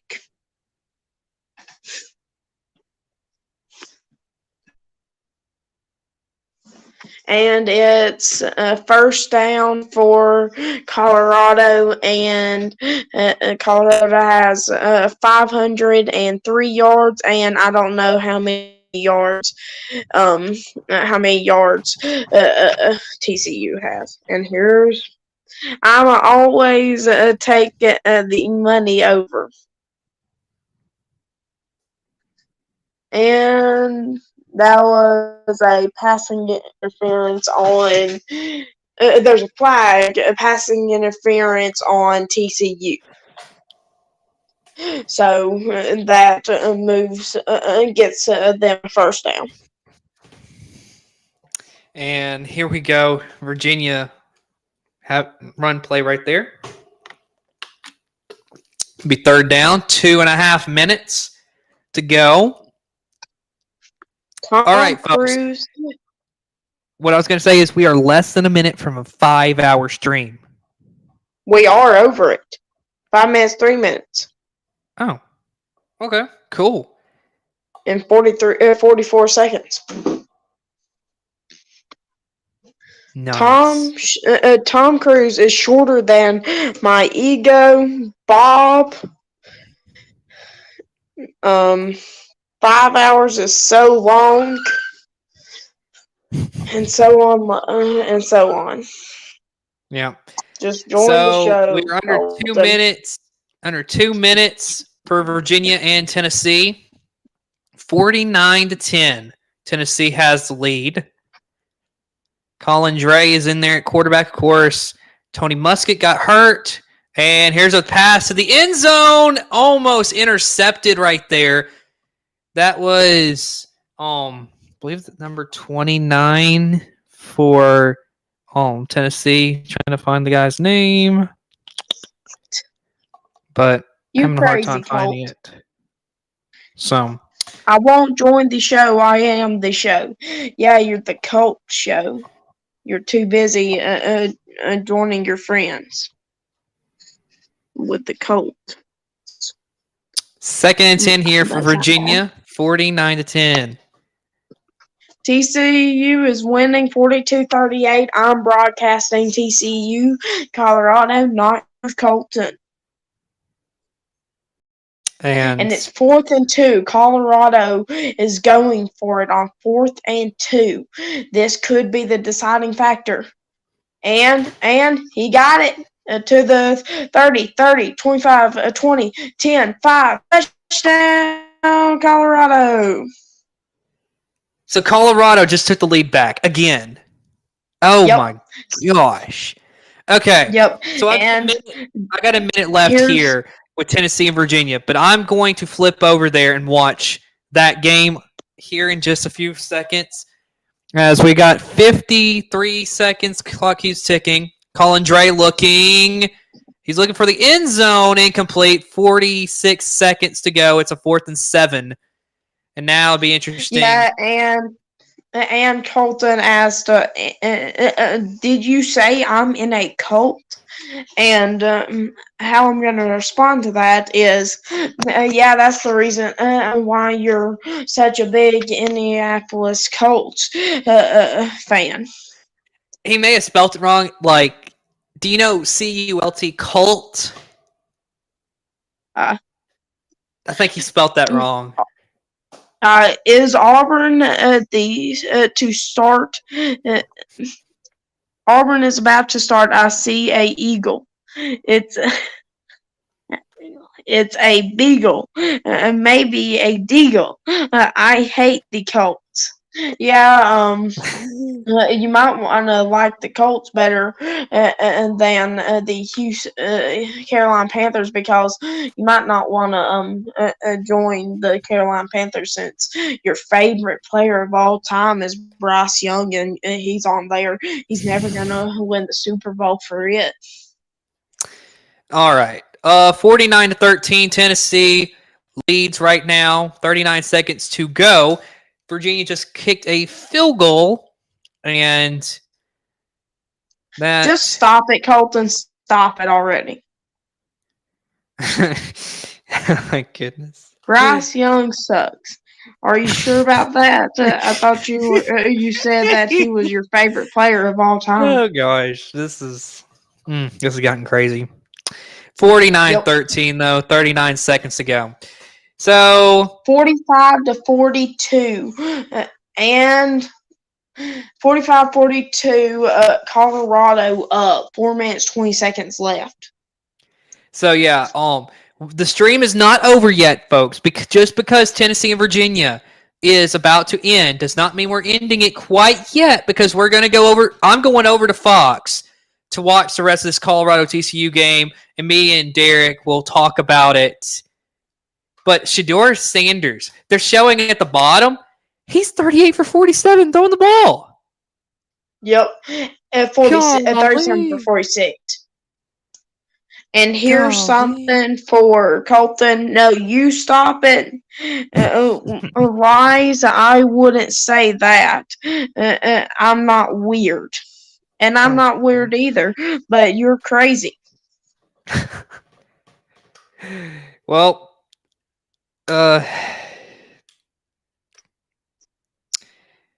hey Cooper, how about you hop over to the Auburn, do the Auburn game next, because it's about to come on. Well, I think I'll go to TCU and Colorado and then call it a day after that. But here's the kickoff from Virginia. And that one's just going to the back of the end zone. And here's some more from Colton Naylor. La la la la la. And Bob likes his job. I don't even know who Bob is, Bob.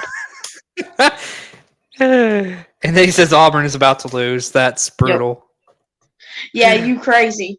How about we make a bet? I'll bet $5 that you will that Auburn's going to win the game.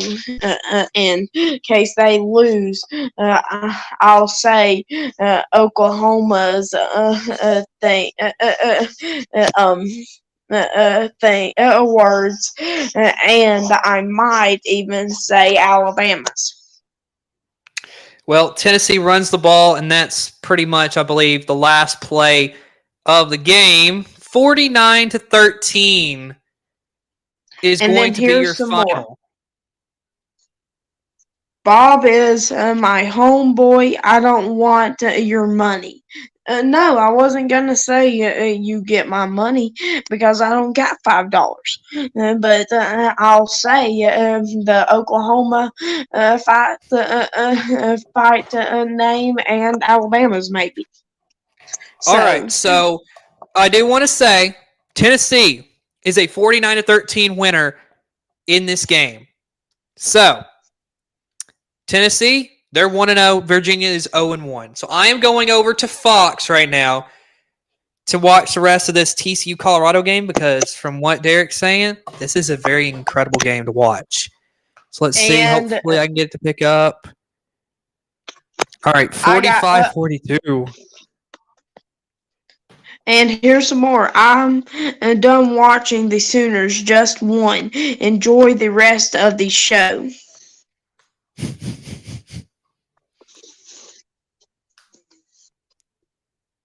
Okay. I'm gonna let Derek, almost had an interception for Colorado. I'm gonna let Derek take it over just for a second. I'm going to be right back. Just 1 second. So right now, Colorado is winning by 3 points. They have 557 yards total, and TCU has 522 yards total. There's 3 minutes, 1 second left, and second down and 10, TCU ball. So I had to real quickly because my antenna is not really acting right with me. I'm just having to go to my let's go back to my streaming stuff so to watch the rest of this game. So are you at the So I mean, okay, it's 2:45. Yeah, it's 2:45 to go with TCU and Colorado. I got 2:27, so I'm ahead of you. Okay, well that's fine. So 3rd and 9, Chandler Morris is going to throw, and I believe he's got a first down. Yep, he did. First down 10. There goes the running back, and he's going nowhere but about 1 or 2 yards. Second down and 9. And the Auburn game has kicked off. And I do not know whose ball it is. Well, yeah. So like you said, a run for about not much, about a yard. Yep. And here comes the next play. The ball snapped. He runs it again, and he is going nowhere but backwards. Loss of 1 yard. 3rd down and 10. And I have no clue who got the ball first for the Auburn and UMass game. And in case I go and see, it will log me out, so I'm not going to go see yet. I'm going to let it do its thing real fast while it's doing that. Yeah. So there it goes, and drop pass, 4th down and 9 yards to go. Well, what will TCU do? They only have 2 timeouts left. There's 1 minute, 4 seconds left. Are they going for it?